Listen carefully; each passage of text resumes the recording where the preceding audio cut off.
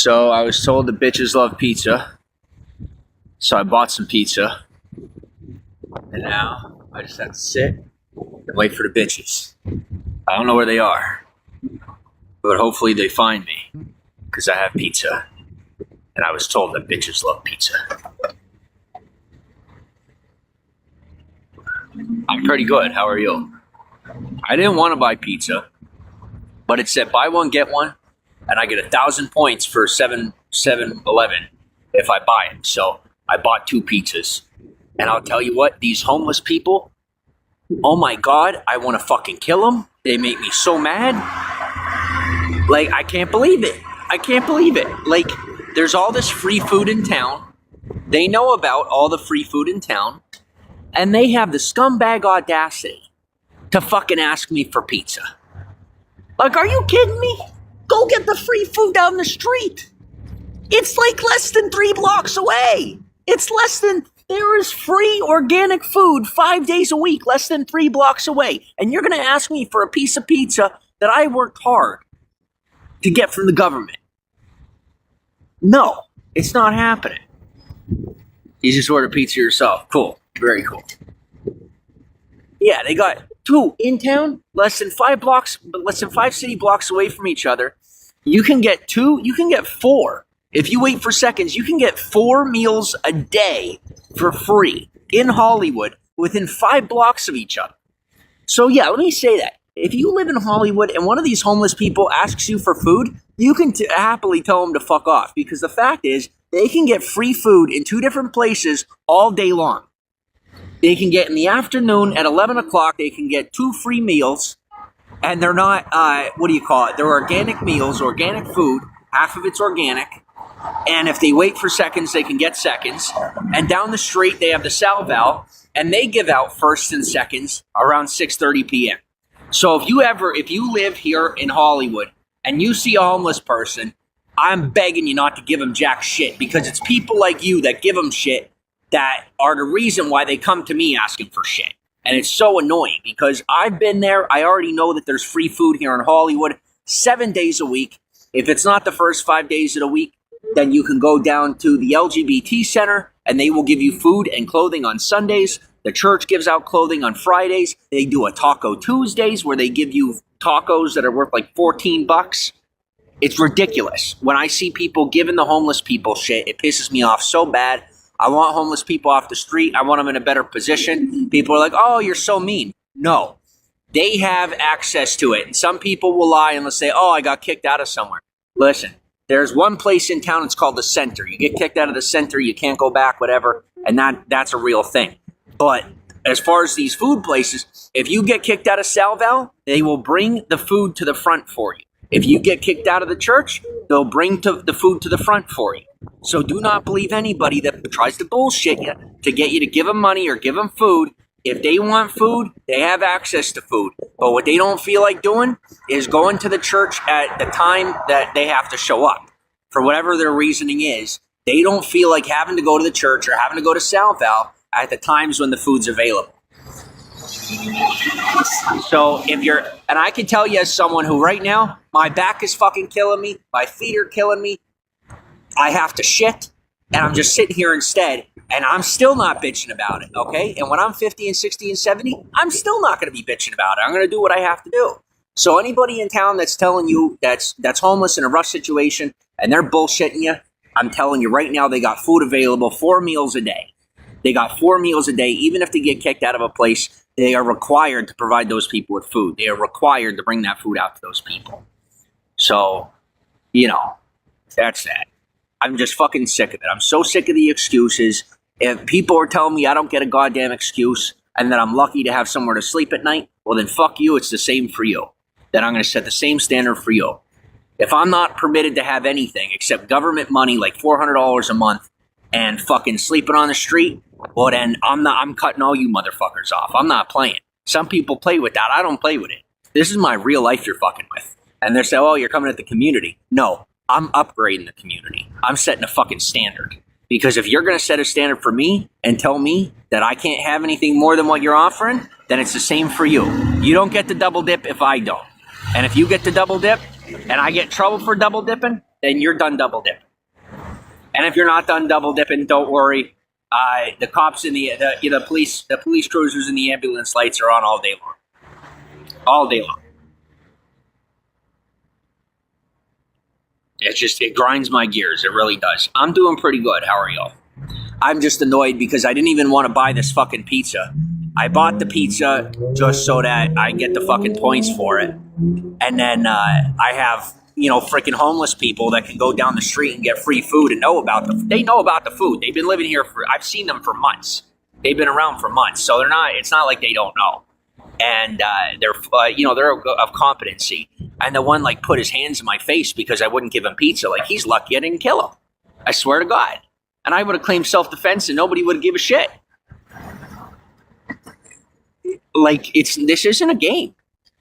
So if you see me, and I said to the one homeless person, he's like, I don't care what you say. So I looked him dead in the face and I go, look, I am going to be kind to you and grant you safe passage. That's what we're going to do right here. Is that I'm going to inform you to never ask me again for anything for free because there's a whole lot of shit in town that you can get for free. It doesn't cost you any money. You just don't feel like going to get it. You're going to beg me for a piece of pizza when I know you don't need it?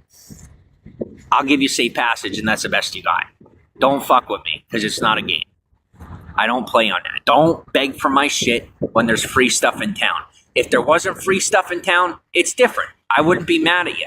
But when there is so many free resources in town, and then Sunday nights, even just up the road here from where I'm sitting right now, I'm at Hollywood and Gower, okay? You go up the hill from Hollywood and Gower on a Sunday night at 6:30, the church gives out food, or one of these organizations stops at the church and they give out food. And they give out food, they give out, sometimes they give out clothing, they give out, hygiene products. They even give out condoms and shit like that. So, don't tell me you need my pizza. Just fuck off. And don't give me an attitude because I don't take the attitude. And when right now I've been taking the attitude and I come online and I'll vent about it and I'll bitch about it instead of doing something about it.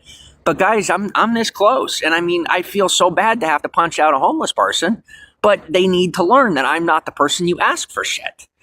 And, just get the memo across town, let people know that I am not someone you bother. And if you test my will, I will do what's necessary. And I'm only curbing my words for the sake of people that are asking me to curb my words, but I'm not going to curb my actions. I'll be careful with how I say it and who I say it to, but I'm going to do what has to be done. Don't ask me for shit. Just don't. And don't worry, I won't ask you for shit. I don't want anything from you. Anything that you give me half the time only holds me back and makes it take longer for me to get where I need to get to. I don't want your help. And don't take offense to that. I don't like living out here. And the more help that you offer me, the longer it takes for me to get off the street. So no offense, but I don't want your help because I don't want to be out here. I'm not one of those people who's faking that they don't want to be out here. I really don't want to fucking be out here. So no, I don't want the help. If you're from the street, no offense, but I don't want your help because it's only going to keep me on the street. I don't want it. About free food, absolutely. Definitely. Not a problem at all. So many of these people don't even realize how many resources are out there. And even if you live, if you have an apartment, if you have, and you're struggling to pay your bills, quit being so snobby and go get the free food. They give out, you can get, let me think. If I'm thinking organic meals and then what they got at Salval, so that's got to be at least $10 a meal at Salval, at least $25 a meal at the church down at Blessed Sacrament, 50, 60, 70, 80, 90. You can get $90 worth of food and no, I'm not exaggerating. You can look it up. Minimum $90 worth of food per day for free, at least 5 days a week here in Hollywood. Do not tell me that you can't afford something or you can't figure something out. Me personally, I get my money from the government right now as I'm working my situation out, right? And I'm doing my best just to get by and pay what I could. And guess what I do is I learn to budget. I go to the churches. I go to Salvo. I get the food. I humble myself. I fucking hate it. It's disgusting. I hate being surrounded by people that do drugs and are fucking degenerates. But the fact of the matter is I don't have a choice. So I do what I have to do. I might not be as nice as some of these people, but I tell you, it's a lot easier to be nice when you're not stuck in that situation. So I might be a dick, But, I do care. I might do a thing or two for them here and there just to protect them and keep them safe. But I still fucking hate their guts. And they hate me, and that's just our relationship. There's nothing else to it. So, yeah.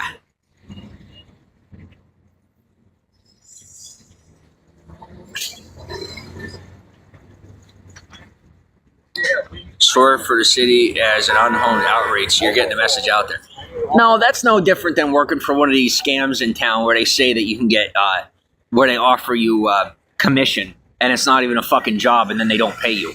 They have you work for a week or 2 or 3, then they fire you and hire someone else, and they get free labor. I'm not interested, because it'd be the same way working for the city. You go out there, you try and do something for people, they don't appreciate it. Before you know it, they don't just take your job away from you, but they take your reputation because you work for the city. So, I'm not doing it. I don't do the shady shit. I'm not into it. What am I going to do with all the pizza? I'm going to eat it. It's just probably going to take me a day or 2 to eat it. But what I was told is that bitches love pizza. And so I will sit here with my 2 pizzas, and maybe I might attract some bitches. But for now, I'm seeing a couple of bitches, both male and female, I might be attracted. But for now, I'm just sitting here with my pizza. It says, providing vital information, city should be paying you as out. That'd be a neat little job to have, an outreach officer. But I could say that I've seen people that help the city for free, and they pretty much just get used and abused and then end up in a really fucked up situation. And, I don't need to be the next pawn in somebody's game. I'm really not interested. That's just a regular cheese pizza. I got 2 of them. And they're good. So I've been eating real healthy the past couple of days, and I bought these pizzas. They're going to go right through me. It's fantastic. So excited. Very excited. Oh, and to the person who's paying people to follow me around town, unless you're having them follow me around town for the right reasons, you should probably stop. If it's for reasons that are beneficial and supportive of my goals, then sure. But if not, I would really recommend that you don't do that anymore. It's just what I think is apparently just my opinion. You love pizza, huge weakness. Well, I'll tell you what, bitches love pizza, and I got 2 pizzas. I don't smoke. So, like, vaping for me, I don't even consider it smoking.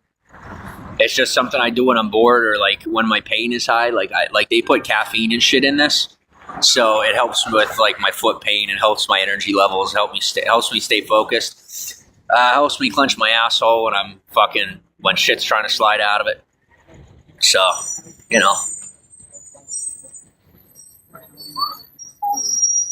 Well, I should have figured the TMZ bus would be full today. You're welcome. I did get a new one. Hey, this one is, check this out. It's got a little screen on it. It's got a digital screen that tells me the battery and the amount of liquid. Get CBD vapes, they may help you too. I really don't do drugs, so, like, CBD just isn't my vibe. Got it. Yeah. Too cool. Thank you. Yeah, if some people want to be assholes, I could be an asshole too. Everybody knows that I don't consider weed to be a drug, but I'm going to sit here and say when someone mentions weed, I'm going to say, oh, sorry, I don't do drugs. You're going to be an asshole? I'm going to be an asshole. Sometimes literally, Like, I'm just sick of dealing with this shit. I really am. So, that is what it is. I'm tired. I'm cranky. I shouldn't have to change my pants in the middle of the day. But it looks like it's just that way. So, yeah.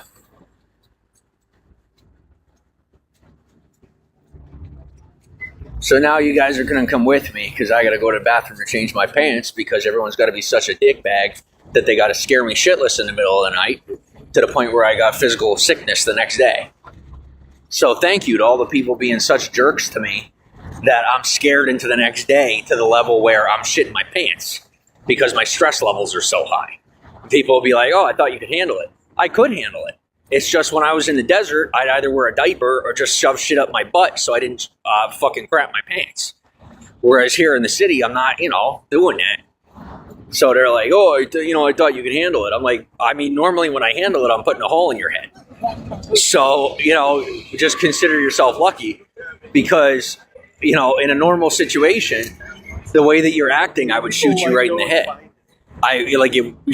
That's literally what we would do is if you didn't shut up, things went silent for a minute and waited for the resounding of the crack to go away. Yeah, that's actually 3 for you. So, but I'll take your daughter. Don't worry. She's mine now. Have fun. Hello, how are you? I'm trying to relax. Like I said, you guys stress me out at night and then you push me during the day. And then you wonder why I'm so pissy. But I'm coming to the point where I'm just taking what I want because you're pissing me off. Your daughter could have been with a nice guy, but instead now I'm going to dick her down and she's going to end up being a slut for the rest of her life. And it's your fault because you didn't stop pushing me. Avoid stress, absolutely. Trust me when I tell you, bitches don't get with this dick and not become a little promiscuous. It just comes with the territory. Take some refreshment. Yeah, I got pizza. Bitches love pizza, so I'll be fine. And tell me bitches do love pizza. And people will be like, that's inappropriate talk. I'm like, we're on the street. People will be like, our establishment doesn't talk that way. Well, it's not your establishment, it's America. And I'm on a public street. I'm going to talk however the fuck I want. Sure. Yeah, they're getting rid of this place. Just calm down for now. It'll be fine. Don't hurt them. Just leave it go. They'll be gone soon.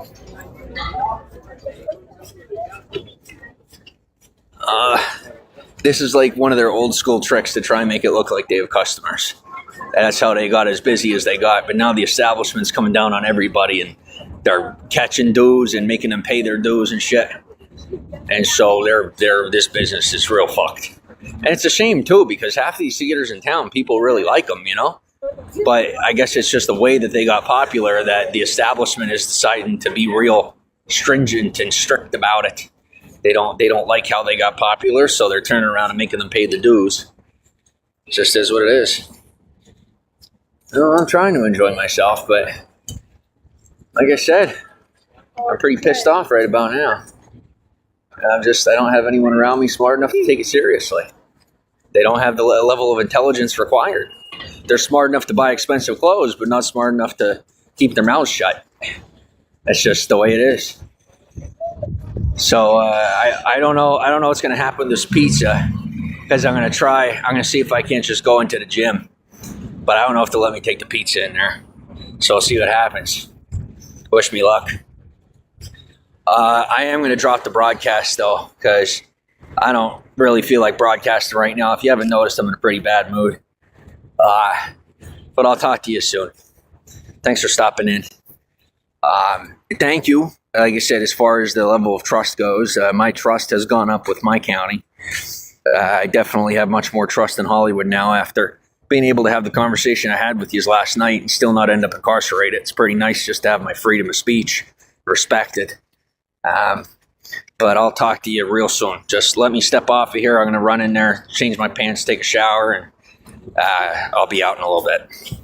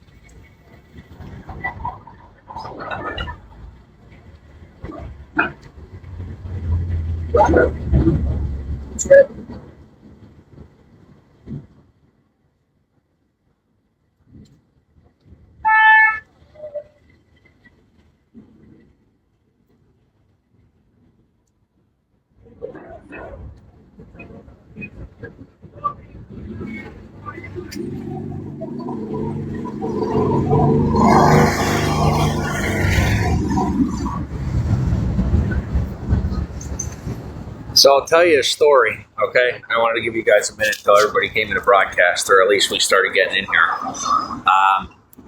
So I got new shoes, okay? If you don't know, they call me Step or Step. The Norwegian name is Step, and it means in English step or to walk, right? And well, I have that name because I do a lot of walking, pretty much all day, every day. More so than most. I am so tired, I have to rest. There really isn't anywhere around here for me to rest. I got someone that was real nice to me who she keeps trying to invite me back to her place. And I keep telling her like that I blocked her number. And I told her, I'm like, with the last conversation her and I had, I said, go ahead and just toss the stuff that I left with you, put it in the trash or give it to someone that needs it, and I'm good. And I guess she's feeling bad, and she's wanting to resolve a situation that I figure was already resolved. I already told you about this a while ago, but I'm just beside myself about it. I feel so bad, I do, but I'm not giving in. She's counting on me giving in, and I'm not going through it again. I'm doing pretty good.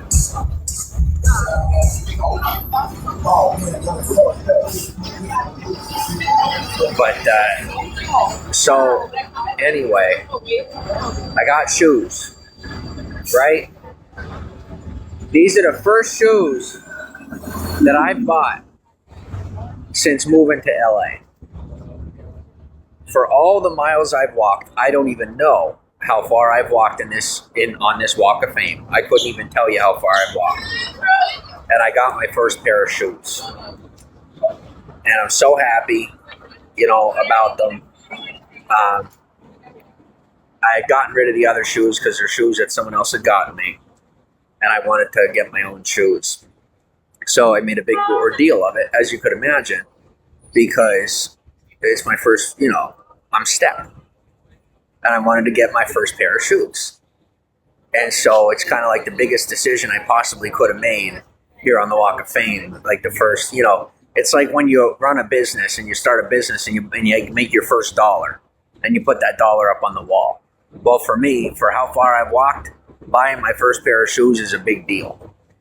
So I went to this business and I stood outside. I went through a couple of businesses and they weren't really trying to help me. They were just like trying to refer me to they weren't trying to customize my experience.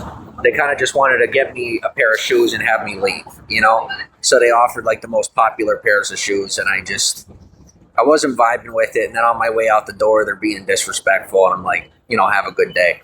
And then I stop in this one place and the security, I kid you not, guys, I don't have anything. I don't have anything on me that would speak to anything inappropriate. I got like a regular backpack. I smell good. I got all my clothes on. I got money like in my pocket, like visible. And I go into the store and the security guard asks me, "Are you good? Like, do you need something?" I'm like,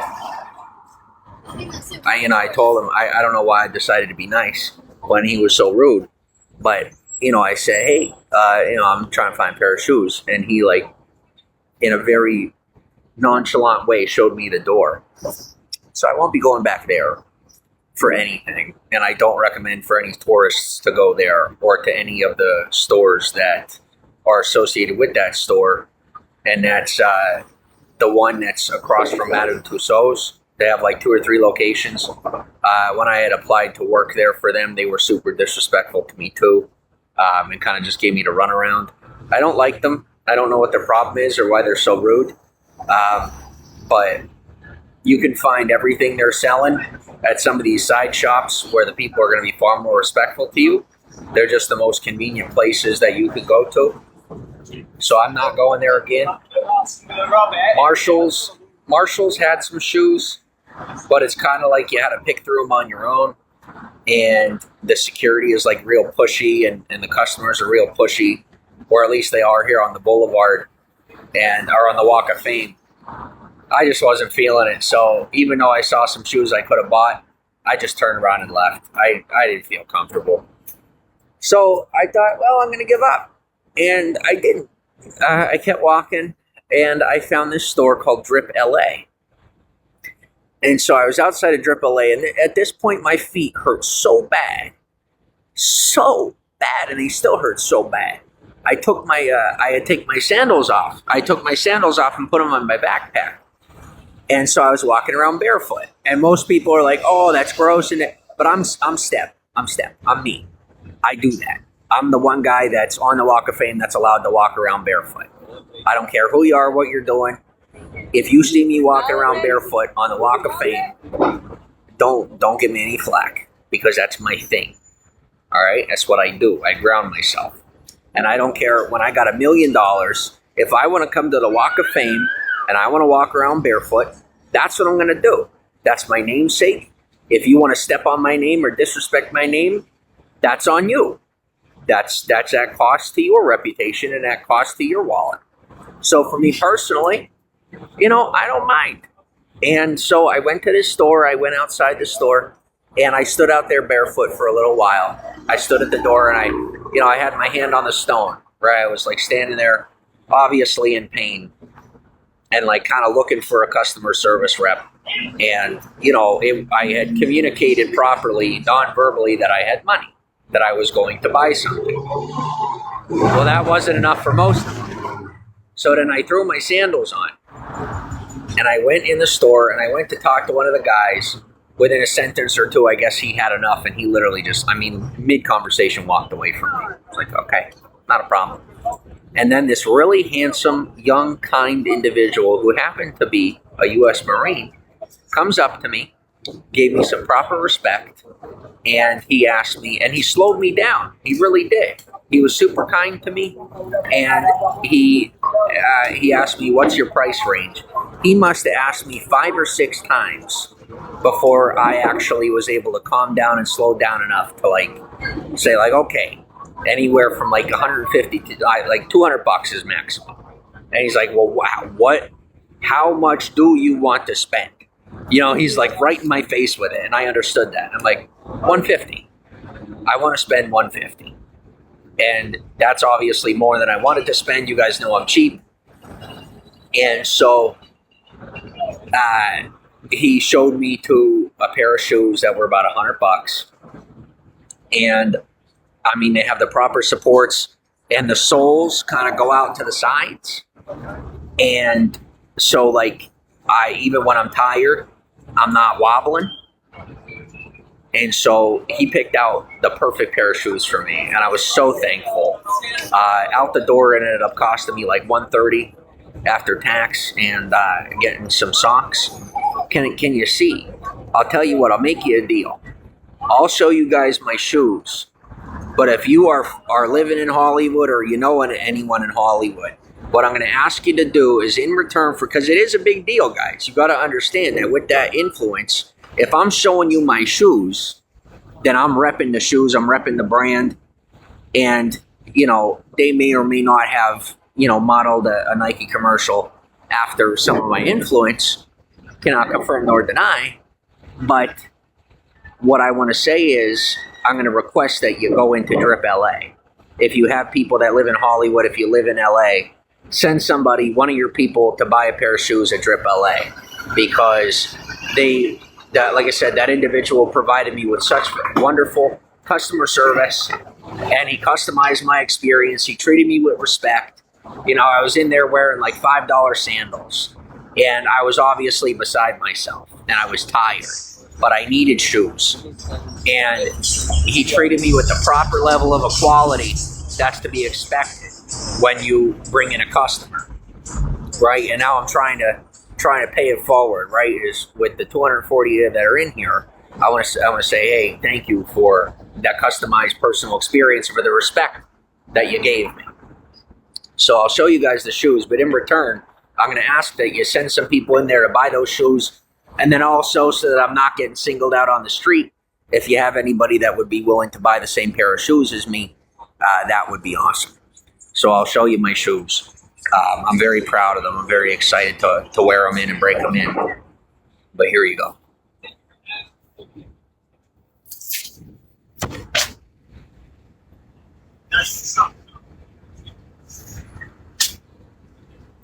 And if you see, like I told you,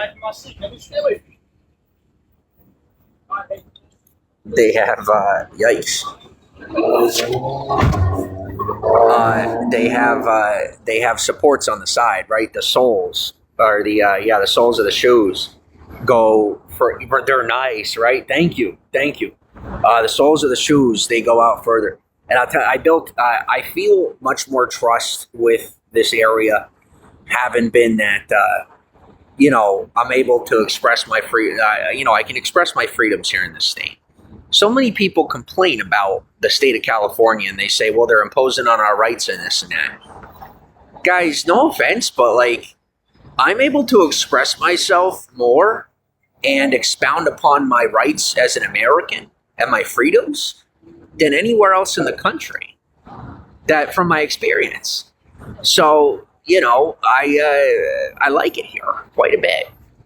And like I said, so these shoes are real nice, and I'm excited to wear them and break them in. I got to get me another pair, or I got to put another pair of socks on at some point. But my feet, oh my gosh, my feet hurt something fierce. They really do. I got to do less walking. I really have to stop walking so much. But I can't be walking as much as I'm walking. It's just not good for me. What's up? Those are nice. Thank you. Thanks for the hearts. Those shoes, nice. Did I just buy them? Yeah, I just got them today. And I tell you what, I'm kicking myself in the butt. Spending the money. Spending the money was the hardest part. Because, like, I only get a limited amount of money from the government, right?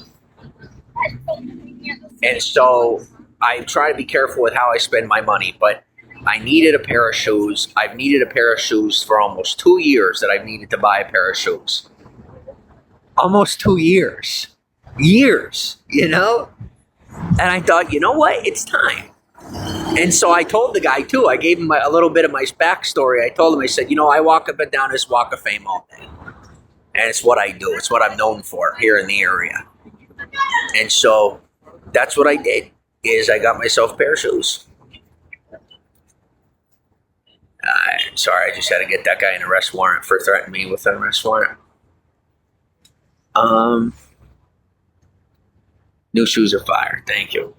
Am I getting blisters? My blisters are healing. They're finally healing. Yeah, my body is healing. I'm doing good. My feet are doing better, slowly but surely. And it's also about pacing myself and slowing down when I walk and walking heel toe, and not just like walking on my toes. My body's so used to boots, and I'm getting used to walking in shoes. But I'm getting better with it. So, and I like these shoes because they kind of mimic boots, where the soles are so thick in the back that whenever I step heel toe, it kind of feels like walking in boots. So they're real comfortable. It was a good buy, yes, absolutely, absolutely.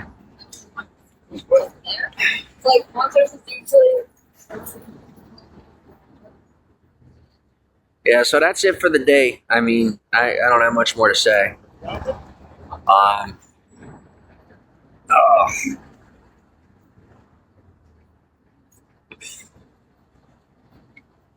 It's just, I'm tired. There's no other way to say it, No other way to say it than the fact that I'm tired.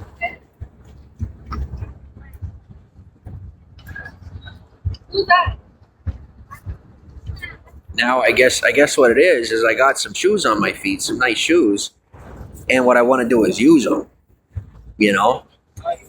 And, I'm so tired that it's better that I don't,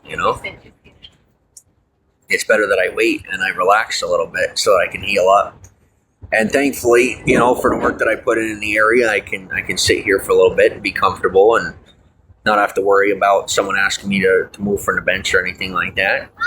And some people will be like, oh, that's not fair. And I'm like, well, I'll tell you two things. Number one, life's not fair. But what is fair is that I'm able to relax for a little while.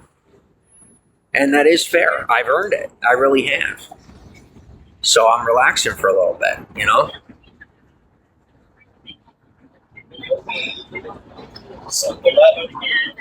My next move, I have to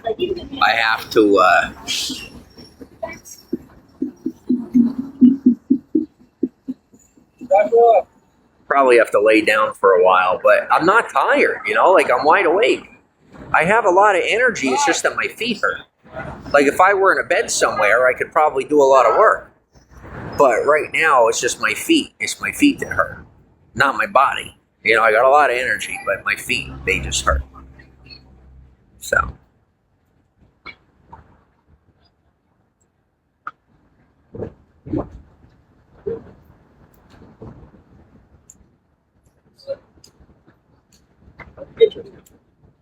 I just don't know what else to do. I want to be productive.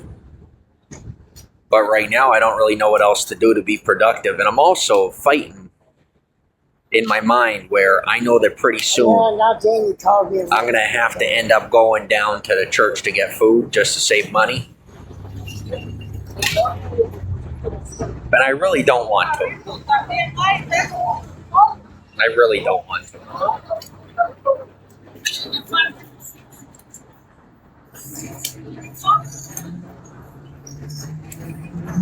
And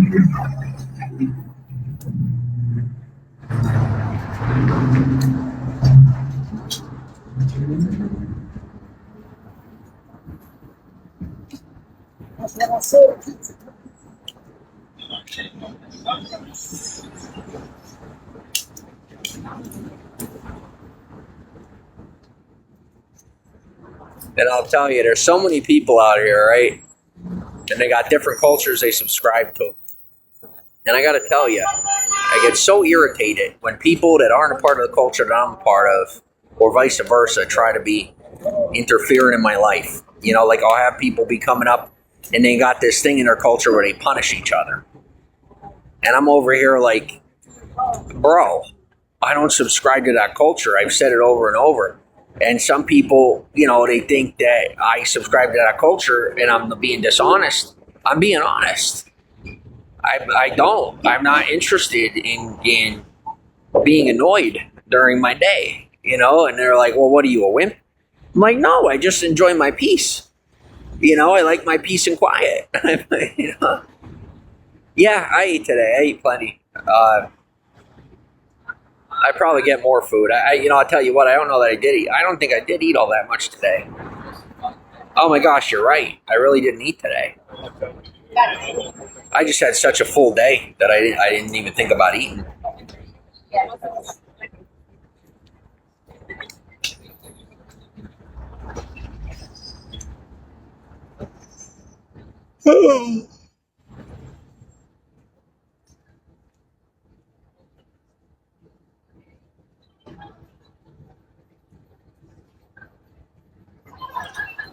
I don't want to have to go to the church because, you know, that's what I'm kicking myself about. I really don't want to. Like, I've been away from all of it for so long, and it's been nice not to have to go to the church to get food. And it's not fair, you know, because it's like you get these people that are like, I know you're coming back to us. You're going to have to come back to us. Like, you know, how do you think that makes me feel? You know, it doesn't exactly inspire confidence. What happened to the pizza? Well, I'll tell you, the pizza was definitely an impulse buy. I wish I hadn't bought the pizza. I had been eating so healthy, and so my body totally rejected the pizza. So I ended up giving most of it away. And I'm really angry about it. I'm really angry, you know. Somebody kind of twisted my arm into buying that pizza, so I'm real pissed off. And they got their due. They ended up going down the street and someone kicked their leg out from under them and broke their leg. Like, it was really bad. So karma happens. But, I ended up giving most of it away anyway. You know, somebody trying to bully me into feeding them and it ended up costing them, you know, a multi-$1,000 hospital bill. I don't have anything to do with it.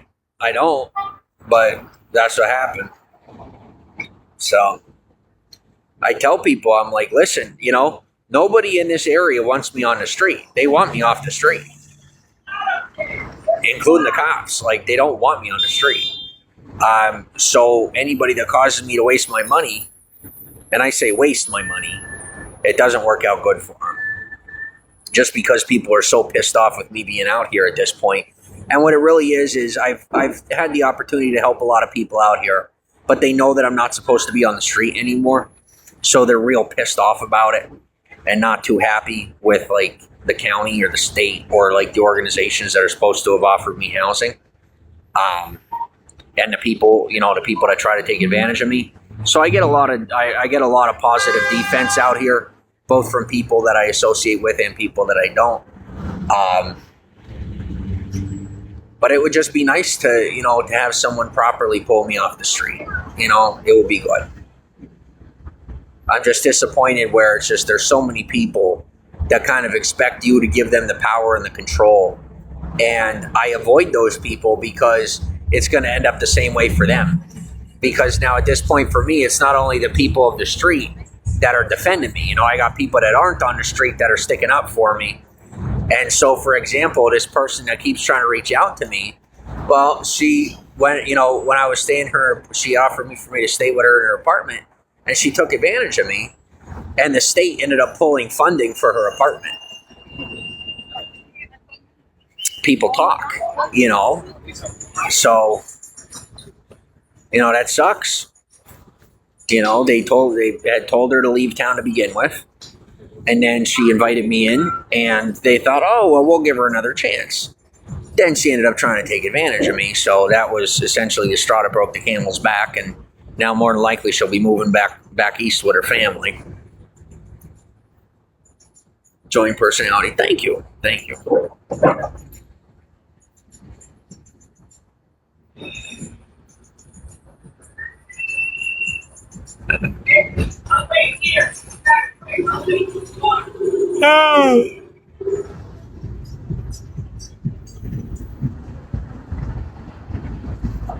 But if you're somebody that wants to offer me somewhere to stay here in Hollywood, you want me to stay with you, as long as you don't try taking advantage of me, as long as you can, you know, keep hold of your greed and you don't let it take control of your decisions with me, then it could work out.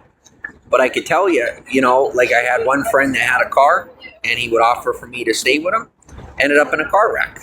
He ended up in a car crash. And it was someone that pulled out.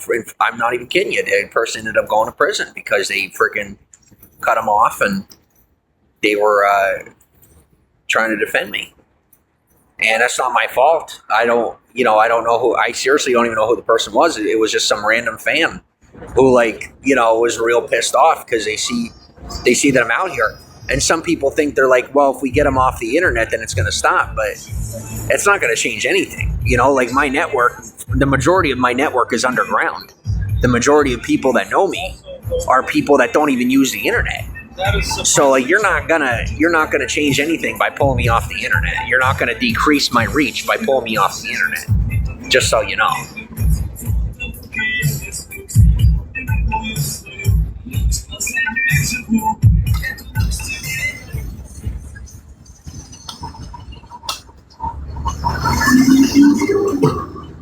So, you know, I'm getting to the point where I'm starting to defend the homeless again. And I'm starting to look out for them and ask them how they're doing during their day and stuff. And I'm just really hoping that they can get me a proper housing situation before I end up back out here, you know, because I'm too nice. And I don't belong out here. I'm not supposed to be out here. Not because I'm too nice, but because I'm really not supposed to be out here. There's a lot of money that's been invested in getting me off the street. There's a lot of people who are expecting me to get involved in these industries and start to get stuff done. Like even going to that store to get those shoes, you know, at first it was just like, oh God, what's the deal? Like the first things first was, hey, we're keeping you away from the bad guys by not inviting you into the store. And then whenever I showed some balls and walked in there, you know, they're like, all right, well, you want to play? Well, we got you. And, you know, by the end of the conversation, I was getting priority service, you know, and I'm thankful for that. So I guess what I'm saying is I'm really annoyed with the circumstances that are at hand that are causing me to be in a position where I'm misrepresenting the people that are sticking up for me and putting out for me, people that refuse to retract on their investments. And the plan of the people who are causing me issues was to, you know, try and get the people that are investing in me to pull out their investments in order that they could try and gain control of my life. And they failed in that endeavor. And now we're having to clean up that whole mess. And, you know, the people that are investing in me are pretty pissed off, and they're not taking it out on me. Because now I have people investing in me that don't pull out on the investment. They don't take no for an answer. And anybody that's not giving me support, then they're you know, they're not happy. You know, it's like when someone says, like, it's the kind of thing when they're like, if you say that you're a fan of me, don't back out. Like, they're that type of people. They're like very commitment oriented people. And obviously I attract that type for clear and important reasons. So as of right now, I'm just resting and letting my feet rest for a little while. I mean, I'm probably going to end up going laying down for the night. But I don't even have it in me to get up right now. You know, I'm so tired. But it's like, what are they going to do? Like right now, the ambulance is passing and the helicopter is up top. and they feel bad. They do. They care, and I know how much they care. And they see me sitting here, and the cops are like, "Oh, what are you still doing there?" And I'm like, I no, they're not bothering me, right? They're not like actually bothering me or harassing me or anything. I just know they're concerned. Like I can feel that. I know they're concerned. And then same with the ambulance and those people, they care and they're concerned. It's just they know that there's not anything that can be done. Like what's going to happen? Is like, what am I gonna? I go to the hospital and then I end up having a hospital bill, right? I end up having to pay like $1,000 to take the ambulance, and then however much money to stay at the hospital for a couple of nights till my feet heal up and I can walk properly again.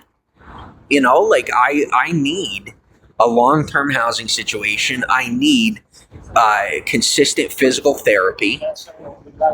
I do. I can admit that. I do need that help. And I'm not getting it. I'm not. And people are saying, well, you're not trying hard enough. You don't understand. Like, I don't feel safe or comfortable on a mental level to be leaving Hollywood. I don't think people recognize that. Like, this is where I feel safe.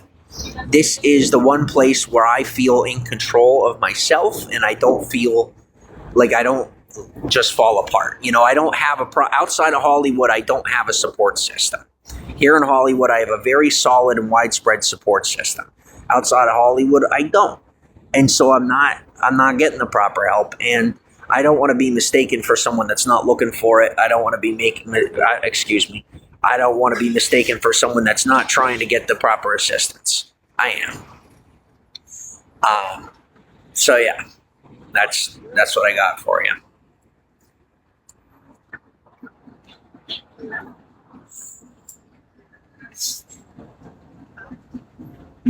And I'm also ashamed and embarrassed. Like it's going to be cold tonight. I couldn't find, I was going to get a bivy sack, right? I went to that surplus store. I was going to get a bivy sack. Well, the guy tells me, well, the bivy sack belongs to a package deal with this sleeping bag apparatus that, he's talking to me about the prices. If the price is the problem, the price wasn't the problem. It's the size and the look of it. I was excited because I thought, I'll get a bivy sack and I'll be able to fit it in my backpack. Well, I can't. I'm not going to put a sleeping bag on the side of my backpack. I'm embarrassed to be looking homeless.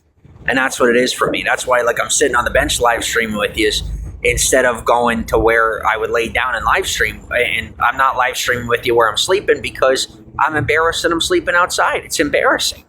It's really freaking embarrassing. And so even walking around town, it's like, I'm not homeless. And I don't think people get that.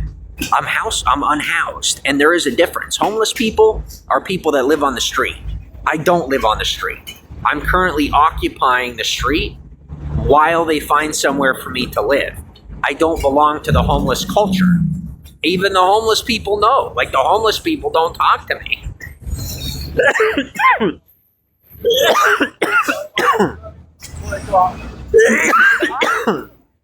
And I don't talk to them unless I'm asking them how they're doing. Just, taking time out of my day to be kind. So, I'm not really sure what to do.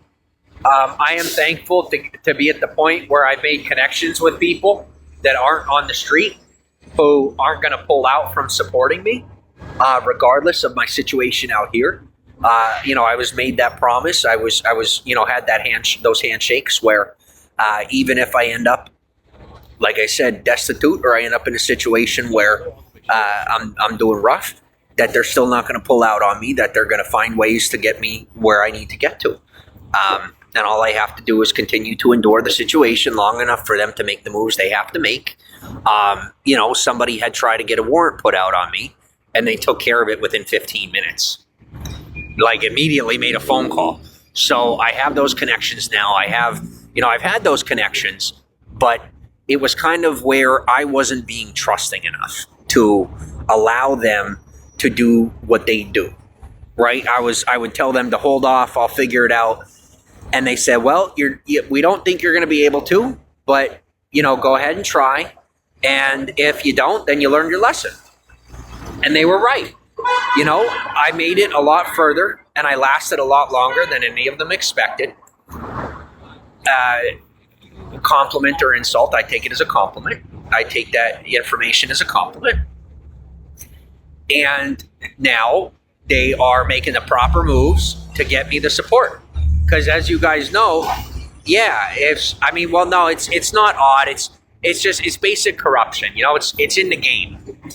Like EA Sports. It's in the industry.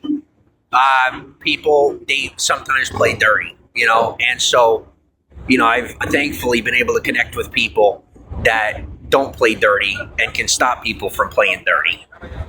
So I, can stay clean, which I obviously like to stay clean. So yeah.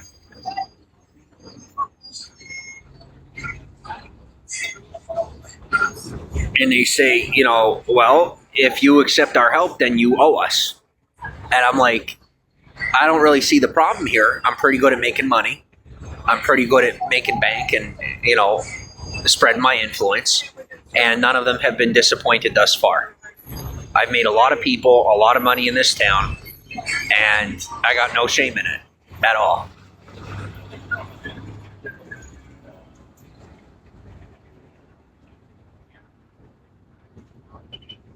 I don't know. Yeah, I don't know what that was. That was weird. That was really weird. Since I'm not at 100%. Okay, so here's the deal. I'm trying this Flume. Okay, this Flume bar. Sour apple icy. And it's not the best, but it's not the worst. I like it. It costs $30. And look at how the smoke comes out. I love it. Comes out thick.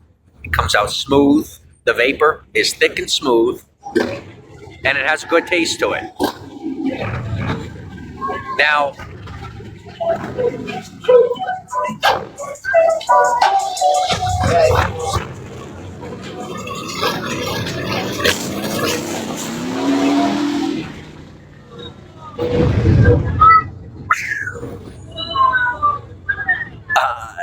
yeah, apple's pretty good. It's not too bad.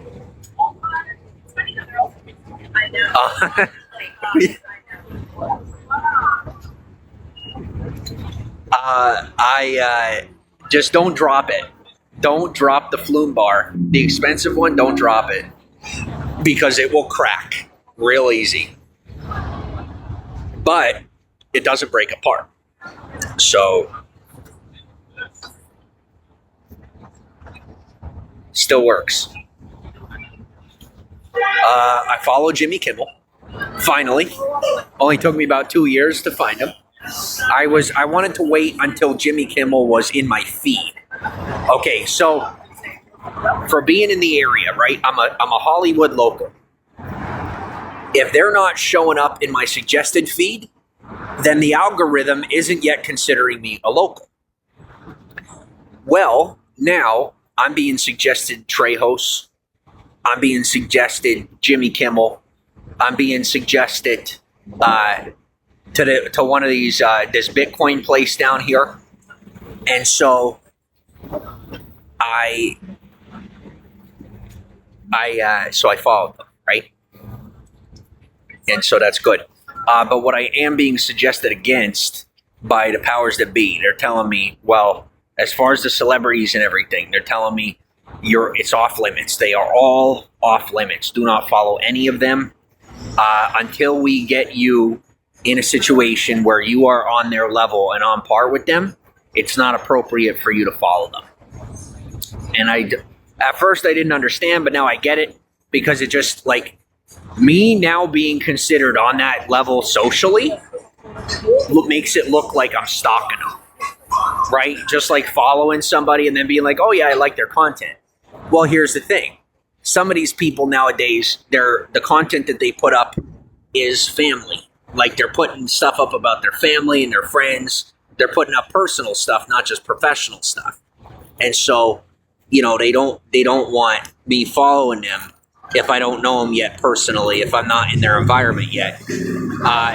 Or on top of that is the ones that I do know personally, until I'm in that, until I'm appropriately in that social position, they don't want me following them so that it's not exposing our association, just because of the way I'm having to live right now.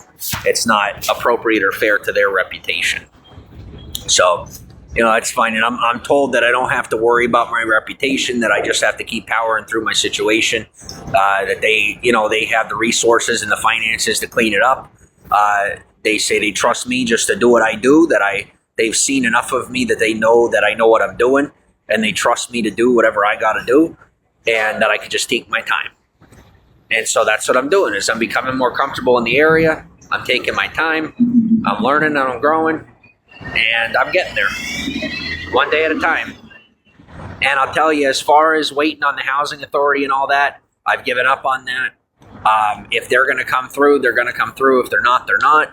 If there's anybody out there in the industry who wants to help get me based, who is associated with the people who, like I just right now just got a signal that they're going to send somebody. So good. Just do me a favor. Guys, I can't do the game thing. You got to have somebody come right up to me and talk to me. Don't do the shady stuff. I'm trying so hard. Like, I'm trying to tell you, there's a way you do things, but there's a way that things used to be done. And the way that things used to be done is oftentimes the way that I do it. Okay? And I'm really good at it. And I will get you double. I can get you way more than double. But I can get you double. I'm saying double just to underplay it. I can get you double. Whatever you're trying to get me, I can get you more than double back. If you send me somebody and have them do it the traditional way, and you let me lead the way, I'll listen to you and I'll follow your instruction. But if you allow me to follow the traditional path and behavior that I often stick to, you recognize that I won't take control. Watch how much more I will get you. I will, and I will build your network too.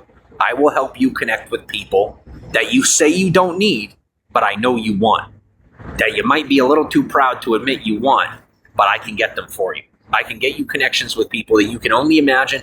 Check my track record. Like I said, most of my connections are underground connections, offline connections. Ask around. I got connections. I do have connections all over the world.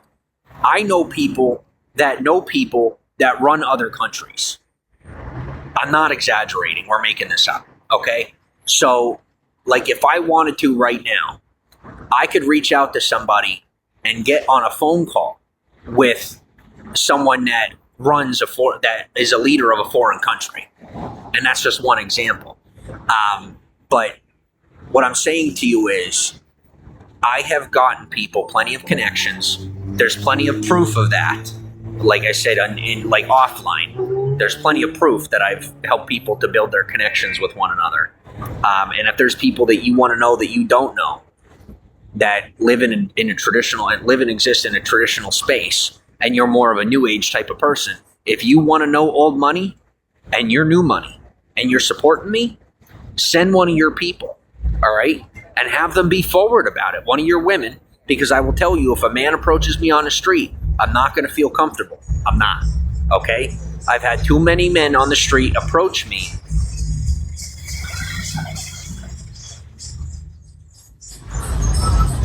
who have been looking for more than what I'm comfortable with, that I'm comfortable giving, So like if you have a woman in your network that, she follows your leadership and you can trust her to have me come home with her, right? Have someone that I can be based with, someone that isn't more powerful than me, or someone that isn't more connected with me, or someone that isn't going to take advantage of me, then I'm down for that.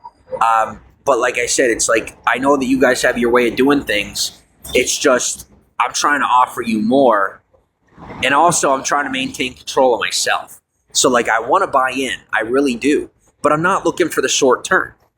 I'm not looking for people that just want to do one job with me. Like, I didn't just move into Hollywood. You're talking to a guy that took 2 years to buy a pair of shoes. It took me 2 years to pick out a pair of shoes. All right? And if you don't know what that means, then you're not on that vibe. But if you know what that means, send your people. Because I'm out here. And I'm waiting.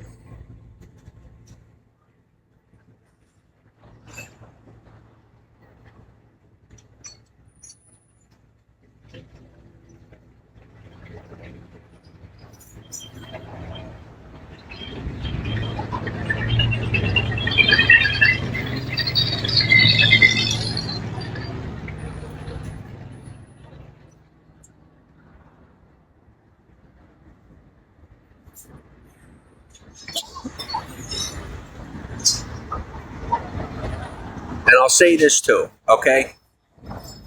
It's not that I have any problems with Donald Trump. No offense to him. But the support that I have gotten from the state of California and the way that the people in California have treated me, mixed with the fact that Kamala Harris is from California, I can't believe I'm saying this, but she won my vote. I've always been the independent, but truthfully, should I end up privileged enough to be able to vote this election, I'm going to vote for Kamala Harris. I think Trump is fantastic for our economy, but right now, what we need more than money in this country is connection. We need to be more social with one another. We need to rebuild this country emotionally and psychologically from the damages caused over the past couple of years. And that's how I see it. I see, like, I've watched videos of him. I've watched videos of her. I think that it would be wonderful to have Trump as president maybe another 8 years down the road after we've healed as a country. But for right now, I think what we need more than money in this country is solidarity. I think that if Trump wins, we're going to end up in another war. And as of right now, we need our people to come together. And in my opinion, Kamala Harris is perfect for that role. I think that that's exactly what she's going to do. It's that she's very good at that. I will say, it's like, it amazes me because I pay attention to when she's, the videos, when the videos come up on TikTok. Be too old in another 4 years. You never know. I mean, he's a pretty sharp guy. I think he might be able to do it. But as far as Kamala Harris, I mean, like, I can see that when she is talking trash on Trump, that it's what she's being told to do. Like, you can see that she doesn't even want to be mentioning his name. She doesn't even want to be bad talking him. And he's like her arch nemesis right now, and she doesn't even want to be saying bad things about him. And I respect her for that. I respect her for the fact that she's got that good of a heart and that she has such a heart for the people. And so many people want to say that she's fake or that she's this or she's that. I'm sorry to tell you guys, but I'm one of the best judges of character you're ever going to find. And when I tell you that I see that Kamala Harris genuinely cares about us, she does. And for me, that goes a lot further. Like Barack Obama, I think he did not do very well for our economy. I think he was absolutely terrible for our economy, but he was fantastic for the people, right? People say that we remember how someone makes us feel more than what they do for us, right? And I could tell you that to this day, even for how much Barack Obama trashed our economy, I still like him. Like, to this day, I still like the guy because he was such a good president with the people. And he cared so much and still cares so much about the people. I mean, he's so good with the people that he's still in the public eye. After his terms are passed, he still is in the public eye and everybody still talks about it because he cares about us, And I see the same thing with Kamala Harris, where she cares.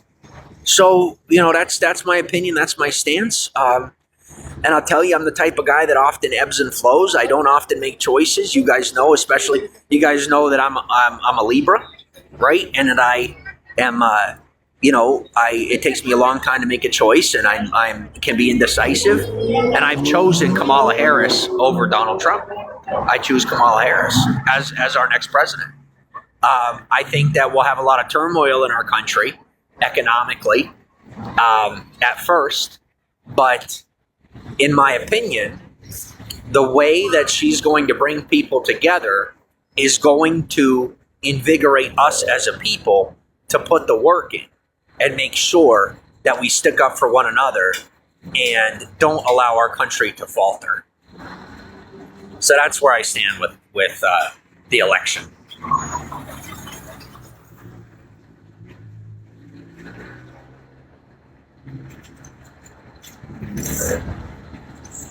And that's me saying that when there's a good amount of people from my past that support Donald Trump.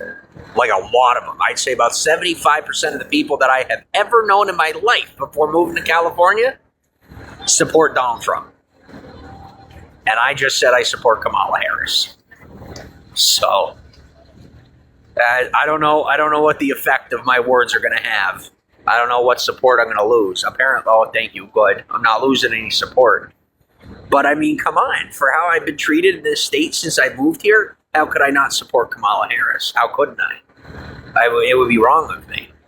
So that's where I'm at with that, you know?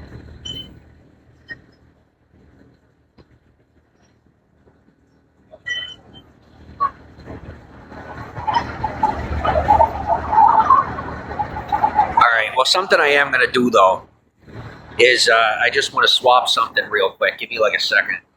Because this bag, I got this bag, and it needs to be washed. It really, I'm sorry, but it does. It really needs to be washed. It's so gross at this point.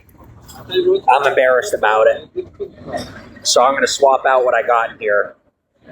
I've been trying to be Mr. Tough Guy, and I don't need to be. I can let my guard down a little bit, so...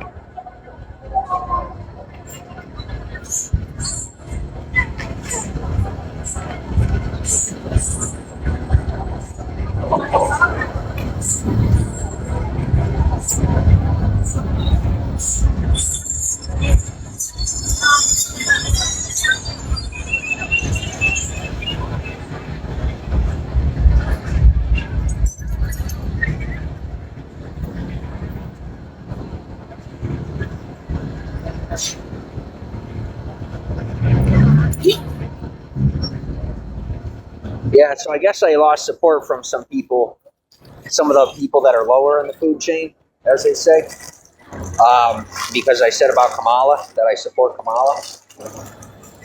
But you know what? That's fine, you know? As long as their higher-ups are supporting me, they're being given orders and told that they have to still look out for me and stuff. So they'll do it begrudgingly, but they'll still look out for me, you know?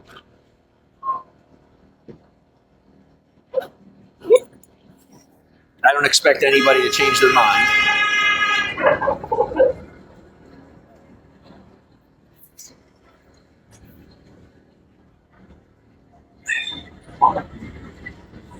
And like I said, I moved. And some people are asking me, like, you know, like that one security guard was asking me, he's like, do you need medical attention? And I'm like, for my feet, you know? And that's the thing, is like, what are you going to do? Like, there's nowhere for me to go. I can't, there's nothing I can do. So I'm sitting here, like you have a lot of homeless people that'll sit on these benches.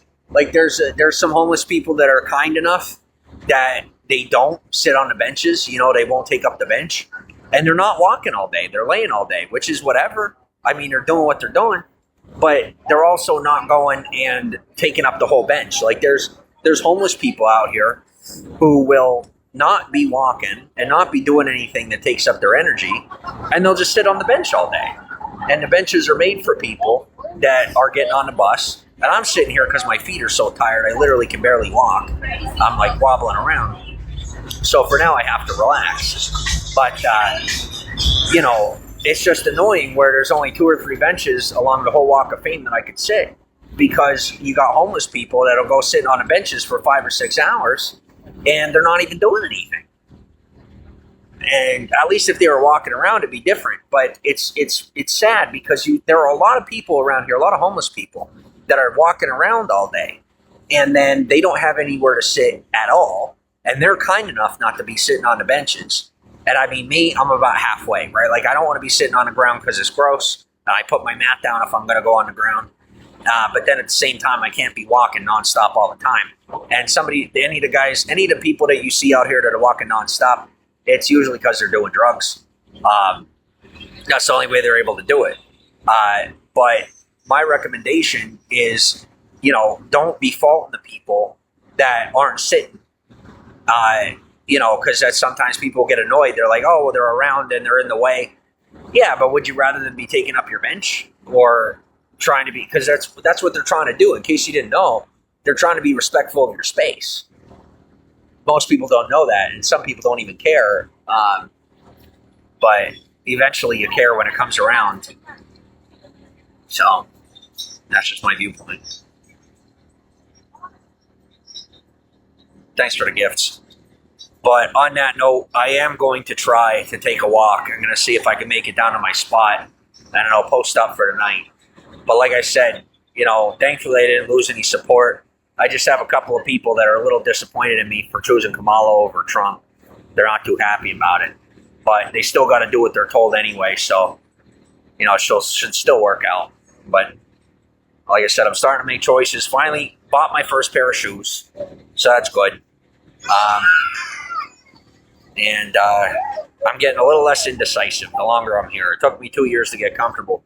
But that's a conversation. I can't remember who I was talking to, but there was a woman I was talking to, and she had said to me, are you new or this or that? And I told her, I was here almost 2 years or something. And there was something about our conversation where, I guess it's like around here, just living here a couple of months, you're considered a local. And I was like, yeah, I'm pretty new. And so she's thinking that I was only living here for a month or two. And I told her I'm living here almost two years. And she goes, oh, wow. Okay. Apparently 2 years is long enough to have been here your whole life.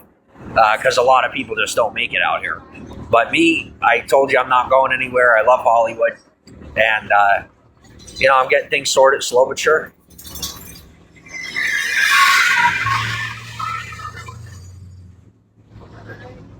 Okay, so I'm going to start taking a walk because I'm starting to smell drugs. So I'm going to take a walk. That was a joke. I'm starting to smell weed, so I'm going to take a walk.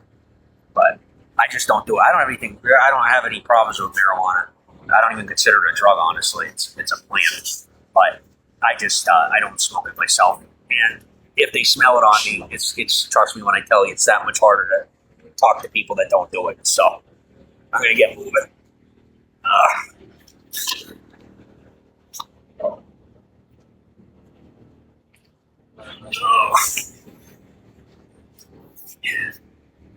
Okay.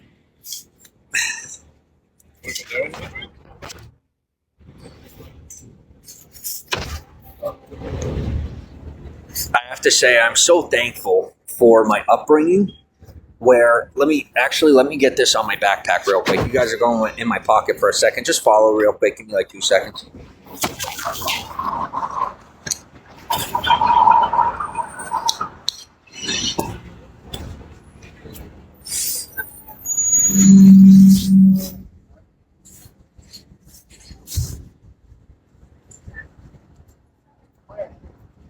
We went to a birthday party.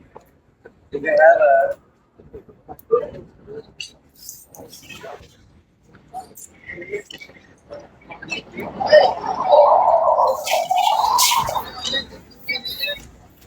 All right, I'm here.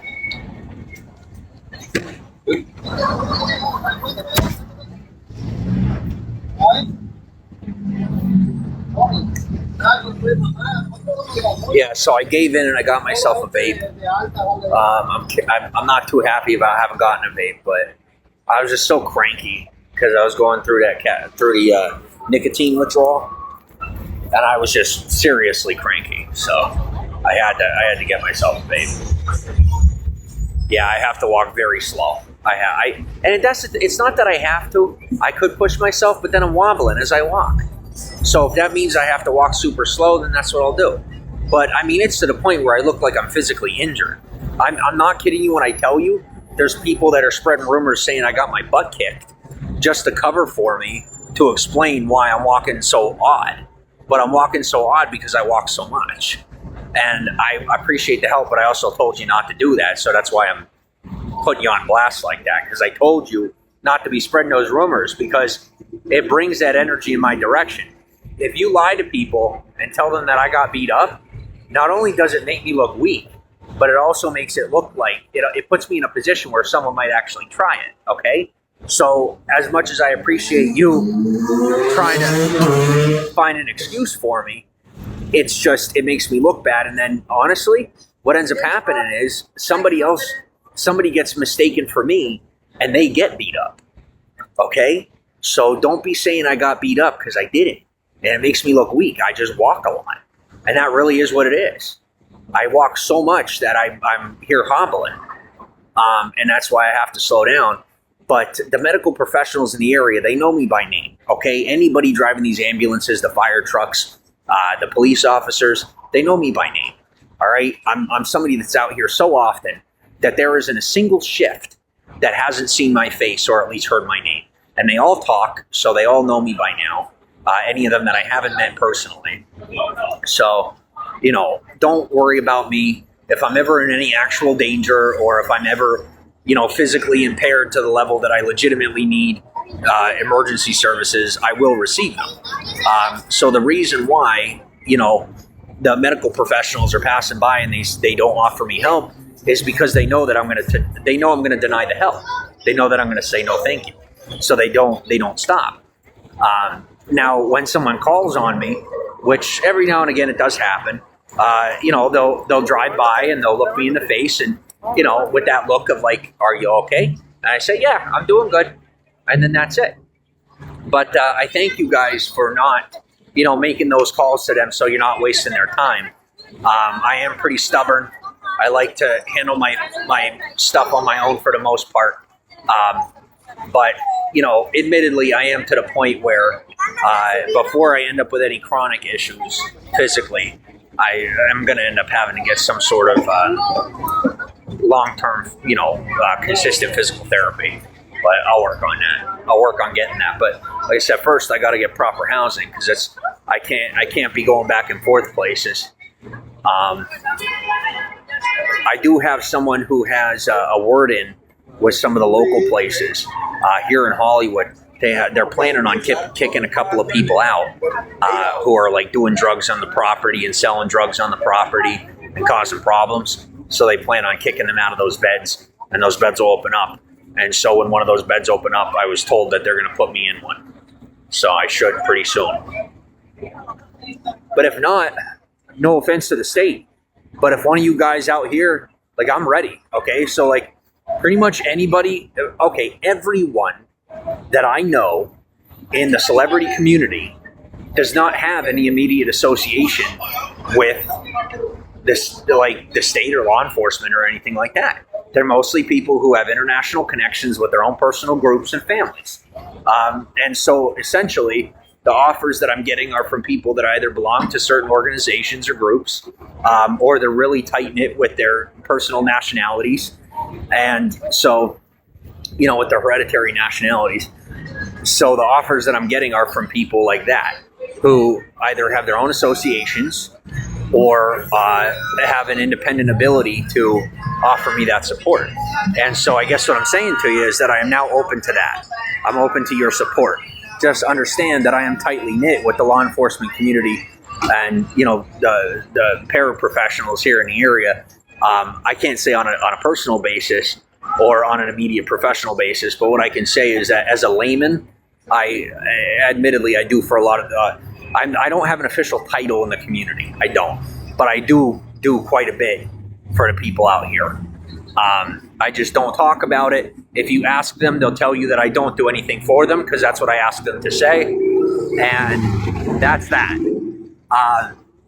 So if you bring me in, just understand that you are going to have a lot of people who are going to want to know that I'm safe and that I'm doing good, and they're going to look out for me no matter what.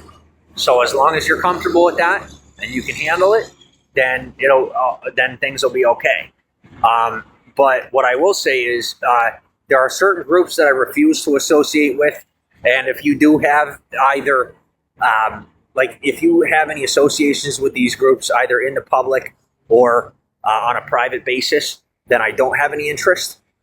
Anyone that is racist, anyone that is sexist, anything that you can think of that would be inappropriate or causing problems for people, I can't do it. But if you're someone that is comfortable and open with people, and you are more of a peacekeeper, then I could probably do it. So just let me know. But once again, it's just it has to be somebody with professional interest, right? I'm not ready to become more engaged in your personal culture because I still am getting myself situated here in Hollywood on a personal basis. Now, if I meet the right people and I feel comfortable to jump right in, then I will. But just understand that if I feel comfortable and I jump right in, I'm not getting out. So, don't invite me in if you have any notion of letting me out, because I won't get out. You will end up probably, I'll be dead before I turn my back on you.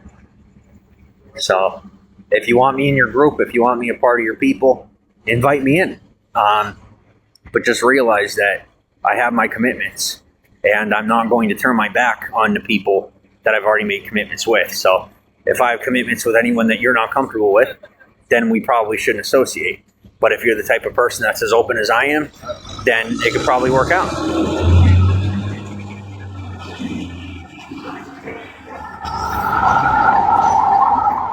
I will also say I do not have any interest in having any personal associations with anyone that is involved in criminal activity.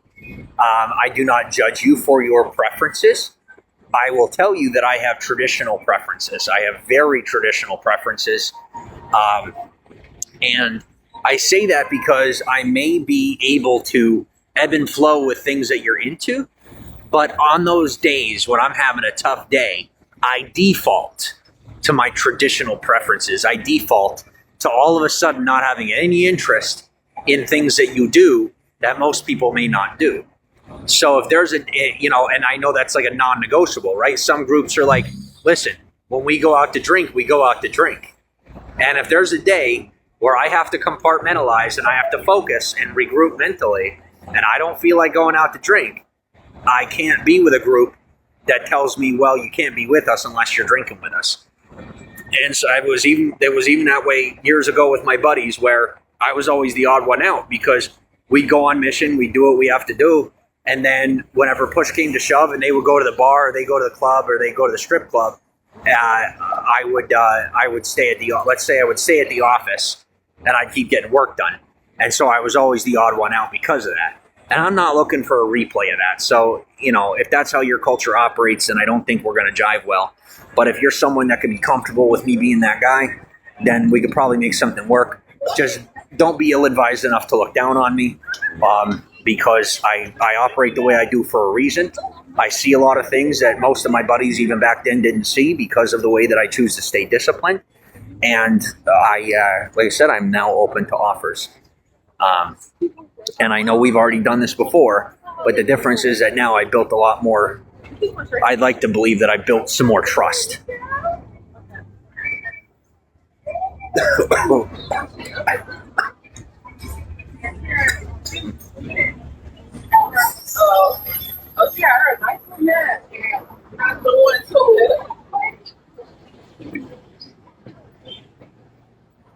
I also really don't like being told what to do, and I really don't like being told how to live. Like I said, when I default and I have to focus, I do me my way. And that means that no matter who I decide to choose and associate with on a more personal basis, I have to be able to do what I want when I need space. And if you're not trusting me on a level yet where you feel comfortable with me doing what I want when I need space, then I may not be for you. Yeah, I feel like.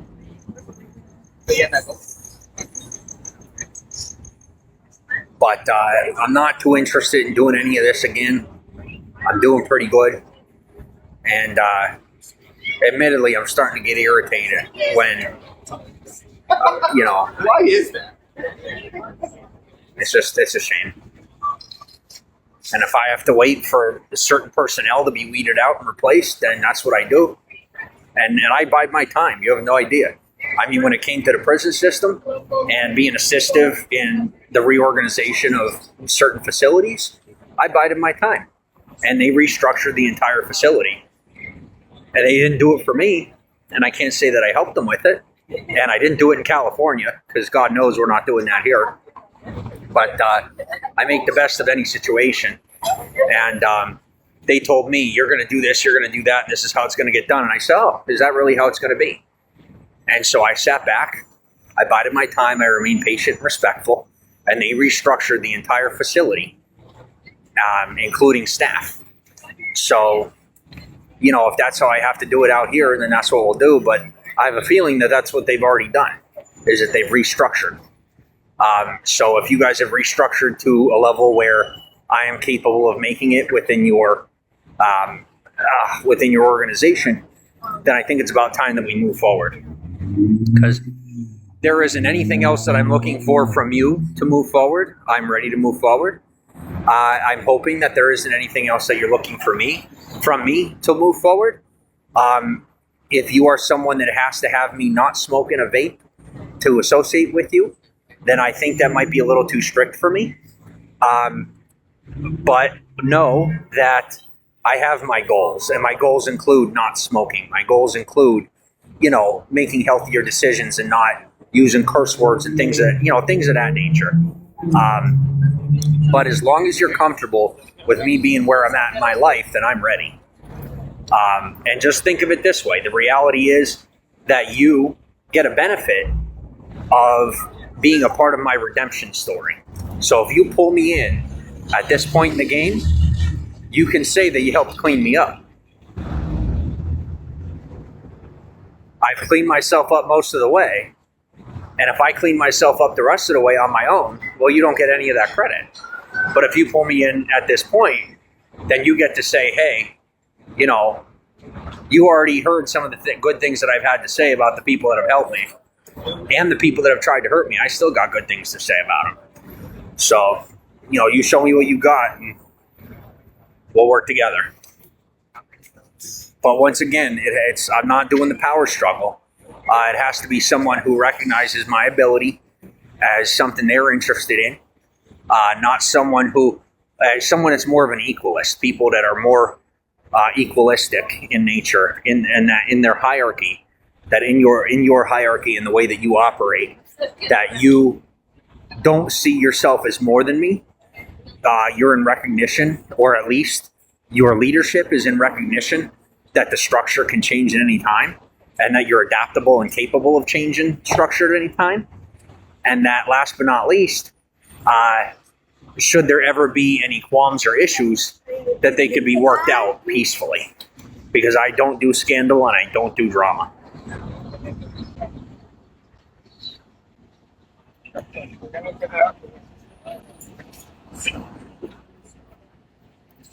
I come with my own qualms, but I think we all do. If you're looking for perfection, I know where you can find it.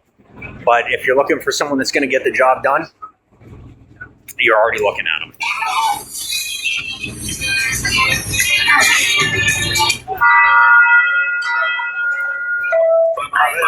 If you're somebody that wants someone in your organization that can get it done now instead of 20 years from now, give me a shot.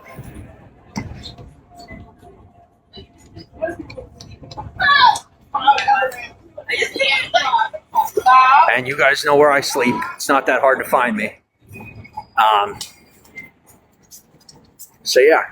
Also, last but not least, is if you're the type of person that doesn't care, it's not going to work. But if you're the type of person, I mean, if you're,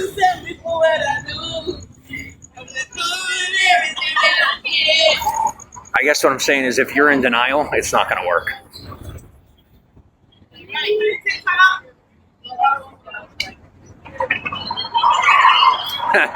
They think I'm big enough for TikTok.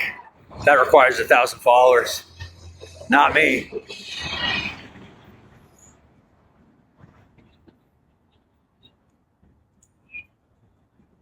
And last but not least, if you need someone that can go dark in a minute, I got you. I can be famous on this side of the street, and I can be invisible on that side of the street. 5 minutes is all it takes me. Okay, 5 seconds, but you know, because I have a very commanding voice, and people believe it. If I tell you that I'm nobody and I'm homeless, boom, it's sold. If I tell you I'm famous and I got 1 million followers, boom, it's sold. And it is actually that easy. So, and you can do it without lying to anybody. Because there are certain areas of society that I have 1 million followers, and there's certain areas of society that I have none. So I ain't lying to anybody.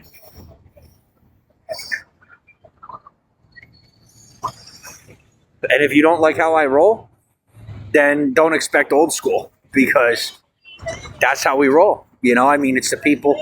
I'm associated with the people that run this town. I'm not associated with the new money. But that's who wants, if you can't hear it, that's who wants my talents. The new money wants my talent. But they don't got that respect. You know, you got to have that respect to be associated with the new money.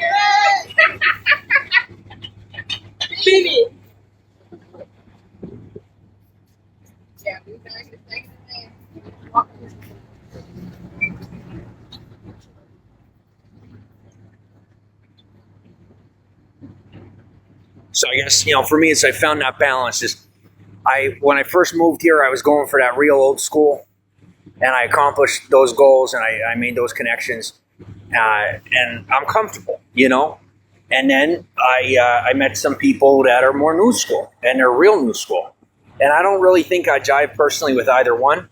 I'm somewhere in the middle, where I just I want a little bit of both. I want that old school vibe with the new school ability.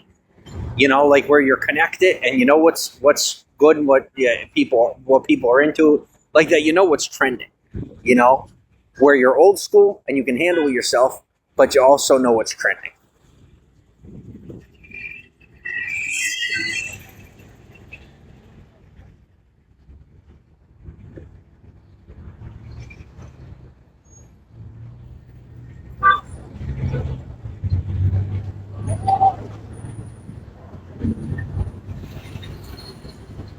And so I'm really hoping, you know, I guess I'm doing good. You know, I don't really know what else to say. Is things are going the way that they're supposed to, and I'm getting used to it.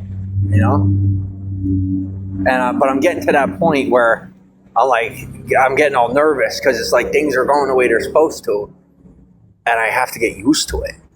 I'm just not used to it yet. It's so unfamiliar to me, and I'm becoming familiar, and it's good. I wish there was somewhere.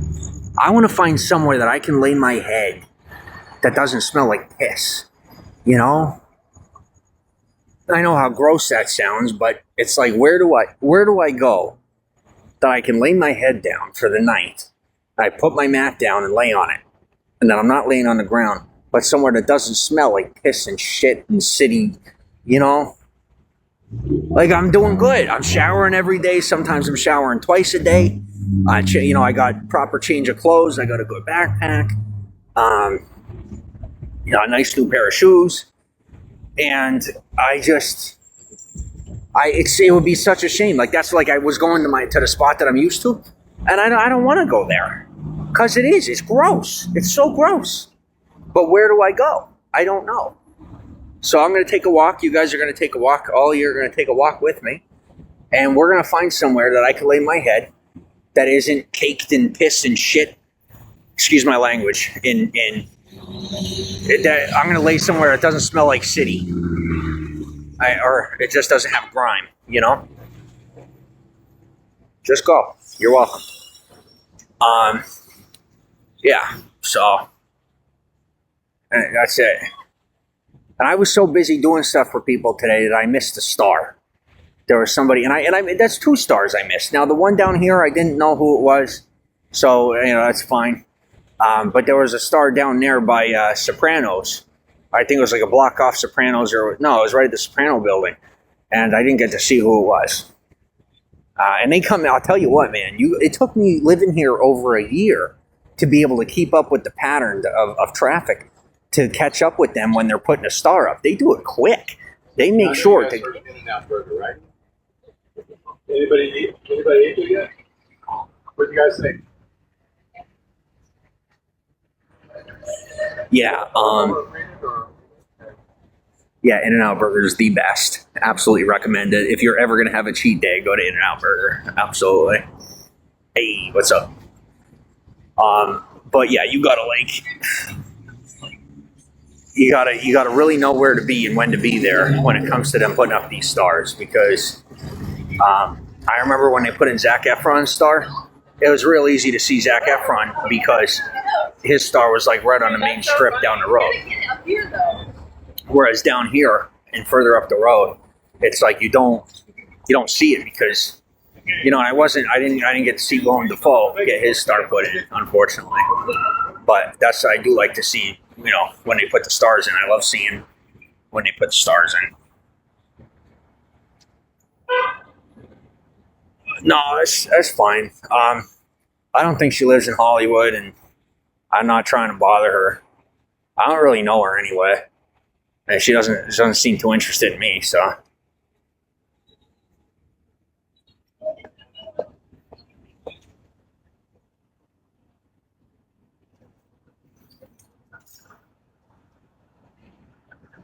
but I'll find somewhere. I will. It's just with the males. I'll tell you what, and that's what I said about organizations, is like you got these groups of people where the ladies are like following the leadership, right? And so if they're told not to be getting attached to me, they listen. And they're like, okay, maybe we have sex, maybe we hang out, they just give me somewhere to sleep and that's fine. But if they're told, hey, don't be taking advantage of them, and don't be this and that, then they listen, right? Whereas they're not going to listen to me unless I actually get into like a long-term relationship with them and take leadership and earn that trust. And I'm really not trying to go that route. I mean, that's a lot of work. Plus, I'd be lying to their face because I'm not looking for that to begin with. Now, if I were to meet somebody like that, maybe, but it's really doubtful. It's really doubtful that I meet somebody like that. And there's 2 types of people out here in reference to the type of people that are attracted to me, in reference to my career. There are people, my future career. There are people that want what I have, and there are people that don't want what I have. And there's no in between. From my experience, there is nothing in between people that want what I have and people that don't.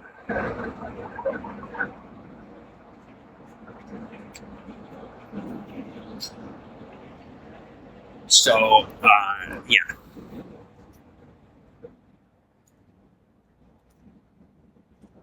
When it comes to their women, it works out. When it comes to the men, I admittedly, there's a lot of men that get sent my way from these different organizations that want me involved with them.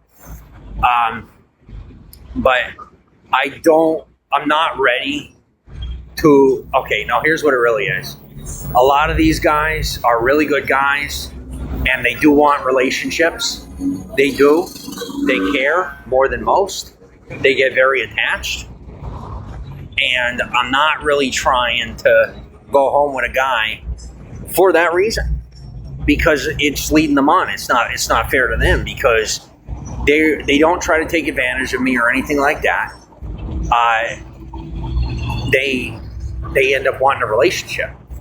And I'm not trying to get in a relationship with a guy right now. So I don't want to be leading them on and hurting their feelings.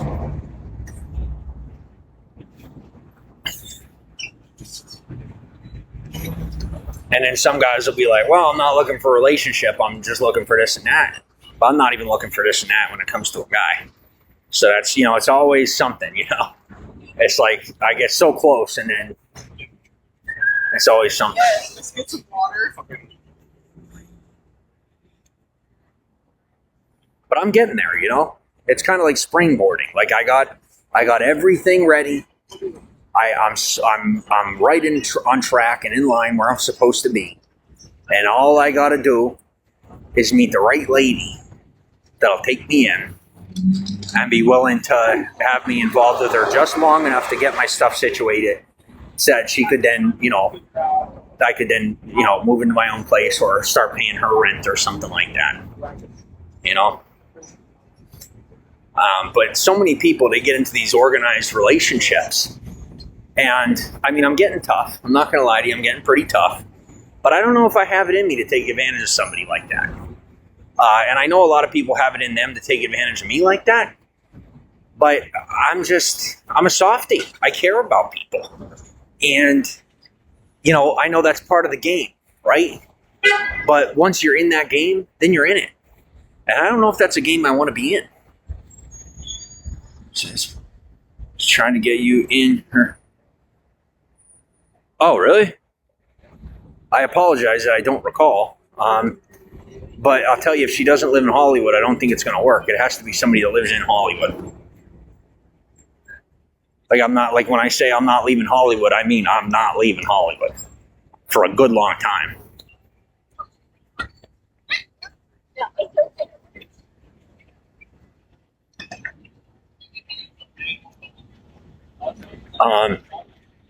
And I'm not, I guess what I'm saying is at this point, who I end up with doesn't really seem to be up to me. Like who ends up taking me in doesn't seem to be up to me. So I just have to bide my time and wait for the powers that be to choose for me. And they say, well, I kid you not, bro, this is so real.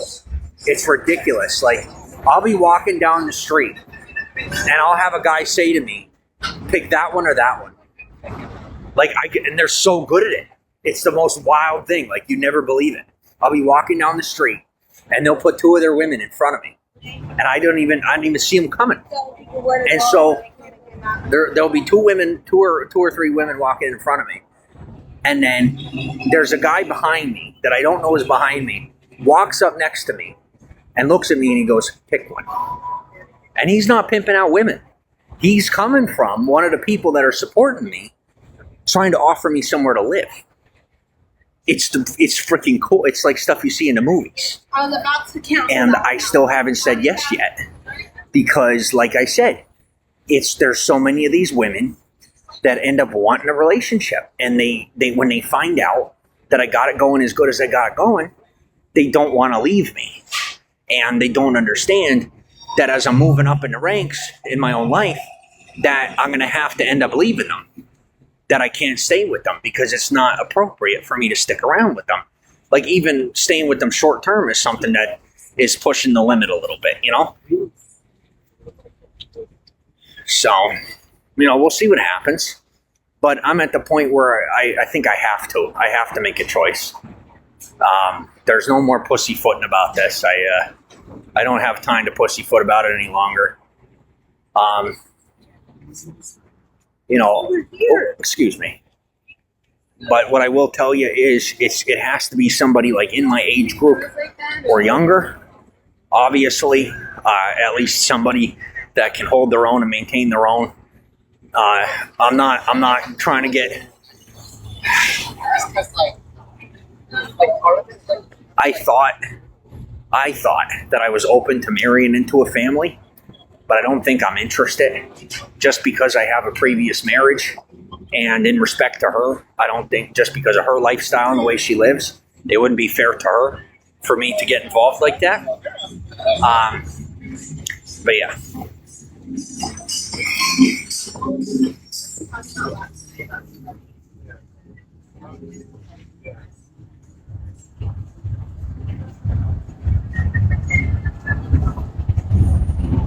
And I know that we've been through this too many times. But guys, I'm asking you to stay with me on it, okay? So like this Drip LA, I bought one pair of shoes from them.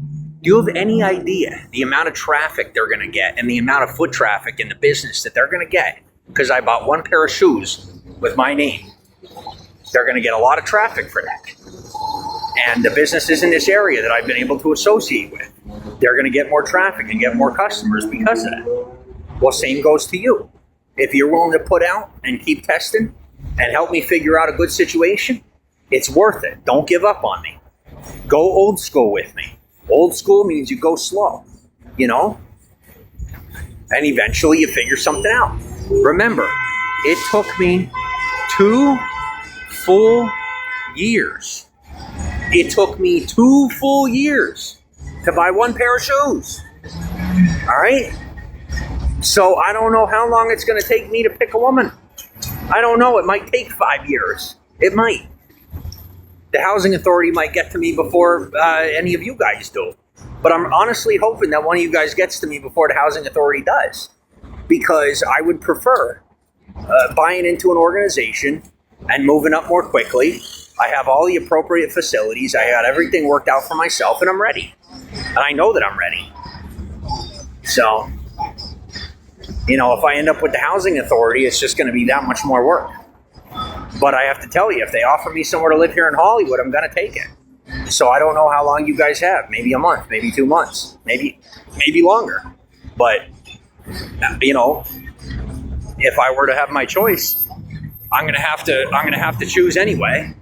I'd rather choose more soon than later. No, I'm not a player. I'm not. Like I said, I mean, I've had plenty of opportunities to have sex in this town. I haven't had sex with anybody since I moved here. I've been here for 2 years, almost 2 years.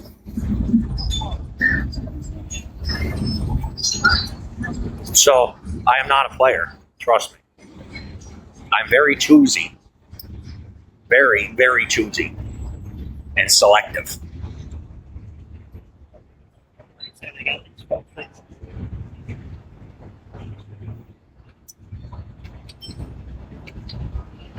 And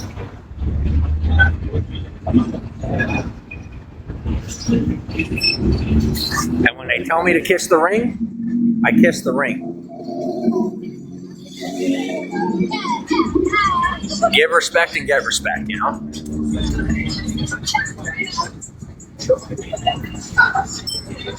And when people say that there are certain things I got to do to get in, I'm sorry, but you don't realize who you're talking to. I'm stepping. And I need a haircut. But other than the haircut, don't let the lack of haircut fool you.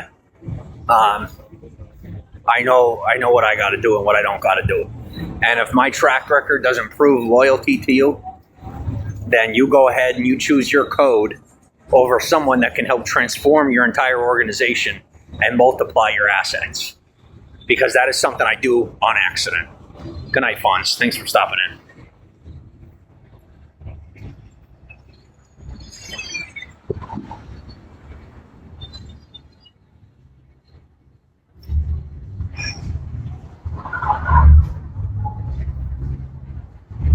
Maybe that's something I should do. Maybe I should just go get a haircut. What do you think? Haircut? I do need one.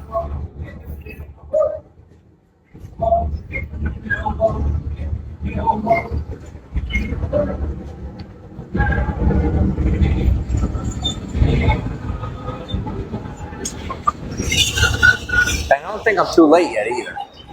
Yeah, no, I'm not too late. I think I'm going to go get a haircut.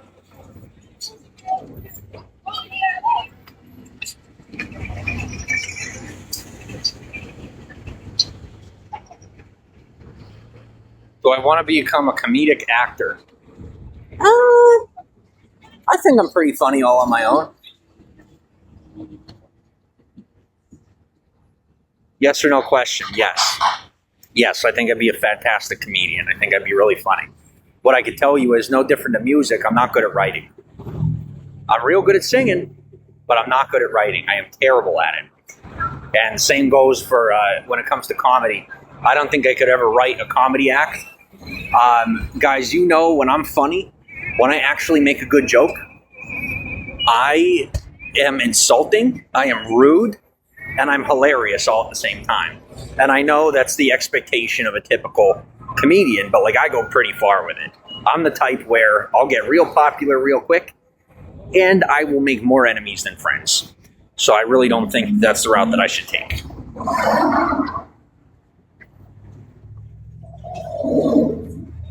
Because if I became a comedian, I would end up becoming a professional comedian, and then that would become my shtick. You know, my thing would be I'd end up being a comedian, and I don't think I want to be a comedian.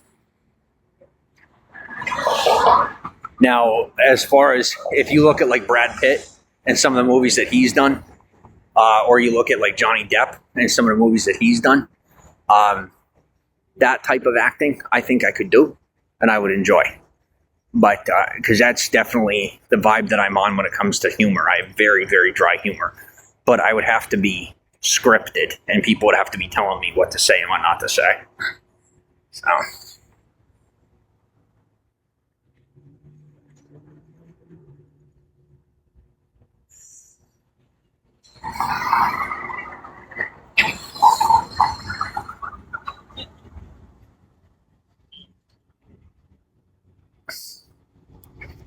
What I can tell you is there's not a single person in Hollywood that could say that I'm not motivated, because I am about the most motivated person you're going to find in this town.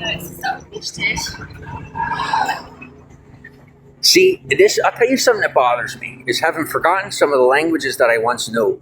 Like, these people just pass me by, and I understood what they say, but I don't remember how I understand what they said. I don't remember where I learned the language. I don't remember any of that, and it's so frustrating.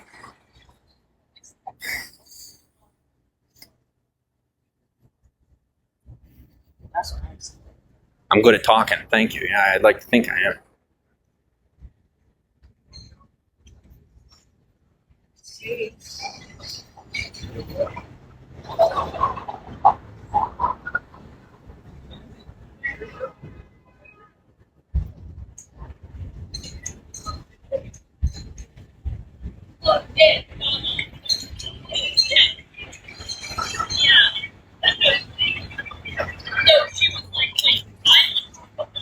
And then being with the whole gene situation, I got the cops having a problem with me having sex with people because they're trying to spread rumors and say that I got STDs when I don't, which really pisses me off. I have really good genes, and they're afraid of me making babies with people that they don't want me making babies with, which is really fucking annoying because you can't control who's having like who the fuck are you? No offense, but like, you know, if somebody wants my baby, they can have my fucking baby. What they're trying to do is keep me from having to pay child support. That's what that comes down to. So I get that. And then there's also the whole citizenship thing. You know, there's people that want to use you to get citizenship and have a baby with you to get citizenship. But I don't, no offense, but like, I don't care. I don't really see how that's like my problem. You know, maybe it is, but I just don't see it.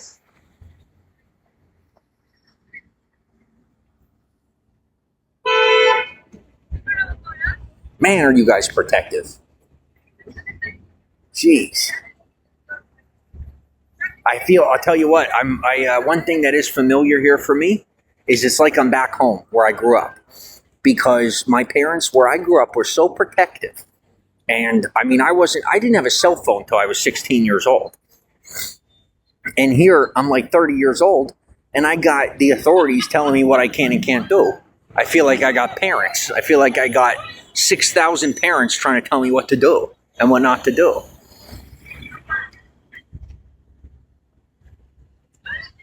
And I kind of like it. You know, it's nice sometimes, but sometimes I want a little space. But they're also afraid for me because they don't want to see me getting caught up with the wrong person, you know? And I get that. They've done a really good job at actually keeping me out of trouble in times when I, you know, see a beautiful woman and, you know, tell me, wait, help, down the street.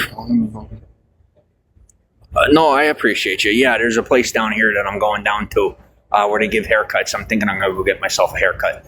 I'm trying to make the decision before I change my mind. I definitely need a haircut because I was just having this conversation with you. I know, I'm looking ridiculous. So I'm talking about what I'm talking about, and then at the same time, I don't fit the part physically. So, or at least with the hair. So I might as well get this part in order. So I'm going to go ahead and find out what they're going to charge me for this, and I'll do it, and I'll close my eyes, and hopefully later I'll just get over, the financial rape at some point. One of these people in person. I can't talk to you about any of that. Yeah, I can't talk to you about any of that. But thanks for asking. If you go back in, maybe I'm gonna tell you. Oh my god! Oh my god! I don't think it's called Oh My God.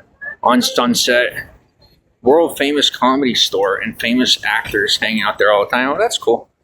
See, I'm not really like trying to push my way in places. Like I kind of do my own thing. I, for the most part, let people come to me. I go to people when I feel it's appropriate. And especially, in a culture full of people who are both celebrities and not celebrities, they're used to people trying to, get something off of them. Like it's a very common thing here in Hollywood, especially where everybody wants something from somebody. So I try not to be pushy. I really try not to be pushy. I'm protective, but it took some time for people to recognize that I'm being protective and not pushy. And they're like, well, that's not your place. And I'm like, well, that's my social role. That's what I do as a person. I look out for people. So let me see if these guys are closed. If they're open, I'm going to see what it costs to get myself a haircut. But I don't see anybody in there, so I'm guessing they're closed for tonight. Give me 1 second. Yeah, what is it? Yeah, it's 8 o'clock. All right. I'm not going to bother them. They got like 25 minutes left, so I'll come back here another night.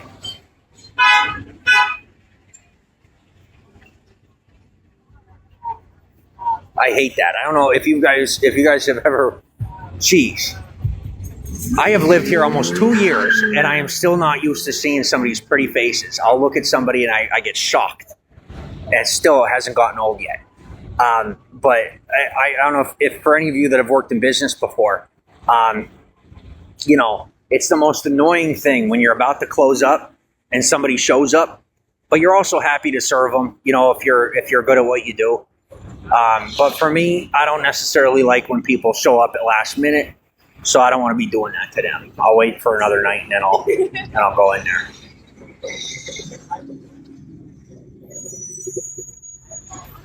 Mother of God. Yeah, so I guess to answer your question from far earlier, when I want to be good, I am one of the best that you're ever going to find. When I want to be bad, I am so good at being bad.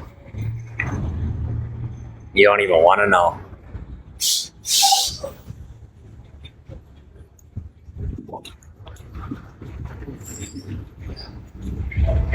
But now that I broke the skin on spending some money, I'm figuring I'm eventually going to have to succumb to, unless one of these ladies picks me up, I'm going to have to succumb to going back to the churches for the food. I can't help it. I'm not spending all this money. I'm sorry, but I'm not going broke. It's not happening. I'm not spending all my money out here and then having no money at all. I'll spend what I have to, and then a couple of days I'll start picking up the food, and that's fine. But and like I said, I broke the skin, so my next stop is Trejos.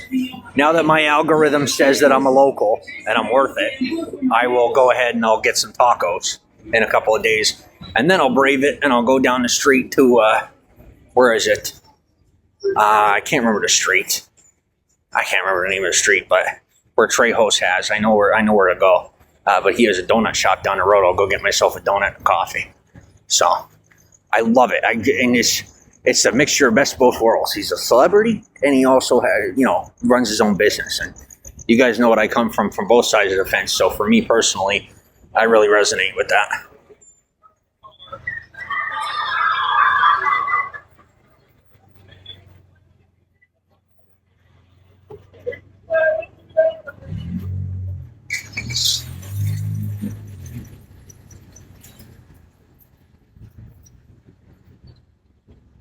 And I just want to say thank you to every person with a dog that actually picks up after him.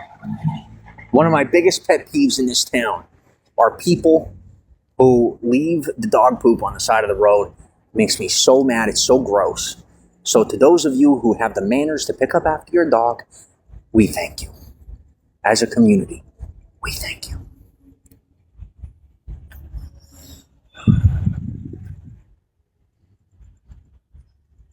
Yeah, so I don't think there's really anywhere appropriate around here, so I guess I'll just... God, I hate having to do this. I really do. It's so gross. It's been like I clean myself up every day, and then when I lay down on my head at night, I feel fucking disgusting.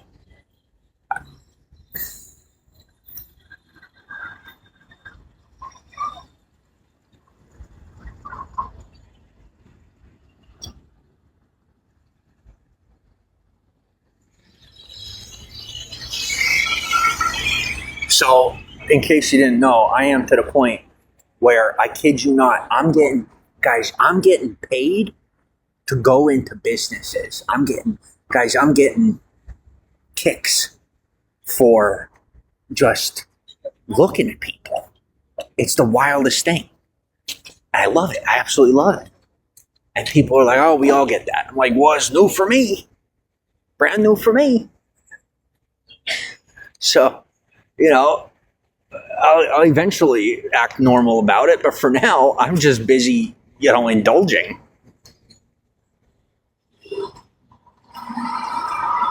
I never did this part of it. Like when I first moved here, I was not, what do you call it? I was not involved in a whole lot of this because I was still feeling things out, I was still at that suspicious stage where I was like, this is too good to be true. This area, there's no way that things are this good in this area.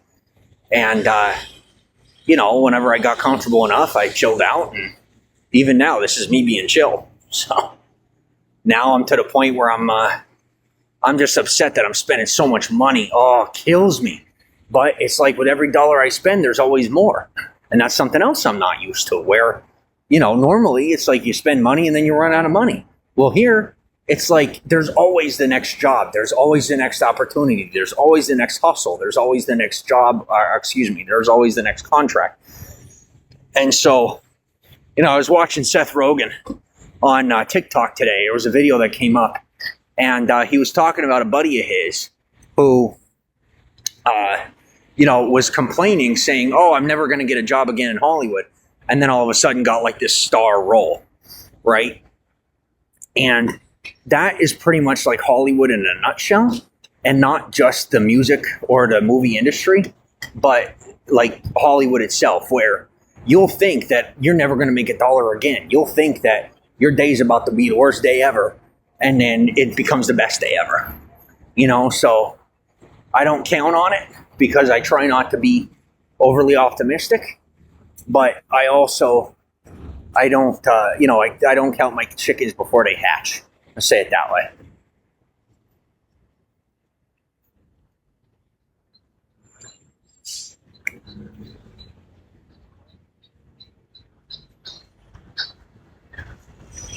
Your friends and you will be at the Comedy Store tonight.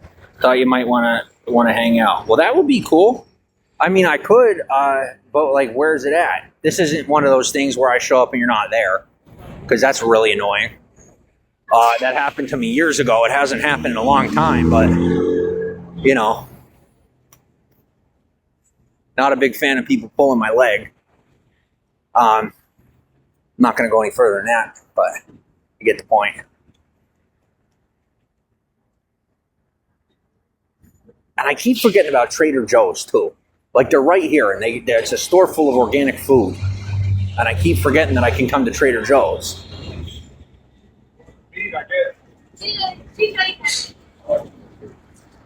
What's up?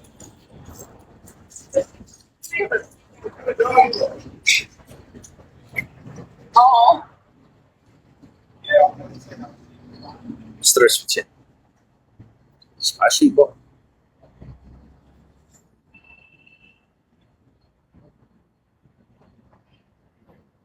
I get a lot of offers from the Russians. I'll tell you what, if America was not at war with Russia right now, I'd be sleeping with Russian women almost every night.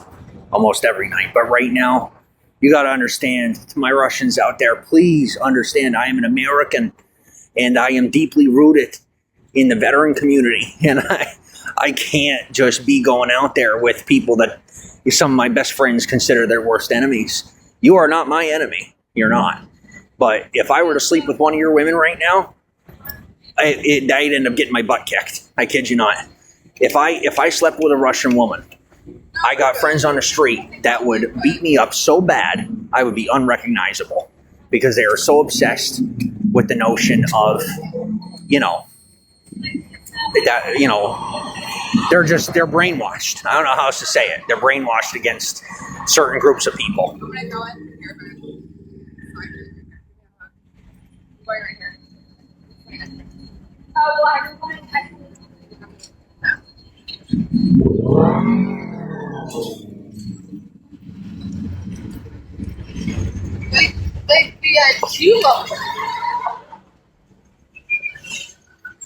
I'm walking where I know to walk. Do you realize in my earpiece how many people I got telling me where to go and not to go?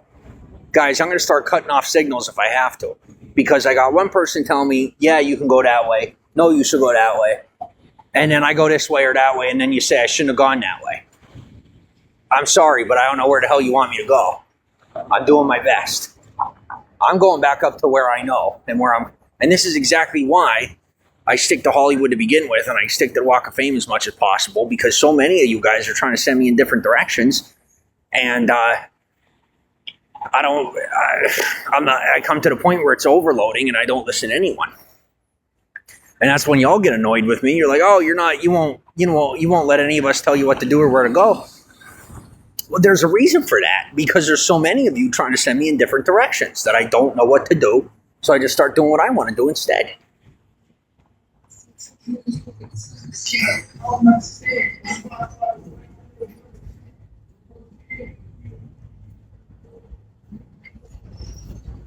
Man.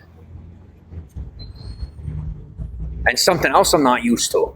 Where I'm from, it's like you find a woman, and it's real simple and easy to find a woman, and then you date them, and then that's it. Maybe there's 2 or 3 guys that are jealous of you or want the girl that you want, but like that's it.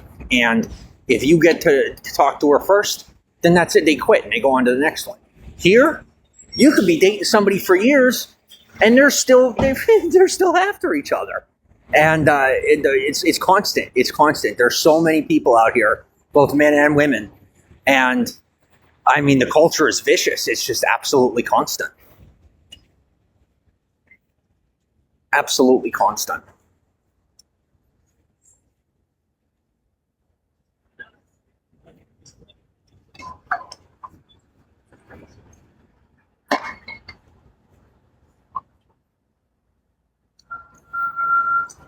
Also, where I'm from, the women are slow like me. We just have a culture where things move really slow. Whereas around here, most people are so quick, and they move so quick, and they think so quick, and they make decisions so quickly, and they change their mind just as quick as they make decisions. And I'm not like that. Like, if I make a decision, I stick to it most of the time. I'm indecisive, right? It takes me a long time to choose, but once I choose, I've chosen. And that's about it. And you really have a hard, it's changing my mind is like trying to move a mountain. It's almost impossible. So,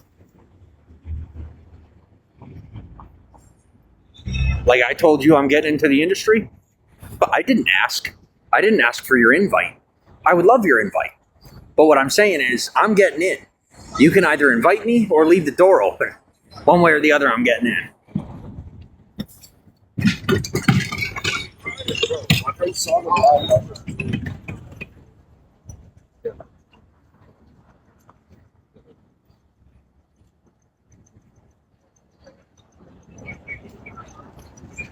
Yeah, somebody tapped the signal down here.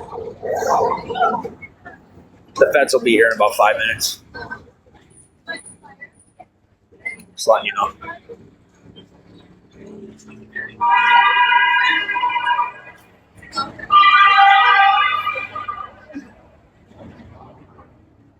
Yeah, I'm gonna get the fuck out of here. Oh, I do not need one more person asking me to play Batman. It's time for me to get some sleep.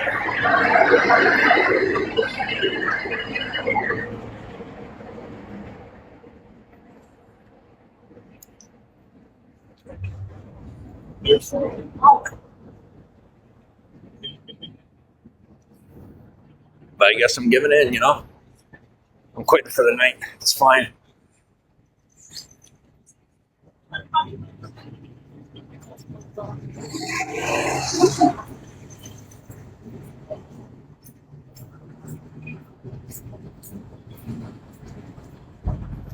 So I'm facing this issue where, on one hand, you got people that are with organizations, and that has its benefit. There's the benefits with people being part of organizations, and then you have independence, and there's benefits with people being independent, right? But here's the thing: the people who are with the organizations, they want often control of my decisions, right? And I refuse to give them control of my decisions. And then on the other hand, you have independents who are very strong on their own. And then the issue I run into with independents is they often want control of me, like as a person. You know, like they want in on the action. They want part of stuff that they haven't earned, you know? So these organizations, they've earned that right, but then they want to tell me what to do. And when they're trying to tell me what to do, they're interfering with my creative process. And then I'm not able to provide to them what they're requesting of me. And then vice versa is with the independents, they try to take advantage altogether. And then I'm not able to associate, you know. I'd say within a week or 2 or 3 of being associated with one individual, it's long enough for me to have to, you know, separate from them. And I mean, it's to the point where I got to like block their number and stuff because they end up trying to reach out to me and trying to force me back into their environment. And I don't want to, you know, like I wouldn't block your number if I wanted to be associated with you. But the thing is, out here, people play games real hard.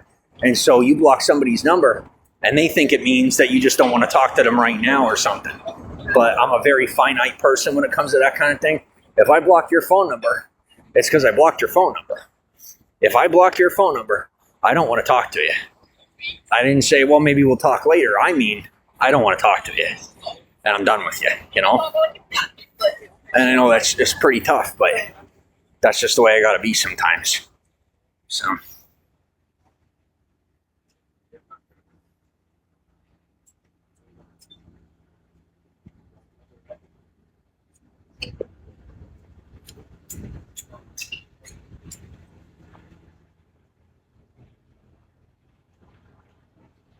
Is that a hair? Oh, I missed one. You got to be kidding me. All right. It's been there for days. I didn't even see it. Okay. All right. Well, I'm going to rest my neck. And I'll tell you what. Being the guy that doesn't do drugs, being the guy that doesn't drink alcohol, while I'm like when I'm in this situation, I'm staying disciplined. I'm sorry, but I can't afford to relax. I can't afford to relax during any other time than when I'm asleep, you know? But the benefit of that is I'll find a spot to lay, and it's still disgusting no matter what, but I find somewhere to lay, and then wherever I'm at, the whole block stays empty. And the cops love it. The business owners love it. When I lay somewhere, you don't see a single other homeless person from one end of the block to the other because they know not to fuck with me. And so they don't. They respect my space, and I'm thankful for that. And there's plenty of other places for them to sleep. There's plenty of places that they can get away with sleeping. And so I go in the one place where I know they're going to clock me and they're going to document where I'm at either way. But they're just doing that not only to make sure I'm safe, but to, you know, get a little leverage for themselves in case anything were to go sideways. They want to make sure that I can't claim anything, you know? And that makes sense. You know, it's just good business. I understand it completely. I recognize why they're doing that. So, you know.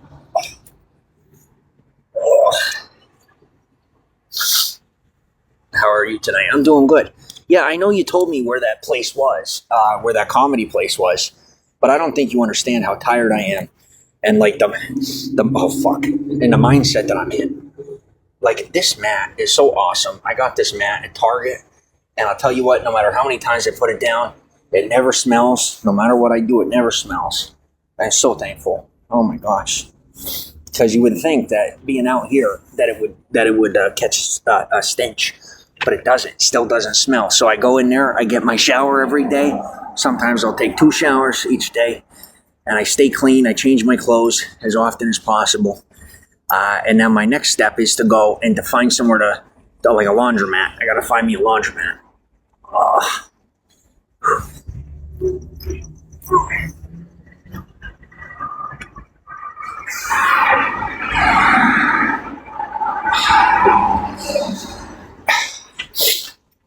But day by day, I'm figuring it out. I'm getting things together, and I'm doing good. I'm doing very good. Oh, man. That is painful, but I'm good.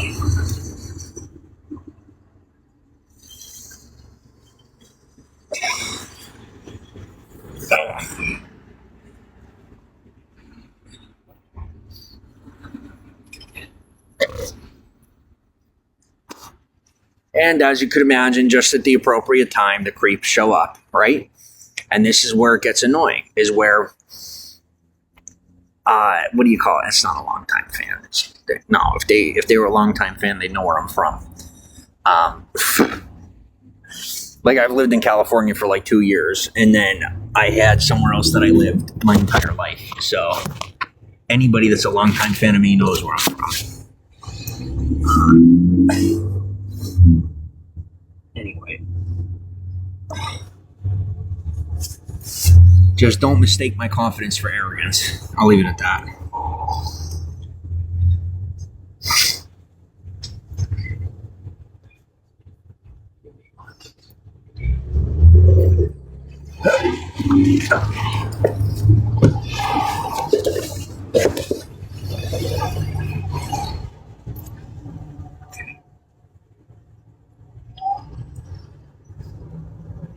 So I've returned my blanket because it made me look like a homeless person.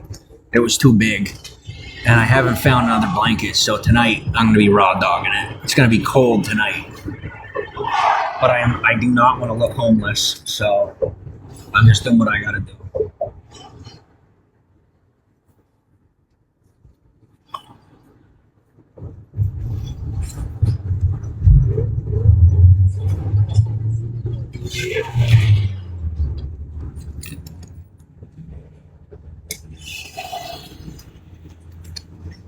Oh, and to anyone who thinks that you have a viable threat, the only reason my hands are not registered is because I don't want to have to register my hands.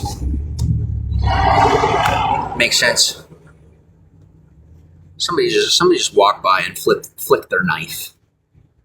Like, what are you gonna do with that? Are you offering me a tool? Because the only thing it sounds like to me is that you're offering me a gift.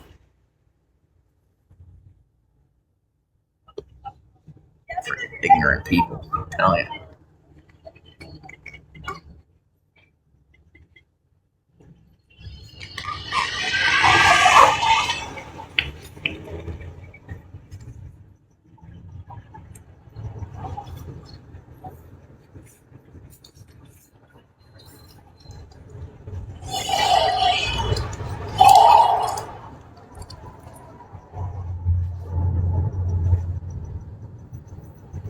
Thank you.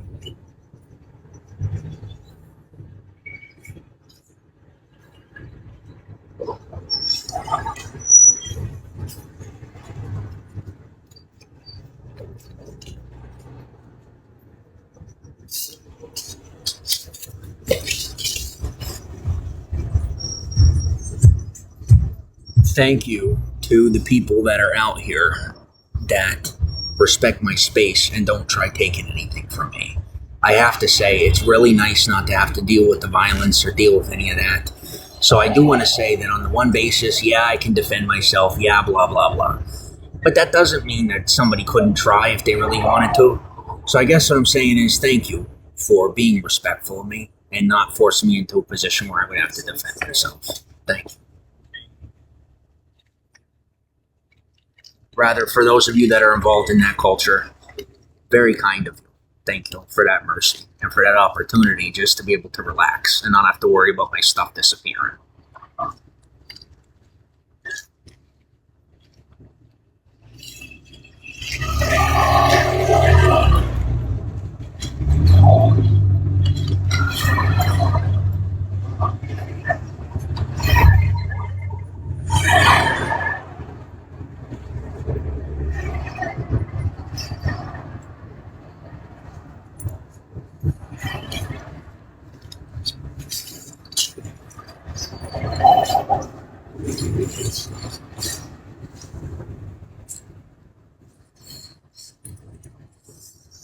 All talk to me. I don't know what to say to you right now.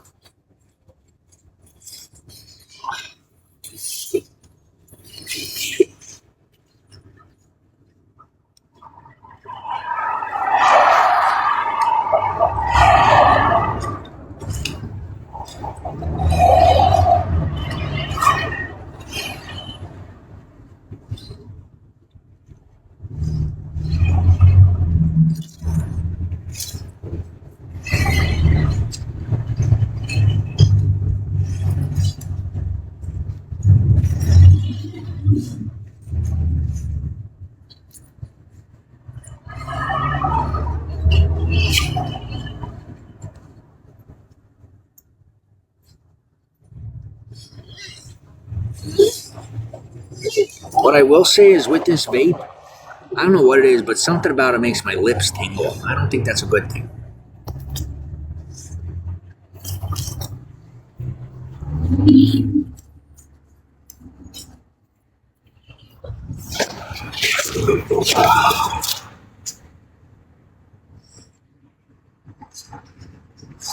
I know I have to quit vaping. I do.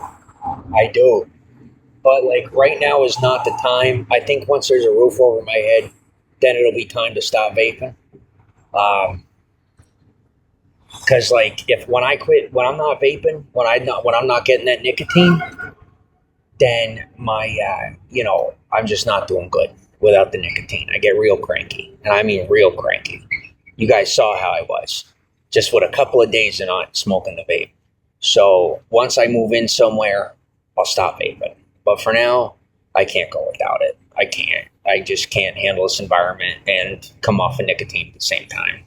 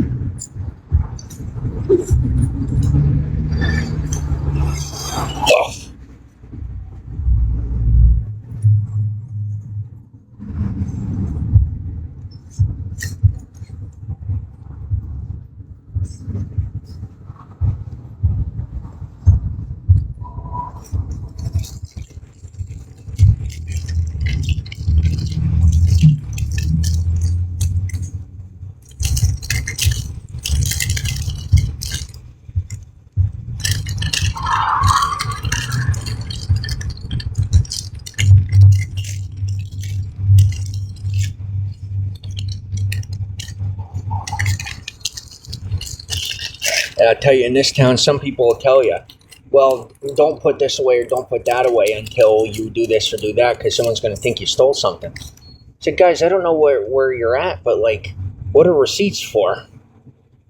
Like, I know that sounds, like, really obvious, but, like, I'm pretty sure that's what receipts are for. That's just what I was taught. But I don't know.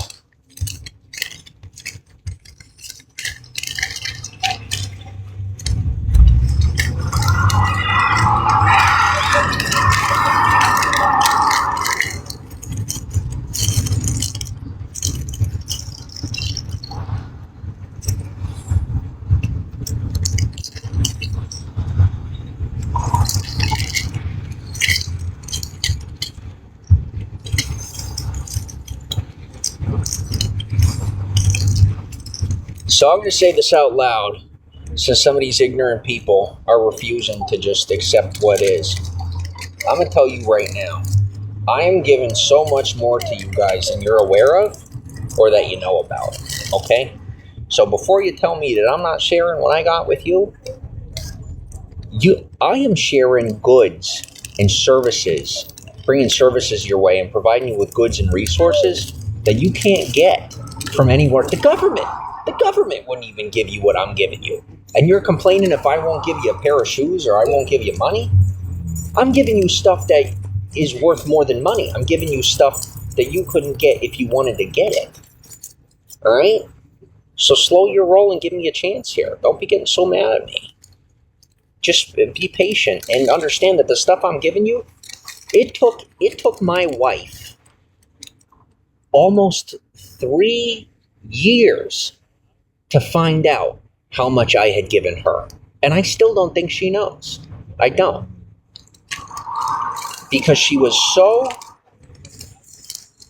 focused on trying to get things out of me that were what she's used to getting. You know, so when you don't understand the currency, then you're not going to recognize that someone's giving you something. So a lot of what I give you guys is stuff that is intangible. So you're not going to be able to access it anyway. So for me, bro, seriously, find a day job and stick to it. Yeah. So, you know, and I do the same for everybody. And some people will be like, they'll be like, oh, I'm a police officer, I can't accept that. That'd be a bribe or something. Do you hear yourself? Like, honestly, do you hear yourself? Do you? I'm asking. Like, do you recognize the words that are coming out of your mouth? Bribe you. You're a cop. What do I want from you other than protection that you're already getting paid to provide? What could you possibly give me on a professional basis that you aren't required to give me based on your profession? Thank you. Thank you. That's what I'm saying. Who am I arguing with? I can't tell you. I keep an open feed on. I got another device, and I keep an open feed or an open forum, open audio forum. I can't provide you access to it.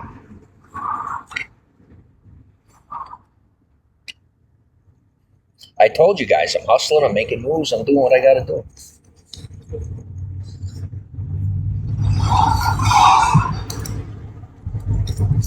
Speaking of, yeah. All right, cool. So this other device is completely full. I'm going to see if I can't use one phone to charge the other. That would be nice. I just don't know if I can do that yet. I got to find out.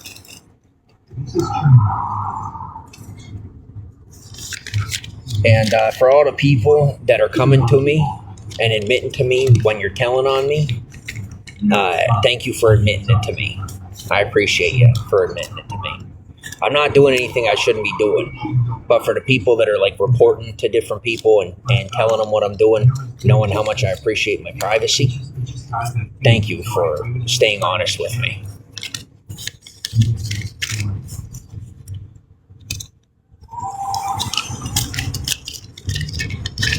Builds a lot of loyalty with me personally. Staying honest with me builds a lot of loyalty. Thank you.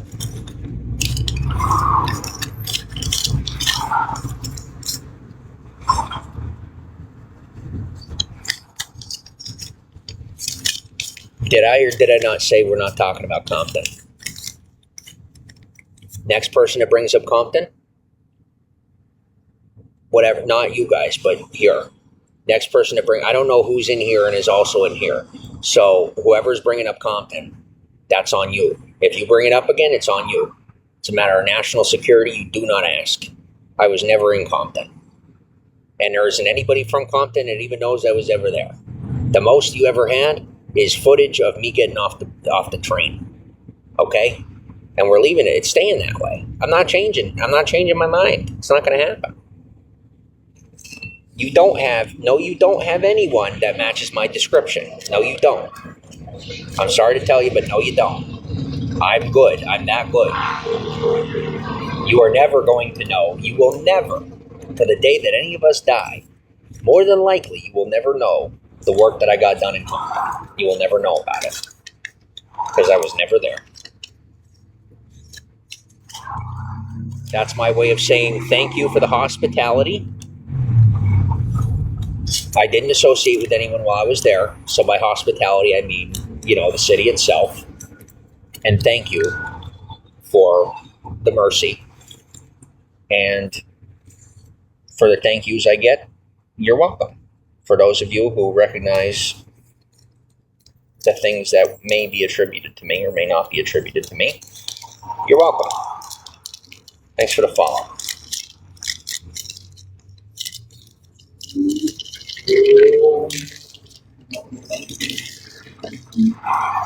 And some people think that I'm keeping a record of my purchases for reasons having to do with them. So they're tracking my purchases. And I'm like, yo, can you, no offense, but it's not, maybe you're not paranoid, but I'm not doing this for you. I'm keeping track of my purchases in case the IRS ever asks me where my money came from. All my money right now is coming from the government for the most part. It's just what I'm getting is because I'm me. But I can't disclose that information. But I'm trying to tell you that, you're not at liberty to access that information. And I get annoyed when some people will be like, well, I'm a police officer or I'm a cop. I'm like, yeah, but you're not in the military. You're not in, you don't belong to any official department within, you might be able to access that information, but that doesn't put me in a position where I would be at liberty to discuss it with you. Does that, you already know what the rules are. I just get annoyed when people whose place it isn't to test me. I don't like it. Please don't test me if it's not your place. I really don't like it. Do I feel appreciated? I do. To be honest, I do. Right about now, I do. I can't say that it'll stay that I'll feel that way in the future, but as of right now, I feel appreciated. I feel appreciated because I'm permitted to have a safe place to sleep at night. I feel appreciated because the government is providing me with proper assistance.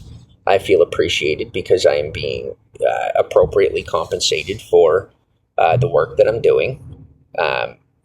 And last but not least, I feel appreciated because I am moving in a healthy direction where my life is moving up and forward into the social direction that my life is supposed to be moving into.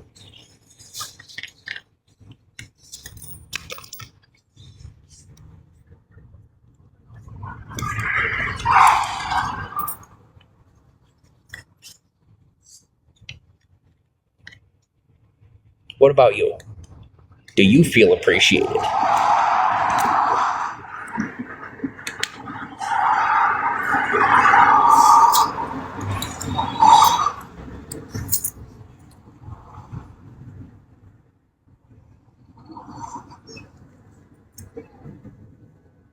Good.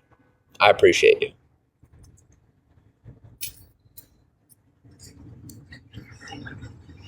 Guys, I don't know why you keep bringing up people that haven't been relevant for years in my broadcast. They're not even in my atmosphere. I'm over here being told not to follow famous people for the sake of, legitimate associations. And you're trying to tell me about, second-rate internet streamers. I don't know why. I know you miss the nostalgia. I know you do. But I'll tell you, I wouldn't have moved into this place's society for myself if I missed any of that. I wanted to grow up and become an adult, so I came to Hollywood. I left all that behind me.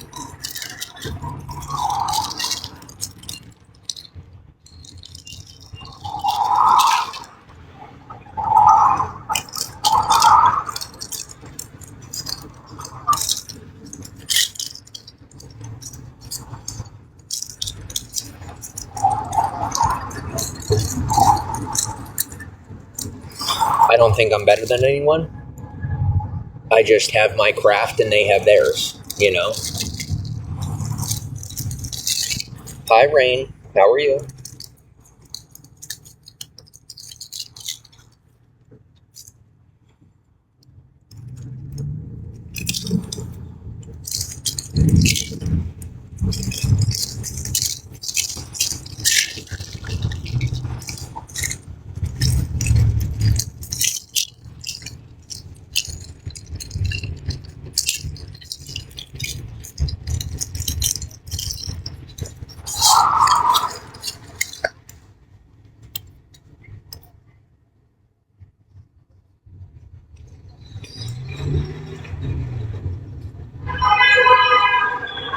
Where am I located? No, I'm in Hollywood.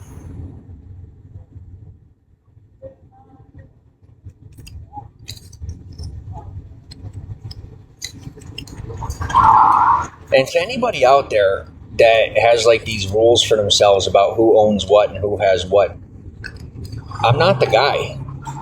I learned from some of the people out here how to maintain my own and make sure people don't get stuff from me.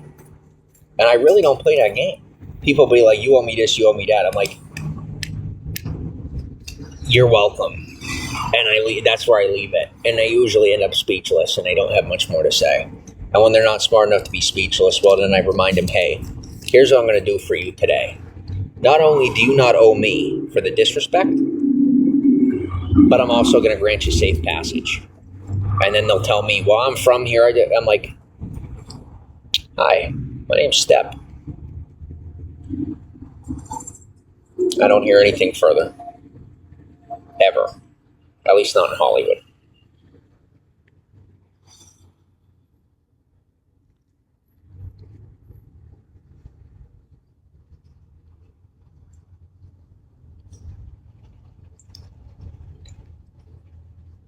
See, because what happens is both English, step, in Norwegian, step.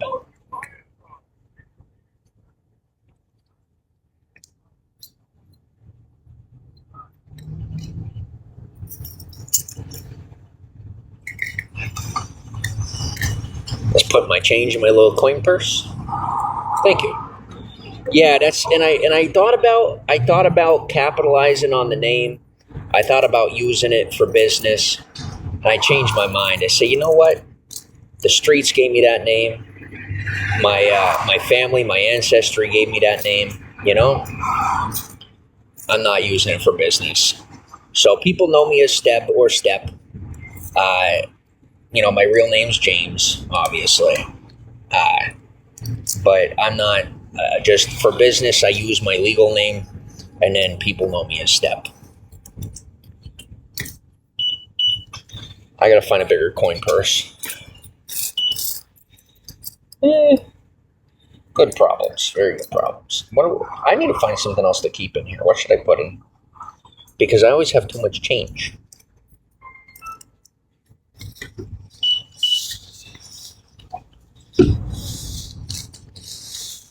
Where the heck do I put all this change?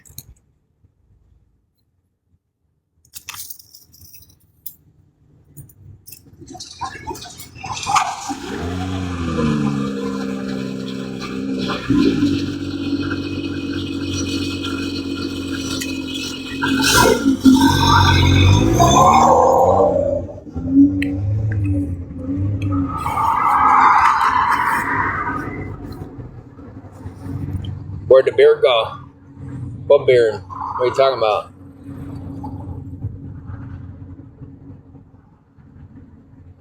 See, some people want in, some people don't.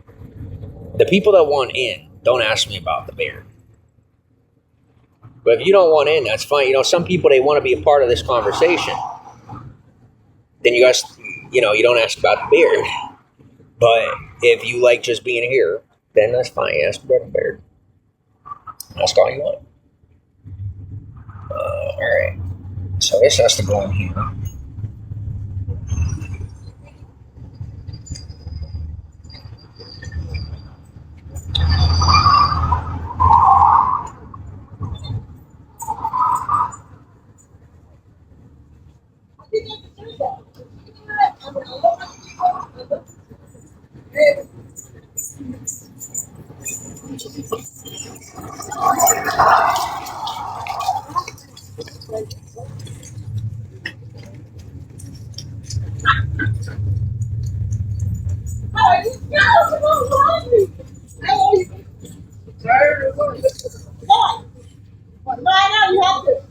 Rain says, I watch your stream. You watch my stream and you're curious. Do I have a plan? If so, can you tell me? I got a 50-year plan. I got a 20-year plan. I got a 10-year plan, a 5-year plan, a 2-year plan. And the rest of that's a secret. Anything beyond that. And everything in that, as far as my plans, are still a secret. You were just asking because I have one in my profile pic? Oh, yeah. Oh.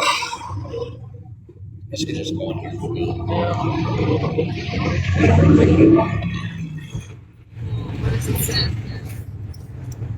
Oh, this is just easier to go this way.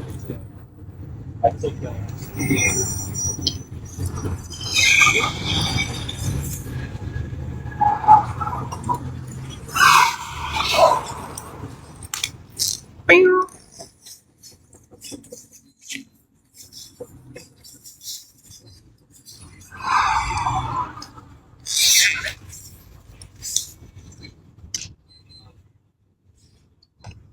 You know what? That's what I'm going to do.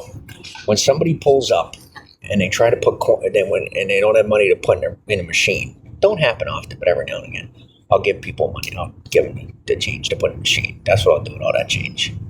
So, really good idea. Giving it back to the people.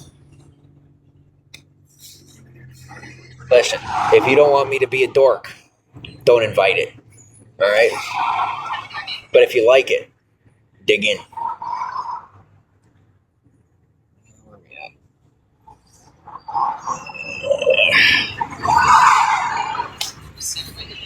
I think we're gonna have to put all this in here. That's what I'm gonna do. That'll work.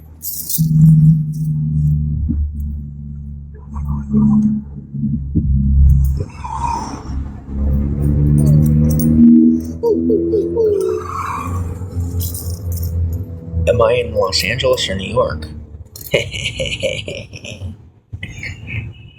Oh, I'm that good, man. I am that good. You'll never know. You'll never know. I mean, I am in Los Angeles, but you'll never know. You'll never really know.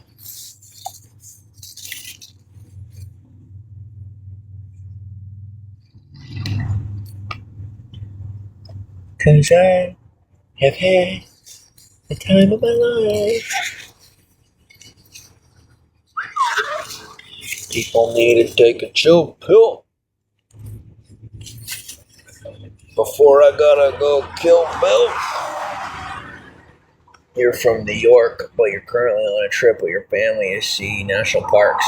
So boring? Are you kidding me? Do you have any idea how many people would love to be on that trip? I'm like sitting here like, just hearing you say that. But, excuse me. Just left Yosemite. You got a part in a short film in LA a long time ago. Cool. I love it. Your family is just, hey, look at how much family I got. You know, I love the family I have here. But, like, you know what I'm saying. Like, everybody gets that, you know?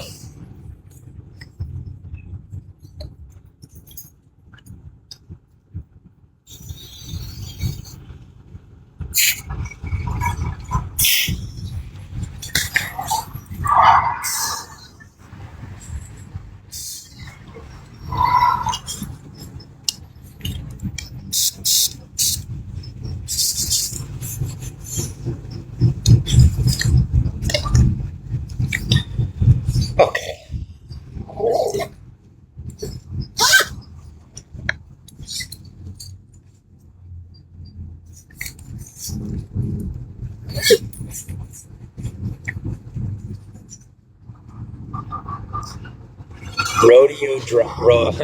Rodeo Drive. No. I mean, yes. Sorry, yes. I've been to rodeo a few times.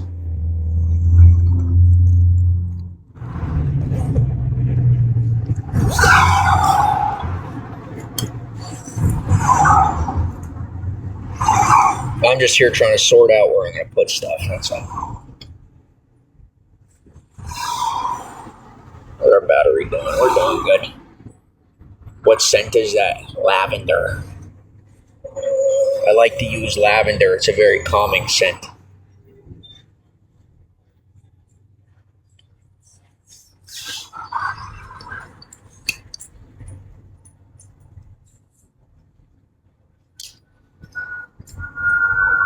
Nice pants.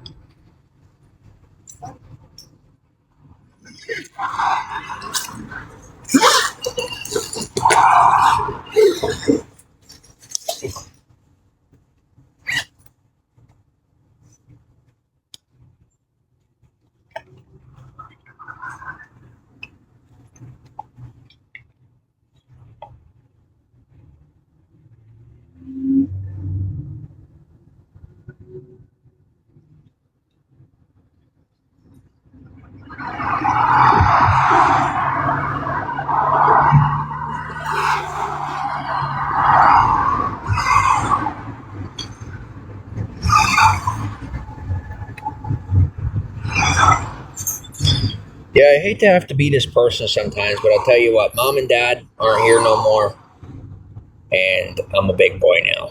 You know, I'm a man now. Man's gotta do it. Man's gotta do it. And so I'm out here living it, living the real thing, I guess you'd say.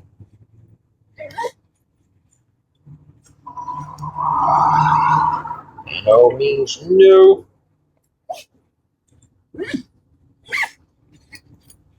You're like, please, but I want the exclusive. I want the exclusive. And I'm like, no, we're not there yet.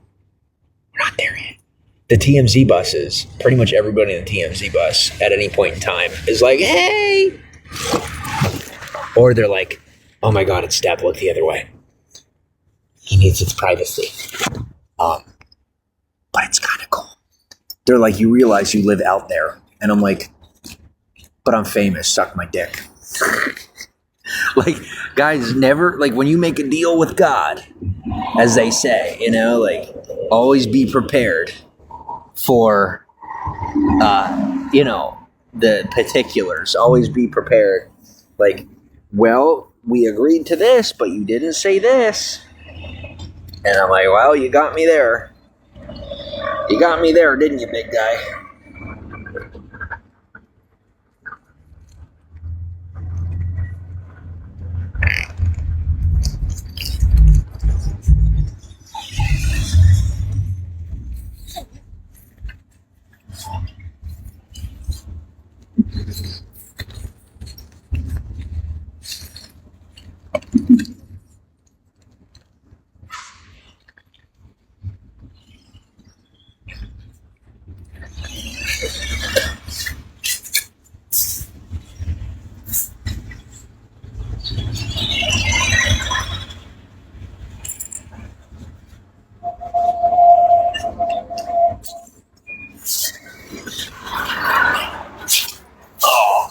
Okay.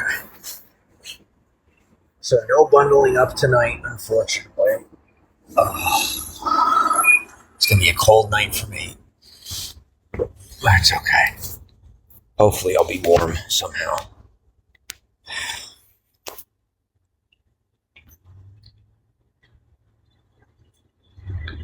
Oh, the numb. Oh, don't go numb. Don't go numb. Don't go numb. Don't go numb.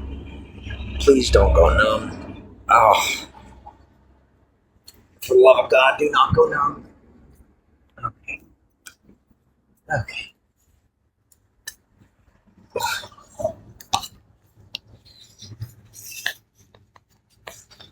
My God, are you kidding me? Ugh. Please, God, do not let these people ever find out what it takes to be in my position. Just don't. all right, where are we at? Doing this evening, and where the haters are jealous.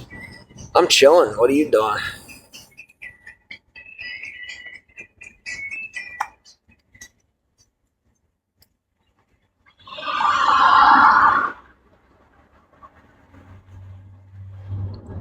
You're starving. Yeah, I didn't eat. I should have ate. I forgot to eat. Just ordered pizza and it's taking forever. I'll tell you what. That's the funny thing is like it really is the little things that you forget and you know to be so appreciative of is like just ordering pizza. You know, like something so simple. I remember like I was so spoiled, man. I was so spoiled. It's ridiculous. Like I could still buy what I want, but like I obviously well no, I probably could have pizza ordered here. All right, you called me on it.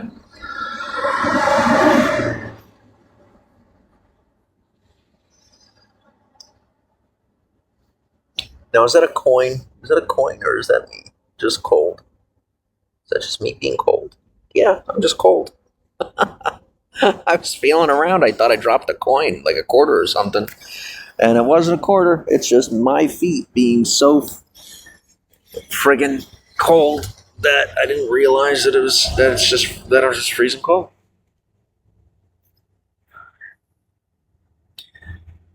Uh, I wanted to buy a blanket, but I can't find one. Like I don't know what the problem is, but I can't find anywhere on the Walk of Fame where I could buy a blanket that isn't like ridiculously oversized or like too small. It's either too small or too big, you know? And I'm also embarrassed to be carrying I don't want to carry a blanket around on my backpack because I'm like, it just makes me look like a homeless person, you know? And so I have this mat that I got from Target and it's kind of like a yoga mat, but it's like a throw mat. And so it keeps me clean and it doesn't absorb anything from the ground, which is I'm thankful for that it doesn't smell.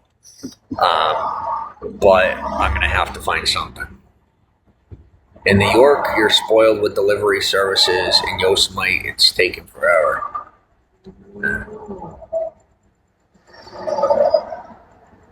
Yeah, I can already feel that I'm being pulled to Manhattan. Um, like I could feel that I'm going to get pulled off the street pretty soon, and I'm and be in a better position pretty soon. And before you know it, I'm going to get pulled to New York for something. Short term, short term. I live here. I live here. This is home. But then I'll be going to New York for some stuff because I sent the guy to take care of some stuff there for me, and he did a good job.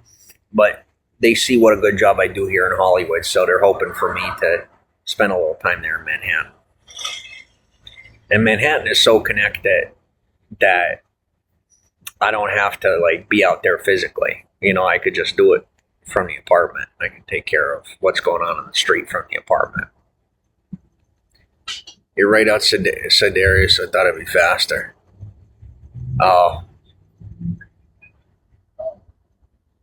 I do a great job. Thank you. You love Yosemite. Wish you were there.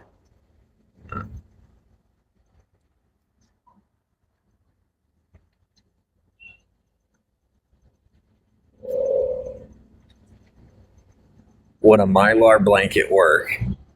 Very thin, fold small. You're talking about like one of those emergency blankets. They work, but it makes you look like you're like really in a rough spot. You know, Michael Jackson's Thriller album was mastered in the building you're leaning on. No, I had no idea.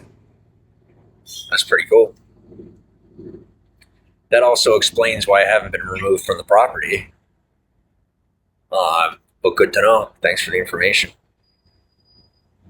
Looks like foil. Yeah, yeah. They have a supply store down the street, and they sell mylar blankets.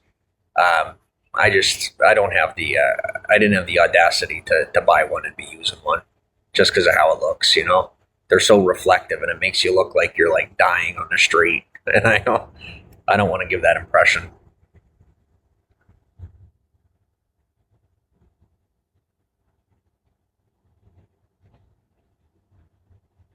See, and I got these shoes just in time as I was starting to lose feeling in my toes.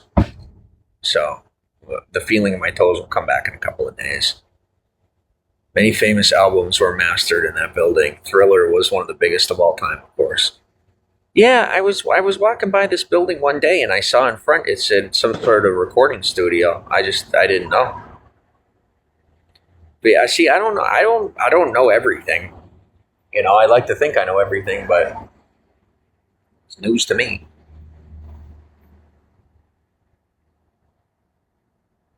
Like, look how cool that is. There's a screen on my vape. Isn't that wild? Look at it. Watch, ready? There's a screen on the vape. I,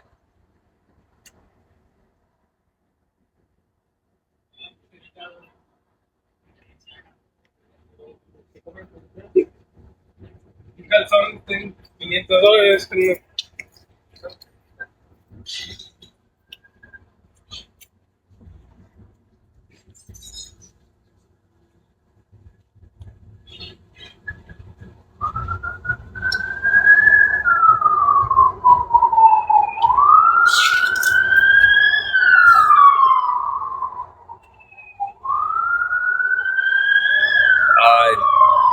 do I get internet on my vape? That's, you know what? The sad part is that I consider that to be a legitimate question because nowadays it wouldn't surprise me.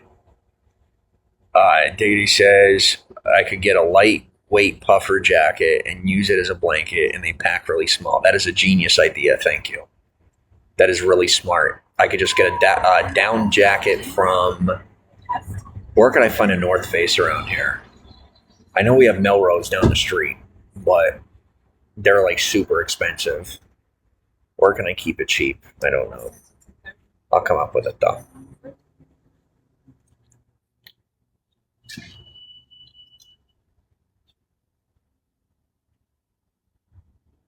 They all have time. But this one also be about 10:30.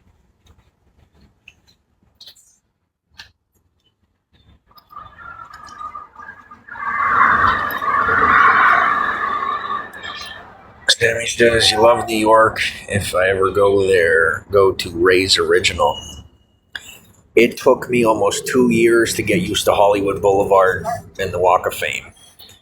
So I am still, I'm the type where it takes me quite a while to get familiar with places. But thank you. When I do visit there, hopefully I'll have people to guide the way for me. Coming here, I was brand new and planned to be a local, so people kind of left me to fend for myself and figure it out. But I did. In time, I did figure it out. So we got a really warm one at Target. The blankets or the jacket. Yeah, that's a good idea. That's a good idea.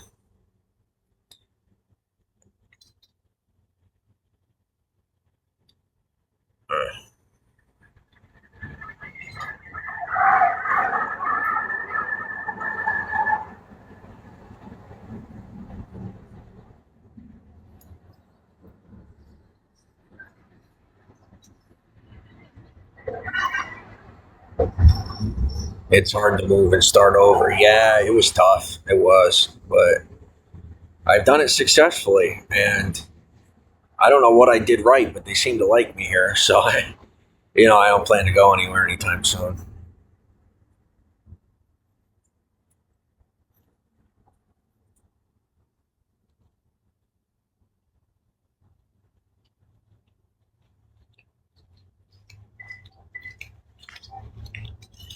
I feel like that's just the vibe in LA to begin with. Most people come in and they're like, "Oh my gosh, people are so mean." Yeah, if you're mean, no offense, but seriously, like people in LA are super nice to me, and it's because I'm nice to them. Like you come in and they expect you to be mean to them, so they're a bit abrasive. But the reality is, like, if you offer genuine kindness, they're pretty nice to you, and they might talk behind your back, but like people do that pretty much anywhere. It's awesome. Your uncle lives over in Holmley Hills in LA. Holmley. That's one place I've never heard of yet, is Humbly Hills.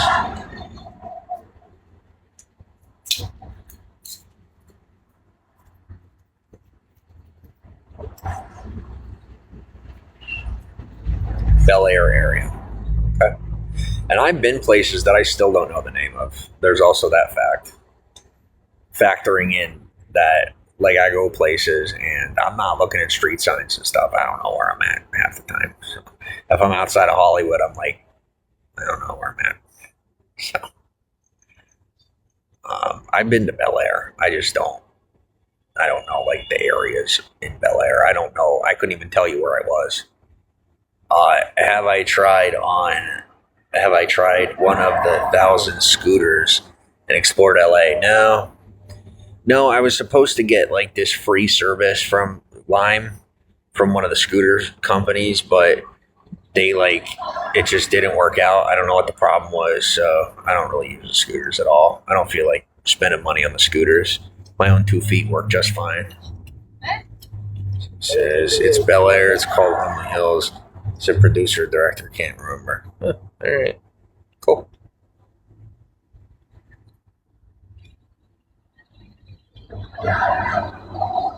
Yeah, I've had like full conversations with celebrities out here, and I don't even know who they were. They're like these world famous people. They're like, "Oh my gosh, you're so sweet," and da da da da da. I'm like, "Oh, thank you." And then I walk away, and somebody's like, "Do you have any idea who you just talked to, and like how you talked to them? Like, you just talked to that person like you knew them, and you just said things to them that nobody gets away with saying to them."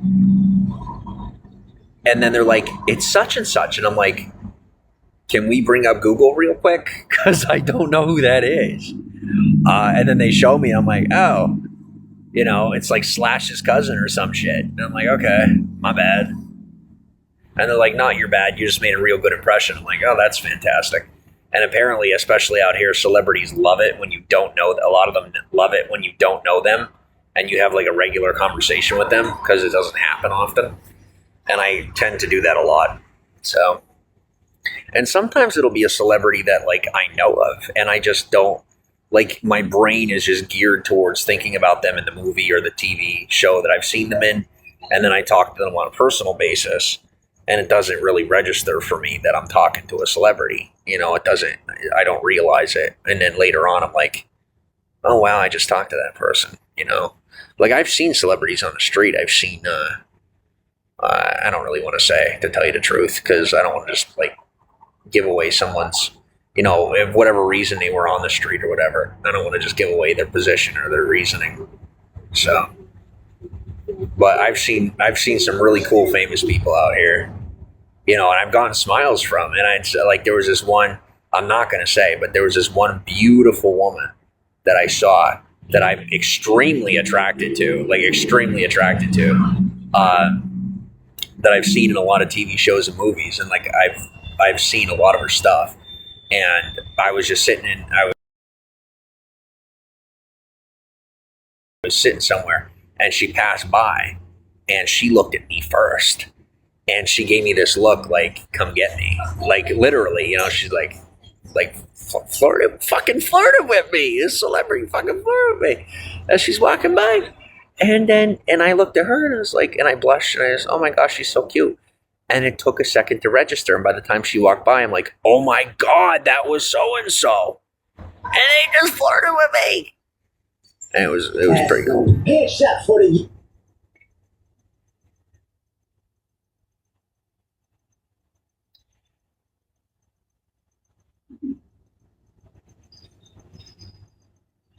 Pretty cheap and go 30 miles an hour. Use them all the time. It's the best way to get around LA. Like I said, I just I don't prefer to use the scooters because they cost money. My own 2 feet work. I don't have a whole lot I got to do in a day. So, I try to keep the scooters to a minimum. Plus, they're really annoying. There's like nowhere on the street for you to use them. Traffic is usually pretty hectic and super irritating. Sorry you had to grab your food. Miss New York. Can't wait to leave you someday. Oh, okay. Yeah, not a problem.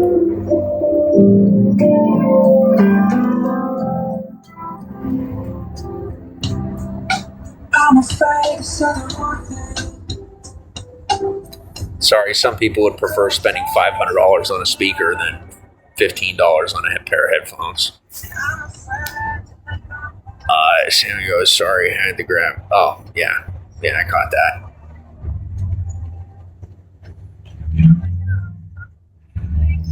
Are you ever coming to New York? Yeah. Yeah, I'll be there. You just got to give me time. I'll get there. Ruta Privet Cartilla. Says that would be so cool. Yeah, I'll be there. You just got to give me some time to make it out there. Make it up there.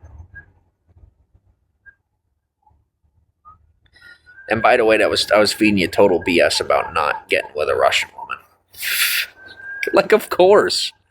Of course I fuck with the Russians. I'm sorry to tell you, but I do. I'm not letting anybody stop me from being friends with who I want to be friends with. I fuck with the Russians hardcore. I really do.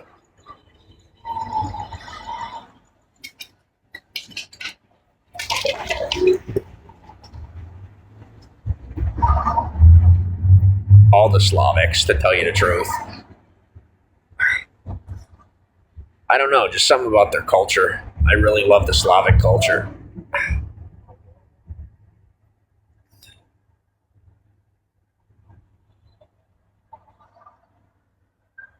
For some reason, I resonate with them, and they're very relatable.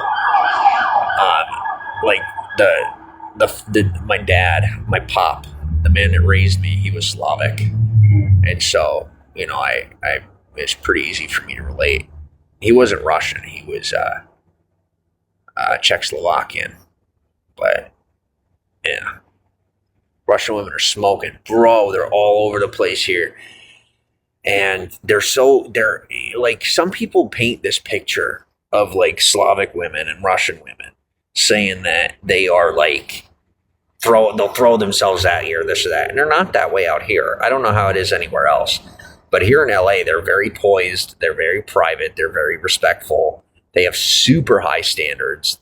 Practically all of them have money. And like, they don't play around. They don't. I had one Russian woman. I remember there was this drop dead gorgeous Russian woman that I had met, and she offered me a cigarette. And she was so cute, and I just I totally flopped on it. Like it could have gone better, but oh god, I could have gone home with her, but I just didn't.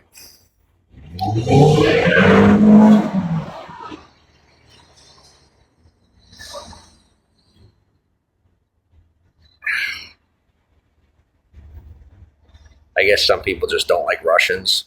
I don't really know how that's my problem, but am I single or will I be when I get to New York?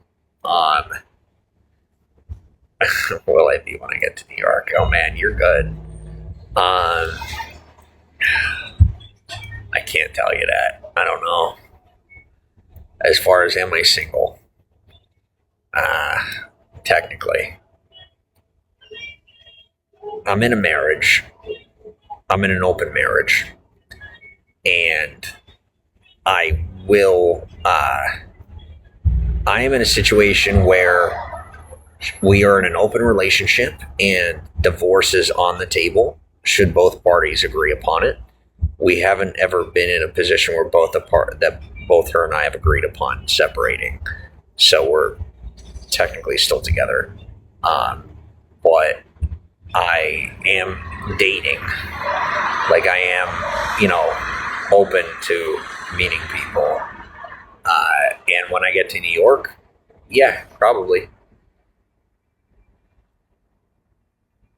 I will say that I'm here at home, I am open to pretty much anything. And away from home, I am probably just open to hookups. Because I would really have to be meeting the right person to be open to more than a hookup outside of my home area.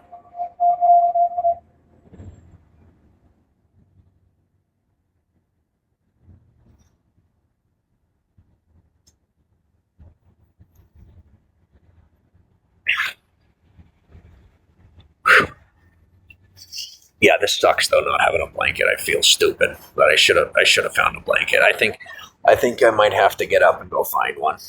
because this is not doing. This is I don't like this because I can't get all cozy. You know, I really don't like this. But blankets just they get dirty, they get smelly. You know,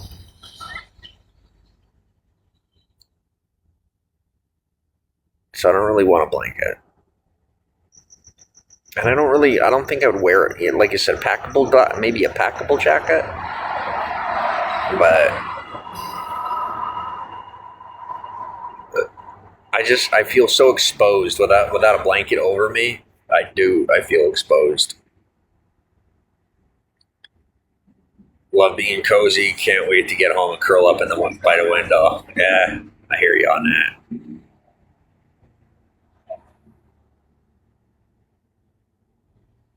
I keep walking around, but I just thought, man, I'm so freaking tired. I can't.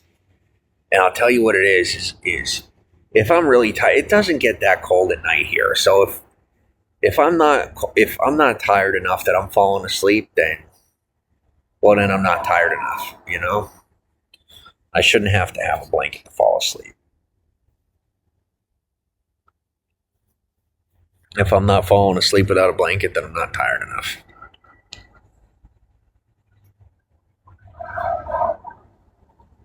And he says, "I'm in Beverly Hills. You're in Beverly Hills. You think the homeless shelter will give you one?" Uh, yeah, there aren't really any here. There aren't really any shelters here, and I really don't want to get one from there. Like I'd rather buy one myself. You know, what's the temperature? Probably like 60 something right now.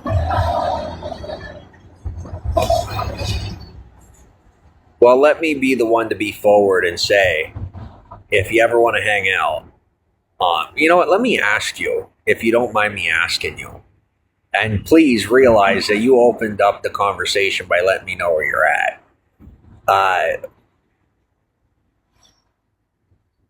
Have you? Did you hear about me through the internet? Have you ever? Please be honest with me.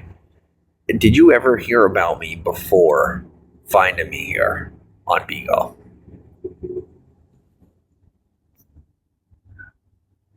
Because I know there's a lot of people in Beverly Hills that know about me.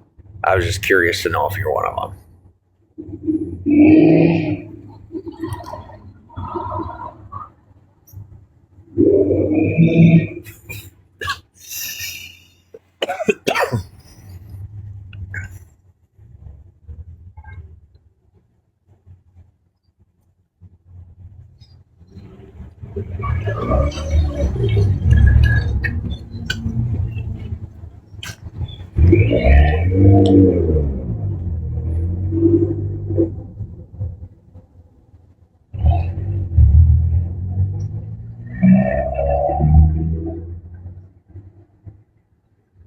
Thanks for the hearts.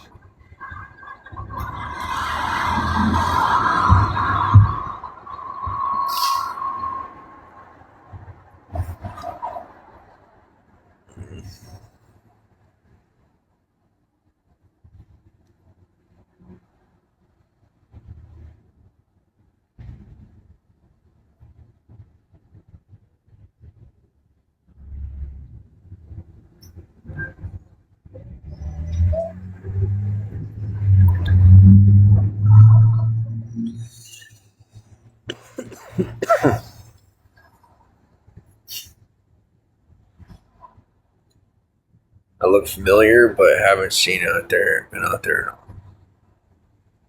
in over a year. Site streaming. Liked what I saw. Well, thank you.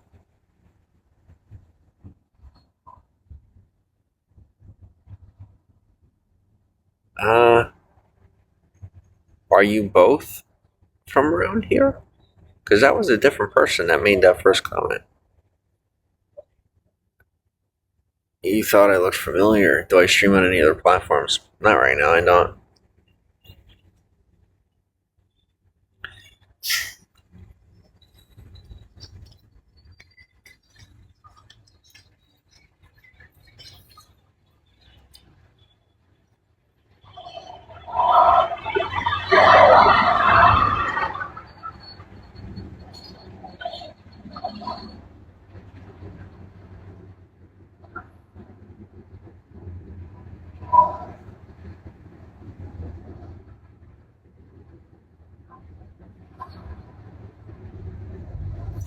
I was listening. I know that you're from Beverly Hills. Someone else had like made a comment, like they were answering your.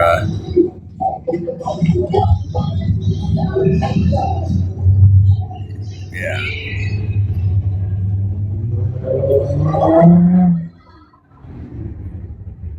man, it's getting weird.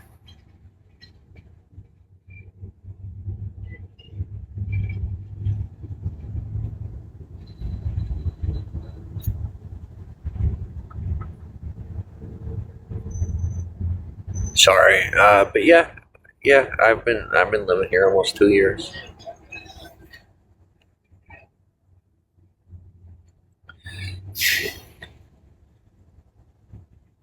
I remember.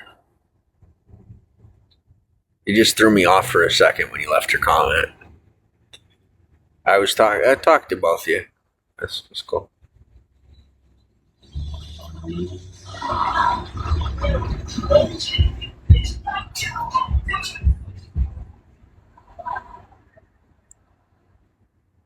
What are you sorry for? No, you're good. I'm the one that I was thrown off. You didn't do anything wrong. I was confused. You didn't do anything.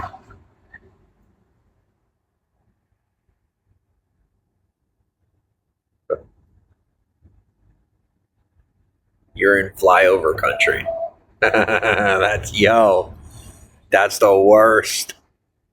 That really, that I will agree with you. That is the worst. Oh my gosh, do I hate driving through the plains? If that's what you're talking about, driving through like some parts of the Midwest and places like that, up in the north. Is that what you're talking about?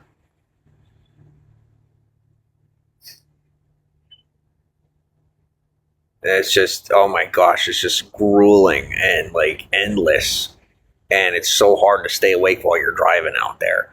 You could have a full night's sleep. You could have slept.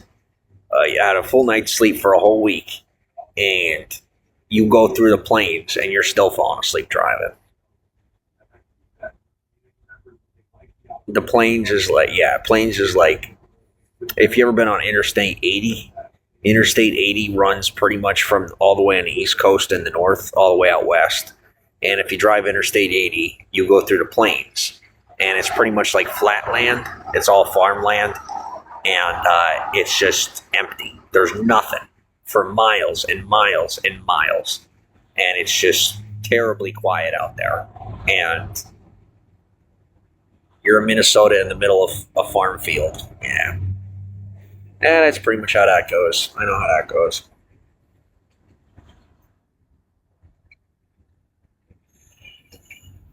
Is it like the Badlands?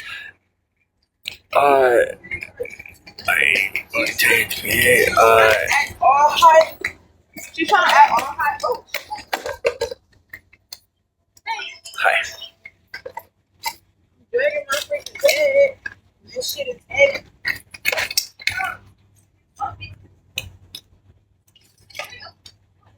Watch your cracks.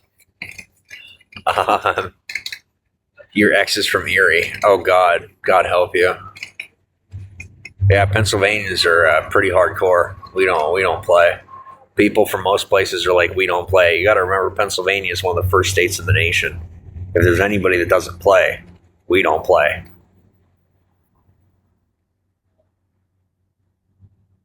'80 through Nebraska is nap time. Yo, yo. Your ex is from a small town called Warren. Nobody has ever heard of. Then moved to Erie. All right. It's starting to get cold, and so I think I'm reconsidering just laying here. I need a freaking blanket. I can't go without a. I'm going to end up. I don't want to get a blanket because it's going to smell. It's going to end up smelling. But I don't want to be so cold. This is irritating. I am so irritated right now. Tonight is going to be cold. It's going to turn out to be like 11 o'clock. And then I'm going to regret not having bought a blanket. You lived in Pottstown. I know where Pottstown's at. I've been through Pottstown several times.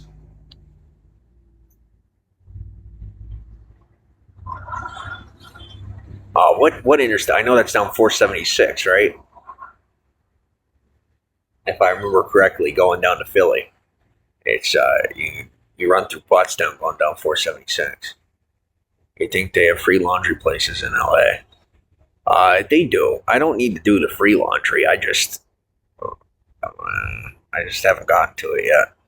I'm slow with some of these things. I just don't feel like doing them truthfully. It says, I am on Gangsta Rap's Hollow Ground. Dr. Dre, the Chronic was mastered in that building as well. Oh, wow. Cool. That also explains a few things. Cool.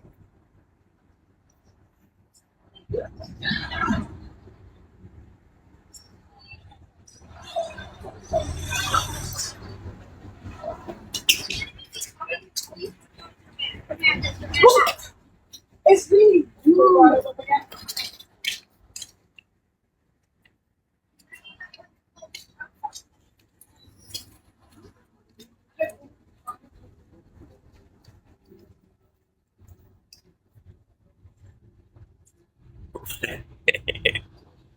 You never know till you know. Rain says, buy one of those silver emergency blankets to keep all the cold out.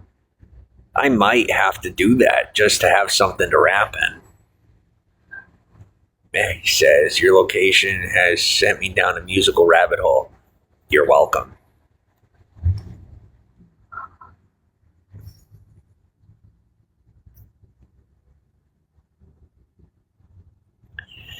Yeah, the only place I can get one of them blankets right now would be the military supply store, and they are currently closed. Yeah, I'm pretty sure they're closed by now. Some of these side shops might be open. They'd have a blanket, but then I wouldn't be able to return it. Which I don't buy stuff to return, but like if I were to do that, I probably wouldn't am.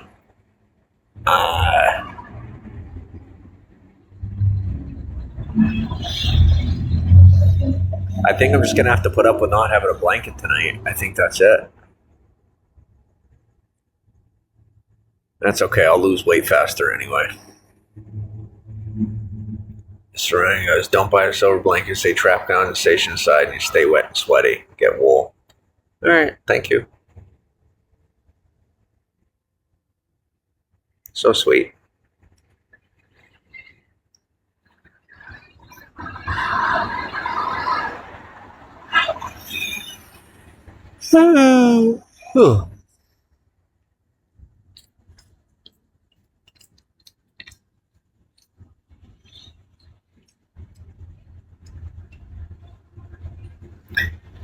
Yeah, I stopped carrying a blanket because I'm embarrassed, and I feel like I look homeless carrying a blanket around on my backpack.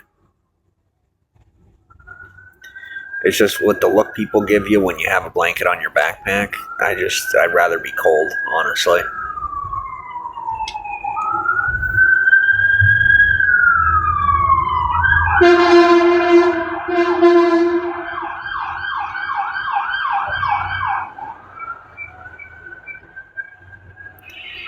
Am I going to bed already? No, I'm not going to bed yet. No, I'm right here. I'm not gone. I'm right here.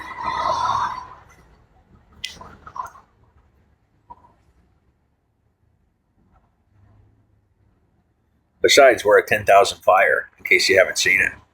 We're being featured right now.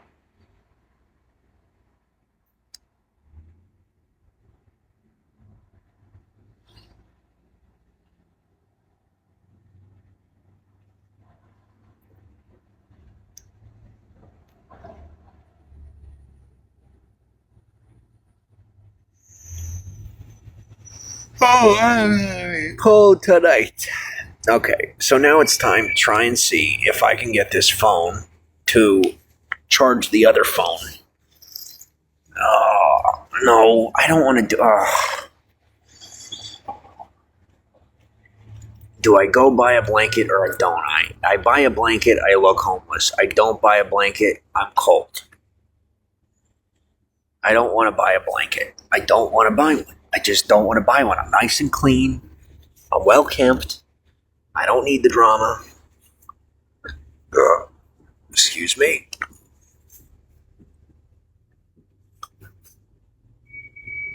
Just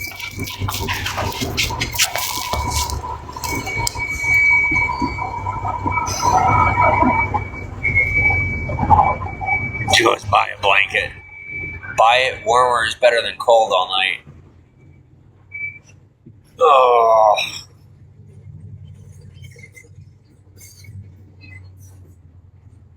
I don't want to get up. I don't want to get up. I don't want to walk. I'd have to pull my shoes out again. You know, I'd have to pull my shoes out of my backpack. I don't want to do that. I don't feel like doing that. It should be comfy. I know. You'll feel better with a blanket. I will. I know.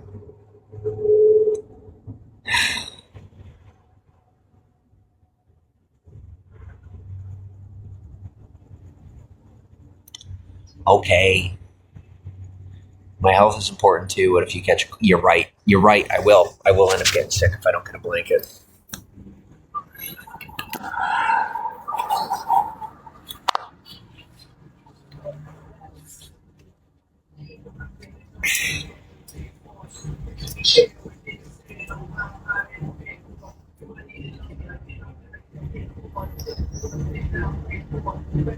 Give me 1 second on the comments. I'll catch up real quick. Just let me roll this up.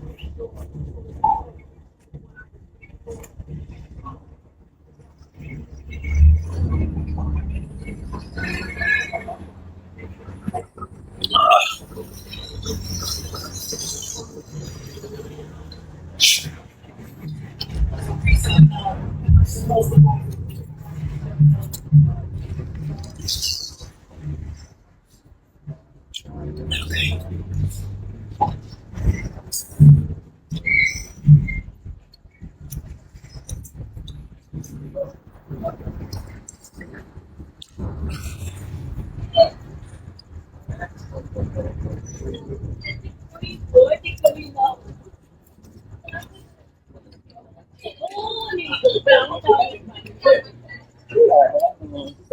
I mean, residential area.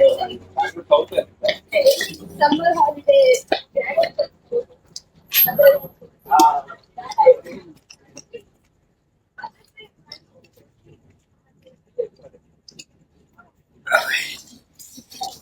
Watch the translation. Oh. Okay. Oh my god.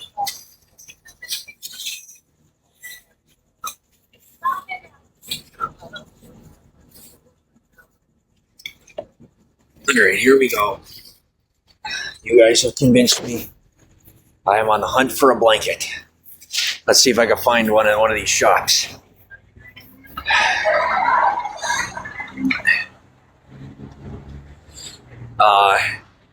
You work at an event tomorrow, and you mostly have to walk around waiting.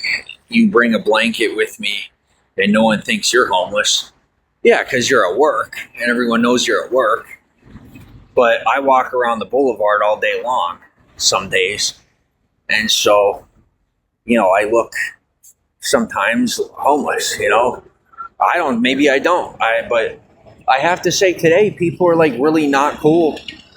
I don't know what it was about today, but people for a short time there were like really mean to me.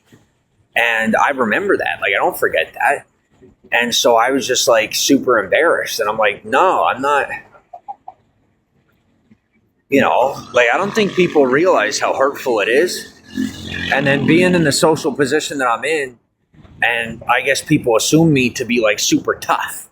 Well, I have feelings too. And it's not that I don't just have feelings so I can get laid. I have feelings, and they get hurt quite easily, especially when people are making fun of me over like the backpack, or I try not to have a blanket on my backpack because sometimes people make fun of me, and I don't like being made fun of. I don't. Am I easily offended? Not necessarily, but there's certain things that really hurt my feelings, and at least I'm honest about it. I'm not gonna say no, it don't bother me, because it does.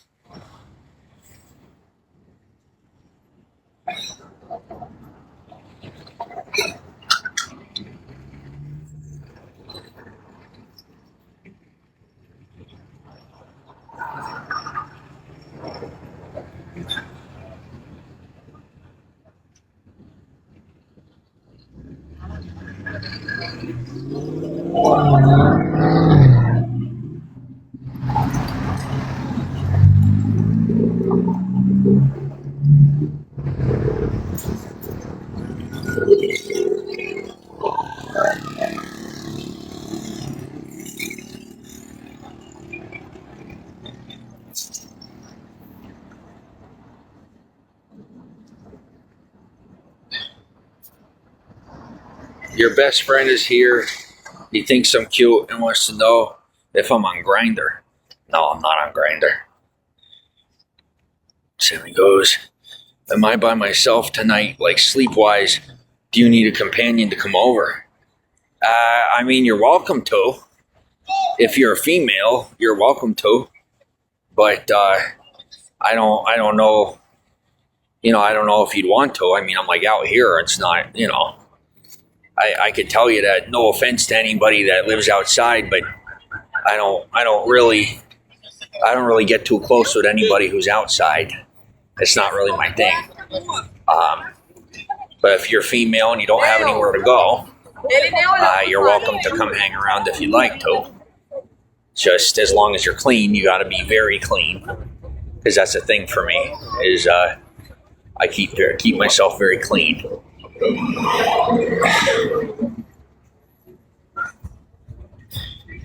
The only thing that gets dirty on my body is when I don't feel like putting shoes on and the bottom of my feet get dirty. Beyond that, I'm not a big fan of not being clean. I actually don't know you're at work. The truck drivers. So the truck is unloaded and parked. You just wander around until they have to load their truck again. Oh, all right.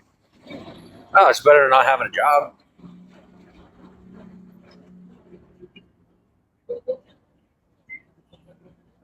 Oh man, this is hurt. I didn't want to take the time to put my shoes back on, because I'd have to put my shoes on. I have to pull them out of my backpack, put my shoes back on, and then go back to lay down again, and I have to unpack or repack my shoes. I'm so tired I can't even say it right. So I just figured I'll just walk this way. I don't even seriously giving zero. I just do not care at this point. I really don't. Like if it's not noticeable, I'm walking down the boulevard without shoes on. I don't care. I'm so tired. I don't care. So I'm gonna see. I'll get to one of these shops. I need another pair of sandals anyway, so I'll get myself another pair of sandals, and then I'll get see if they got like a little blanket. I try to integrate my processes. You know.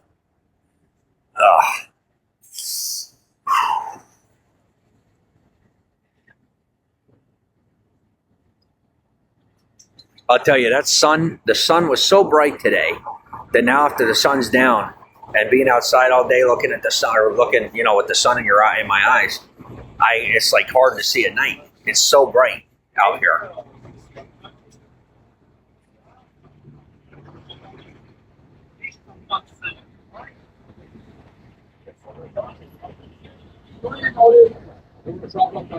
Oh my gosh, that's so cute. There's a little kid jumping around in the dirt. Like not in like the gross dirt, but there's like a dirt pile. And there's a kid jumping around in a dirt pile. It's so adorable.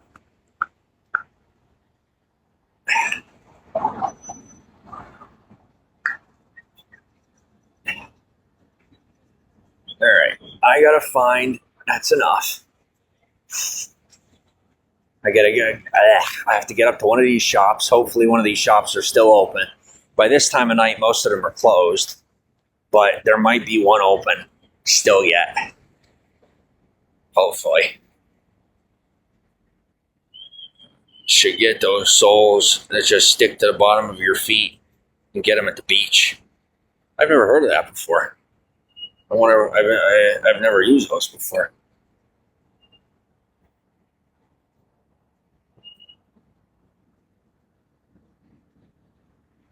Oh my God.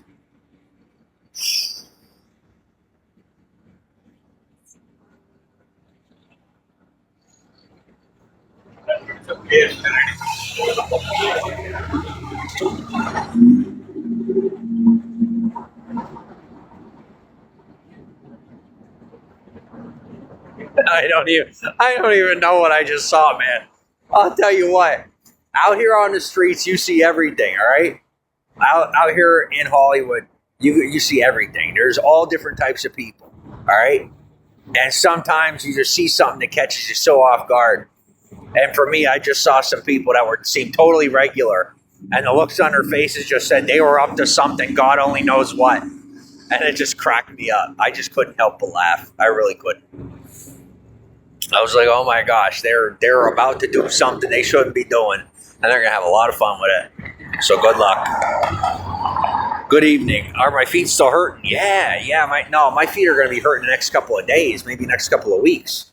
I probably got stress fractures in my left foot. So, it's going to be a little while before I'm healed up.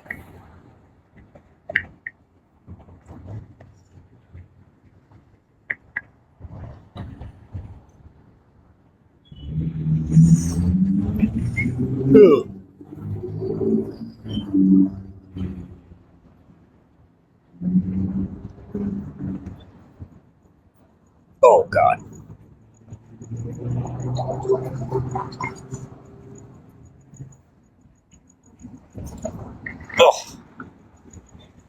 Oh, I just figured it out.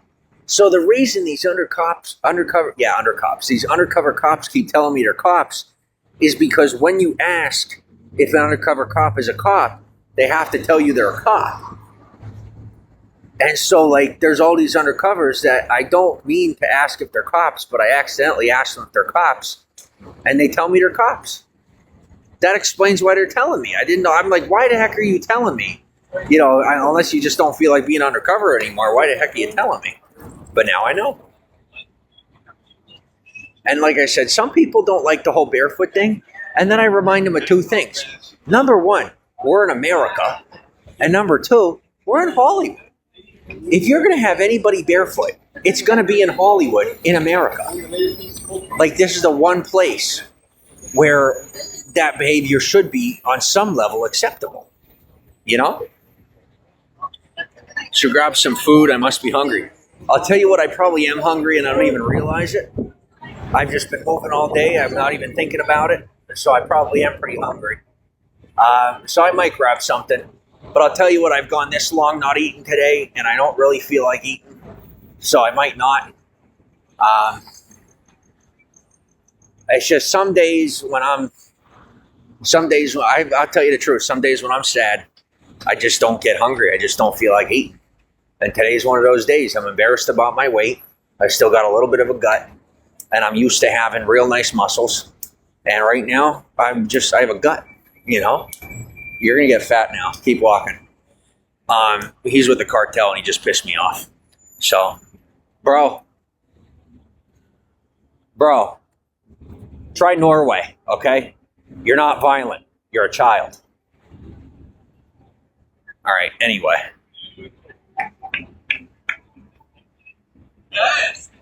Sorry, I had one of those fucking MS-13 little bitches try to tell me how tough they are. Pisses me off, man.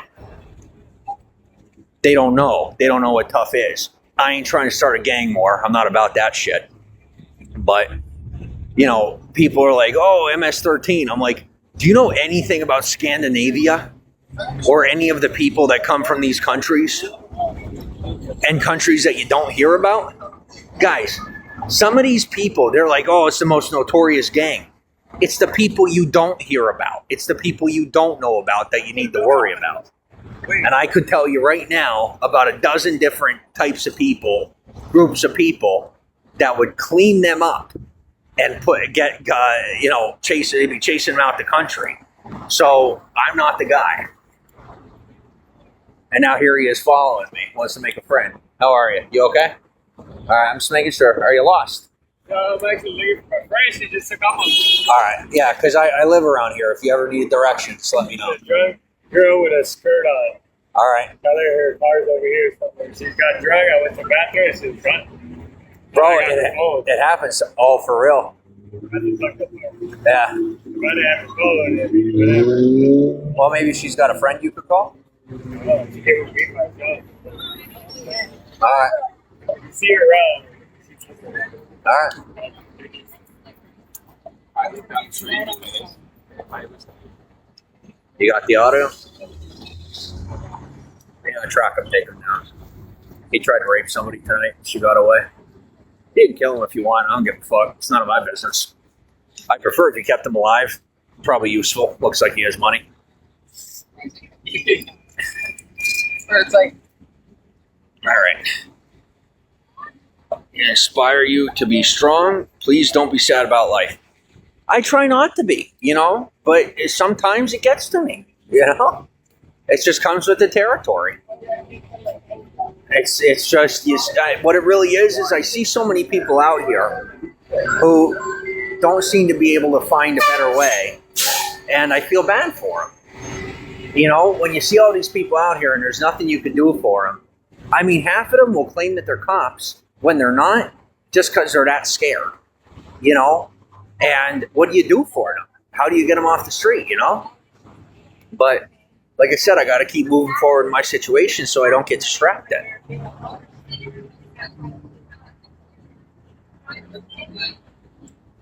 And for those of you trying to tell me you don't play like that, you're in Hollywood.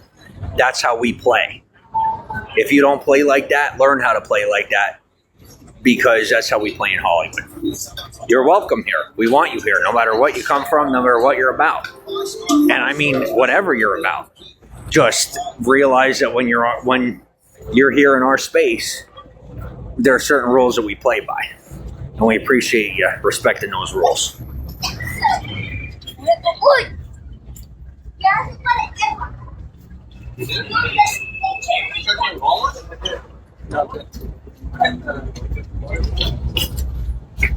And sometimes people don't understand why I do what I do in certain situations, but I appreciate the backup. Eventually you'll see why I did it. Like just earlier tonight, they were after some guy, right? And because of something I did, they caught him faster. So there was a cop going down the street trying to chase some guy. I yelled out to him. I said, "We already got him." And he's like, "Oh, all right." So sometimes the streets take care of themselves, and just put somebody in line. And I don't support street justice. There's a difference between street justice and catching somebody early. But as I was telling the cop, hey, we already got that guy. You don't have to go after him. He thought I meant that we hurt him, but what I meant was he got arrested. So some criminals aren't so smart. They get caught a little early.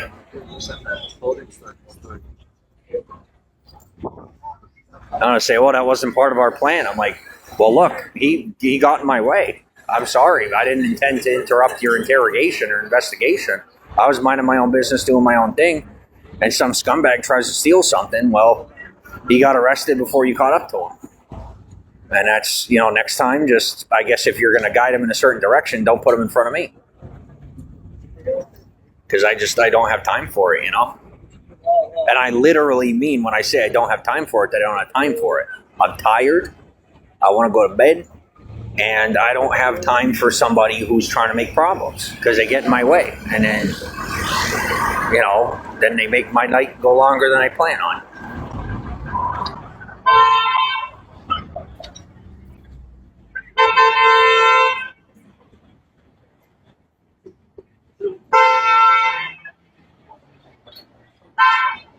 They're like, you interrupted an internal investigation. I'm like, no, I solved it. I solved your crime for you. Now move on. I didn't even mean to, but you're welcome.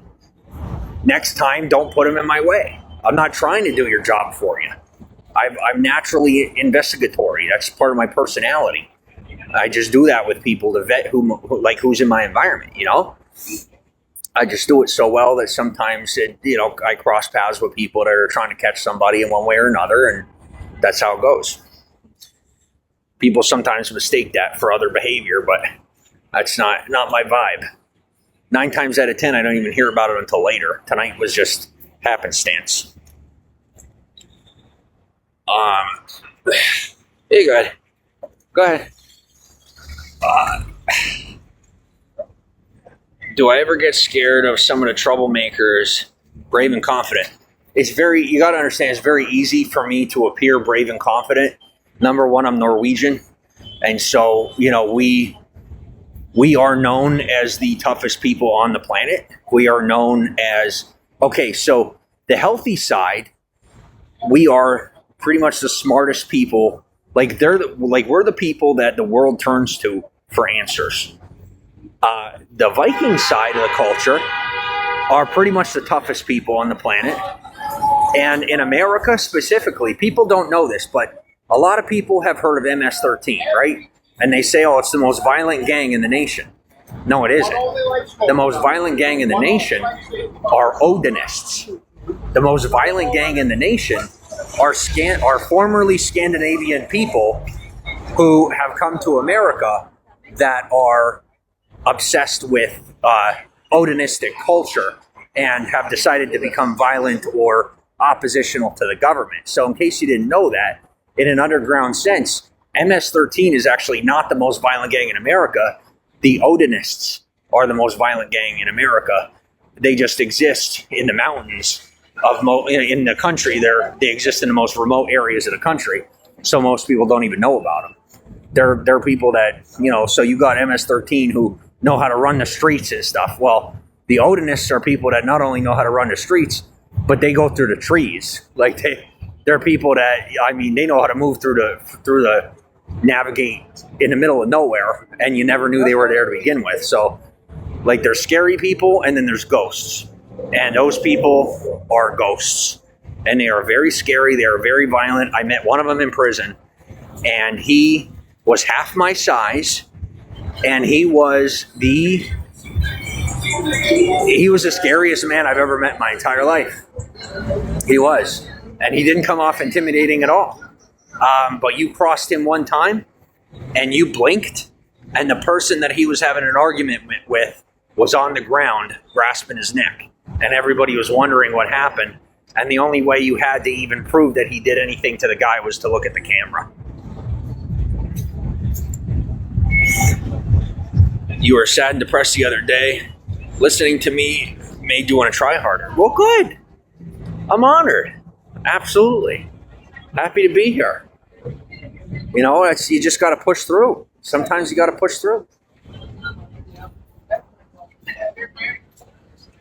Yeah, so I guess what I'll tell you is if you meet a Scandinavian, don't be afraid of them. But if you meet someone who is a proclaimed Odinist, and I want you to listen closely because it's a little bit of an education for you. They're called Odinists, and not just people because there's people who believe, okay, so Odinism, and there's the ancient religion of the Scandinavian people, and there are people who just believe in that religion. And then there are criminals who are organized based around that religion. So what I'm telling you is on a statistical basis, there's a 15 to 20% chance that if you ever meet someone who is an Odinist, that they are a criminal.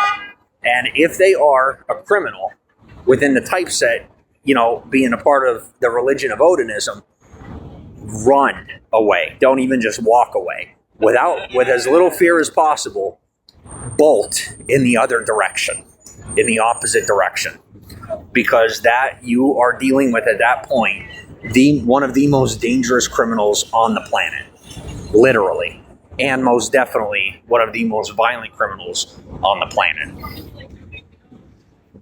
So, and they're people that people don't even know about for the most part. So, they're so violent in this country, and our country has such a hard time getting a rein in on them that we don't even involve their criminal organization in the statistics. We don't even talk about them because we're embarrassed at our inability to rein them in and get control over their organization.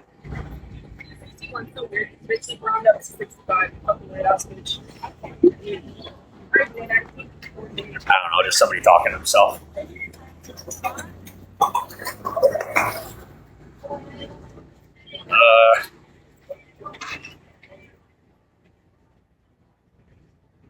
Yeah, so like I said, for me, I get sad, but then I get glad with glad bags,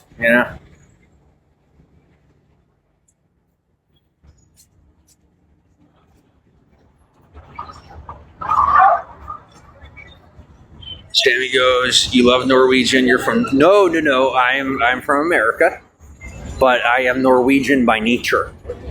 I am second generation American. My grandmother, well, I guess technically third generation. My grandmother moved from Norway to America.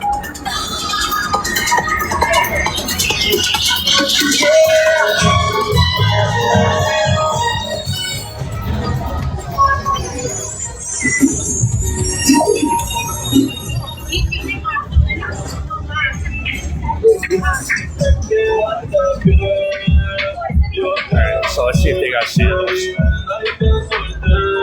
Alright, give me 1 second. Let's see if this guy got sandals. I'm gonna sneak back here and buy some sandals.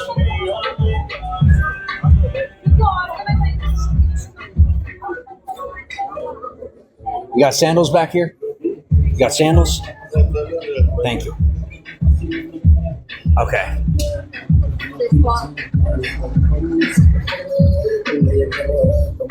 Alright, good. There we are. Perfect.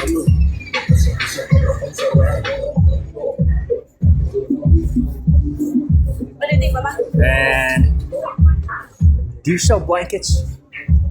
Yeah, Okay. Just these.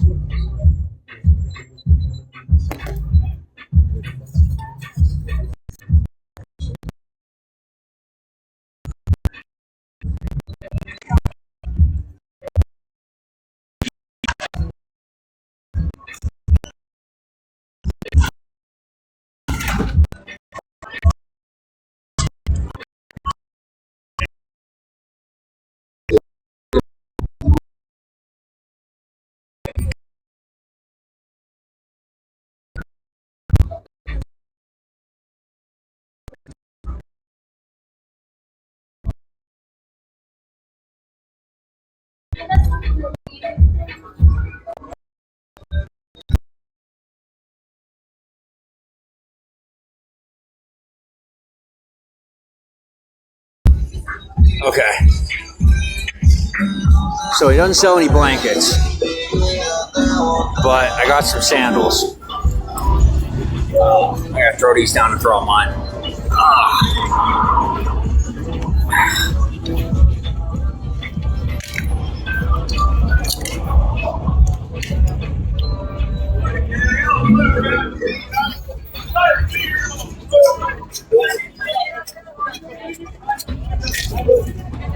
All right. No, that's over. You're good. Good. See, I guess I look like I'm going to fall over, but I don't fall over.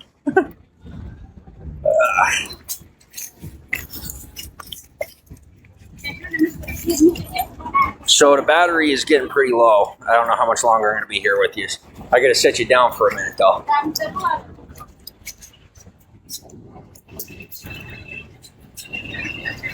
So I can put my wallet away.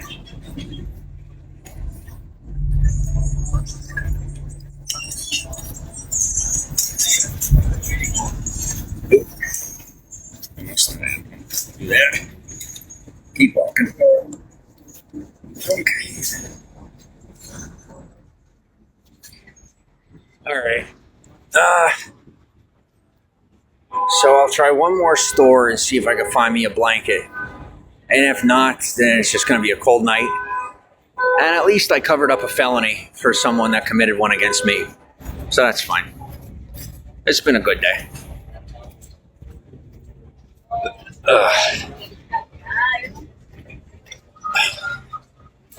Because that's the other part of it. Like, I don't want to go to court. Even in my favor.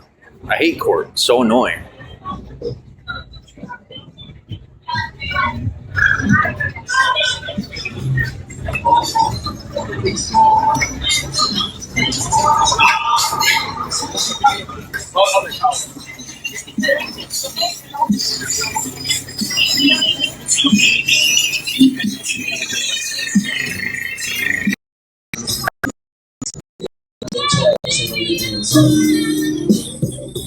Yeah, so I've had some run-ins here in the area with Scandinavians who have been just regular people, and some of them that were, criminally affiliated. And I'll tell you, they're scary.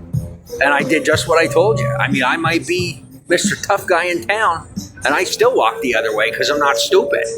You know, like when I meet somebody in town who's Odinist, I ain't doing it. It's not happening. Scariest thing on the planet, 10 times scarier than any other criminal you'll ever meet. So I stay away at all costs.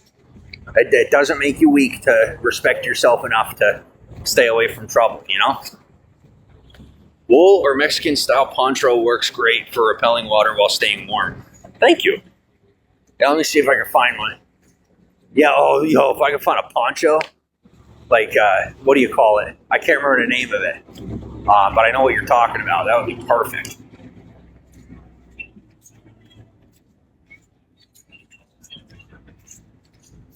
I do.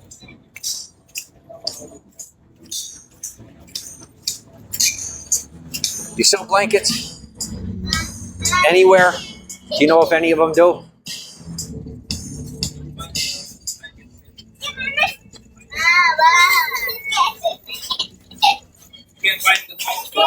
Costco.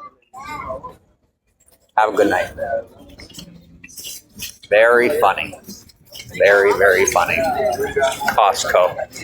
Love you guys too. All right. I'm going to try to bring up a live stream on the other phone because I got a full battery on the other phone and this one's almost dead.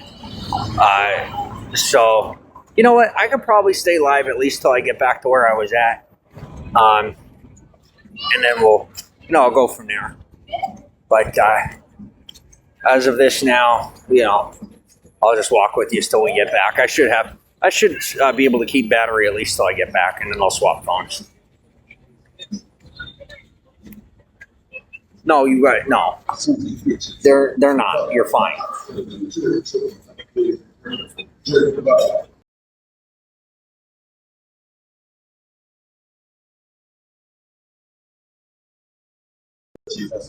Sorry, I was just laughing at something for a second there.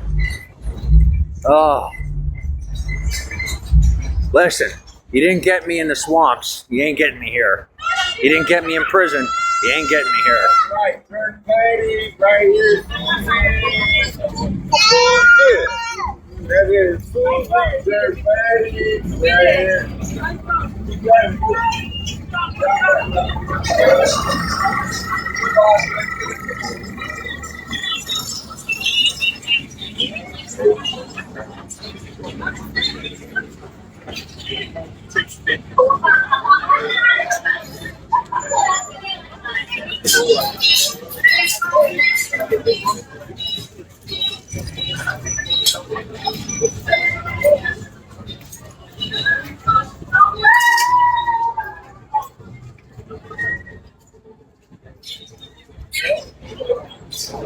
the what?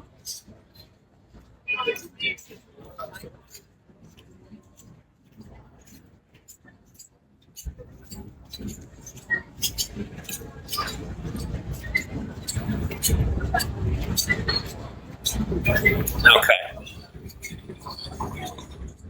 I know I say okay like something happened, but I don't know.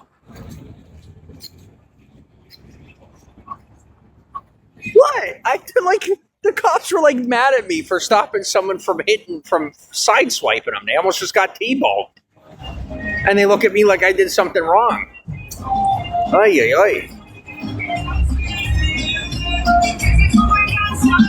I'm just kidding. They didn't look at me that way. I'm just being a jerk.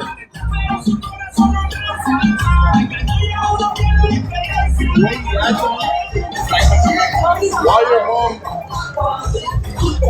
birthday treat. I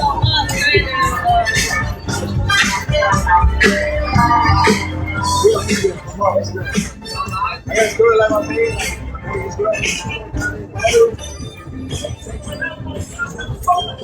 Oh man, I want to get something to eat, but I'll eat tomorrow. I'll eat tomorrow.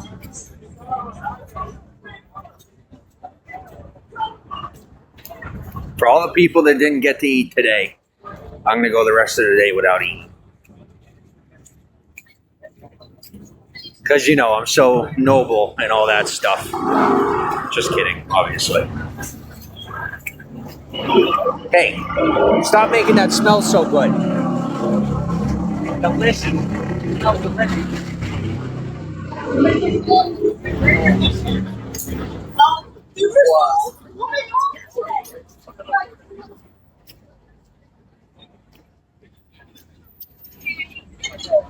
Hey, welcome to America, where pedestrians come first. We like you. Don't leave. Just my opinion.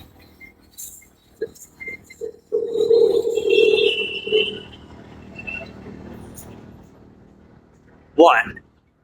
I had a good day. Okay, I had a very good day.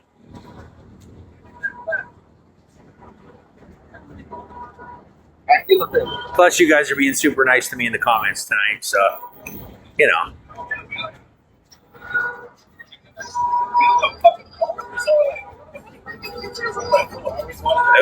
Oh man, they actually got him.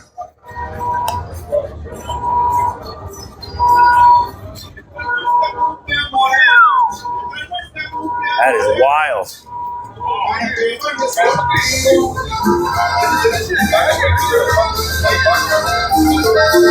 Para que bailes conmigo, sabiendo que soy tu amigo.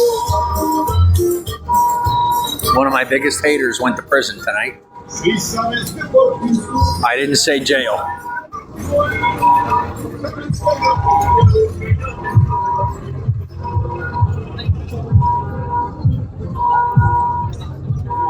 Excuse me.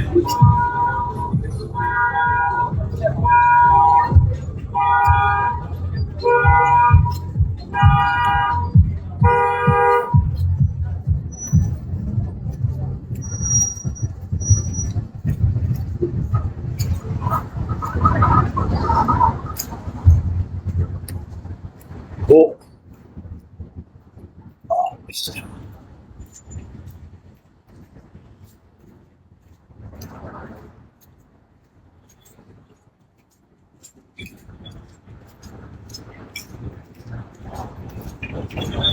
I would ask him, but I don't want to bother the guy. There's somebody walking around with like a whole bunch of blankets that I always see walking around, but blankets probably smell terrible and I didn't want to bother him. Oh, I totally forgot about that, and I can afford to go in there. Oh, they're selling all sorts of food. Another night.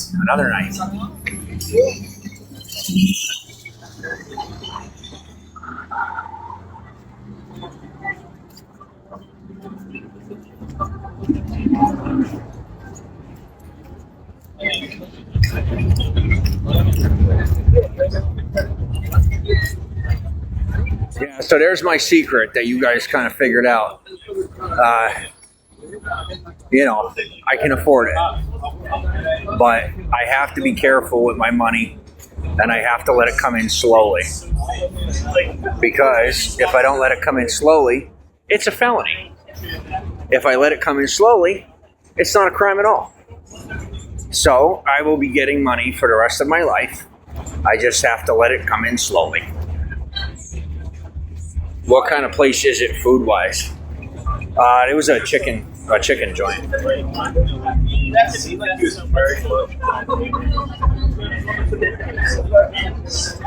Like I said, dry humor. Very, very dry humor. Yeah. It's good to be careful with your money. What kind of work do I do? You're a software engineer. I am an independent contractor, and most of my work that I'm doing right now is unpaid, without the expectation of ever being paid. It's mostly just public service work. So I don't necessarily get given a contract. It's a situation where I see something come about that needs to get done, and I get it done. And in the official world, it's called contracting. In the unofficial, it's just called being of service to your fellow man. You love fried chicken, but you can't eat a lot of it. Yeah, me too. Me neither. Just like going across the street every time.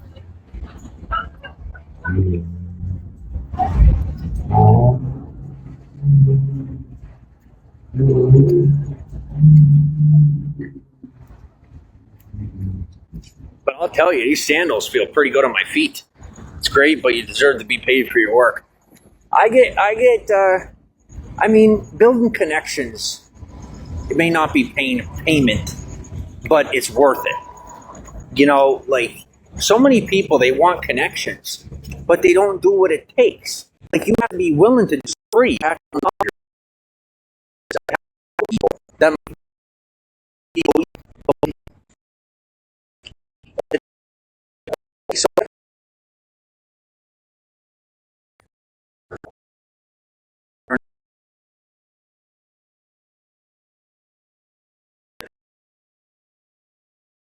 you got to be sure who is and I don't.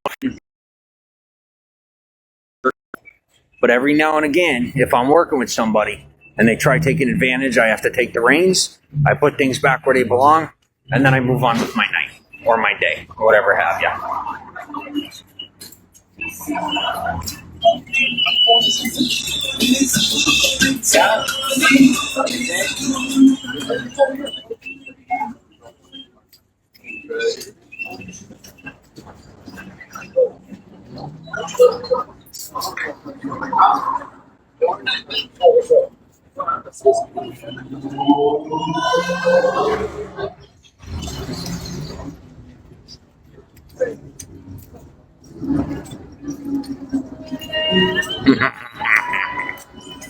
See, so I was down here earlier, and dude's walking around with a rosary around his neck, being a badass. And you guys saw what I said to him. I know he had a gun on him, but fucking, like, you're not gonna. I'm sorry, bud, but you're not pulling the trigger. So don't get tough with me, you know. And you want to come at me in the middle of the night? Don't worry, I got so much PTSD that if you wake me up when I'm sleeping, you'll be dead before I realize you're dead. So that's, you know, I got self-defense on my side. No sweat. I don't worry about it. I really don't worry about it. But it's just sometimes that disrespect comes my way, and you guys, you gotta learn sometimes. And this was real hard for me because I was raised passive. My pop taught me to never pick a fight and always walk away from them. But out here, I've learned that there's certain fights that if you don't stand up to somebody, they're coming back to you. And they're not just coming back alone. Half the time, they'll come back with a group of people. So you got to be real careful what fights you walk away from and what people you stand up to. Because if there's someone that you know is going to bring people back to you, you're better off to stand up to the one person and instead of having to face 5 of them. And 9 times out of 10, somebody's going to back down from a fight because they're not really looking for a fight. They're looking to be acknowledged. They don't know, you know, something's going on in their day that's making them feel some type of way. For some reason, you look like a target to them. And all you got to do is diffuse the situation by matching their energy. And they calm right down and usually move on. Did I ever do martial arts? Yeah. Oh. Safe to write. That's cool. Train some. Yeah, I'm safe. No worries. Yeah, no, it's actually. I mean, the streets for me out here are pretty safe. I don't worry about too much. Am I scared shitless? God's honest truth. Oh my God, am I scared? But I don't have anything I actually have to be afraid of. Most of it is just culture shock, which is something that I'm pretty used to anyway. You know, and I kind of enjoy culture shock because it's something I'm. You know, I was built to adapt. And so that constant transition is something I personally enjoy. Most of the time. It's just, it still comes with the emotional stress of transition. And transition in any way, shape, or form is never comfortable. Oh God, that smells good.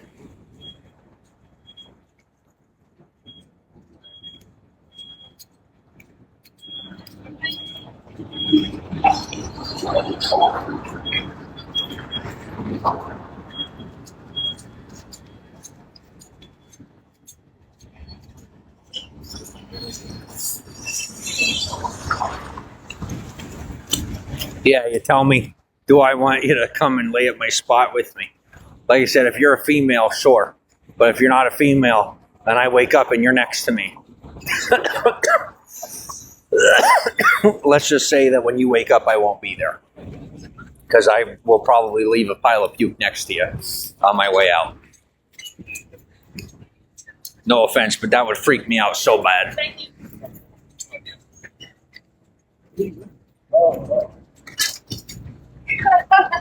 I do.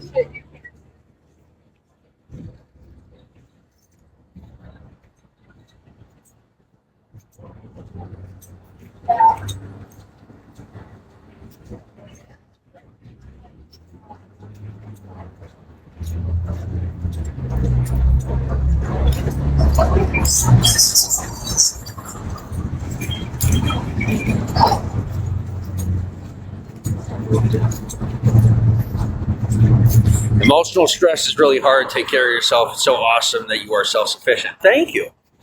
I try. I really try. That's what I was always taught. It was really pushed on me. And then when I was left for dead in 2021, that was pretty much it. You know, it was, I had no choice but to fend for myself. And I've kind of just been that way ever since. I've been learning how to rely on people properly here and there. But, you know, when push comes to shove, the experience I had in 2021 was just so, it just left such a mark on me that I've never come back to normal. I really haven't. I've just been that way since then, and I can't seem to shake that habit of just, you know, getting to being by myself. When things get tough, I start to get defensive. I become, you know, selectively social, and I push people away. And so that's why I say to people as they're trying to bring me into things, I say, hey, you know, whenever I'm on edge, I got to take time to myself. And most people really can't relate to that experience. And they try to look into my past and they want to know where I've been. But when I was out in the desert by myself, there's no record. There was no fucking satellite looking at me. There was no bullshit. There was no anything or anybody. I was by myself in the desert. And I fucking had to fight to survive on my own. And even the powers that be and the people who know it all don't know about it. And they still sometimes, they like, now they believe me, but sometimes they would doubt me and they'd be like, oh, you know, we're going to test you. And now thankfully they don't. But my God, when they tested me, like, I survived it and I went through it with flying colors. And they're like, then they felt like absolute trash. They felt terrible for putting me through the experience because they found out I was telling the truth. And then they're wondering, how on earth did I survive? And whenever I say it was just by my faith in Christ and my desire to live, my will to live, that was all that kept me alive. And so I did. Still help everyone out. Have to. What else are you going to do? Do you realize what a privilege it is to be a part of this community? Some people are like, wow, you sound like an idiot. Nobody cares or whatever. No, guys, like, what we have here in American society, especially around here, is unprecedented. What we do does not exist anywhere else in the world. And people don't get that. They're similar. But when I tell you what we have here is something that you're not going to find anywhere else, I'm telling you the truth. And, you know, we underappreciate and just don't recognize how valuable what we have in this country is. And especially around here, it's just, you know, it's a sweet spot. There's no other way to say it. Is Hollywood is like a sweet spot. It's one of the best places in the country, if you ask me.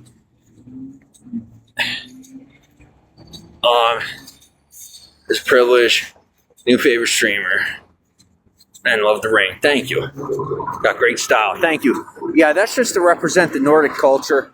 I'm not going to lie to you. I don't even know what the symbol represents. But I know that it's Nordic. And I once knew, but right now I don't remember. But I saw it as I was passing by the stand. I saw the symbol and I recognized it as Norwegian. And I figured if I put it on my finger, eventually, you know, either somebody would remind me or I would attract someone into my environment. Who knows? So.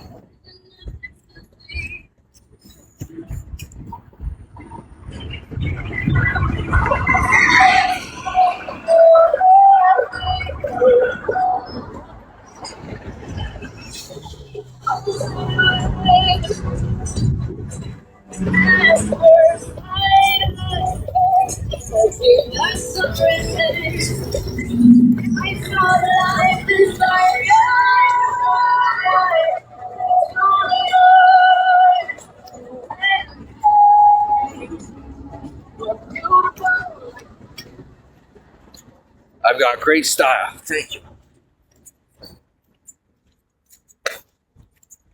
Okay. All right, so I'm shutting down the broadcast before the phone dies completely. I'm going to see if I can't get the broadcast running on the other phone. I'll talk to you guys hopefully in a minute. If not, speak with you tomorrow. Thanks for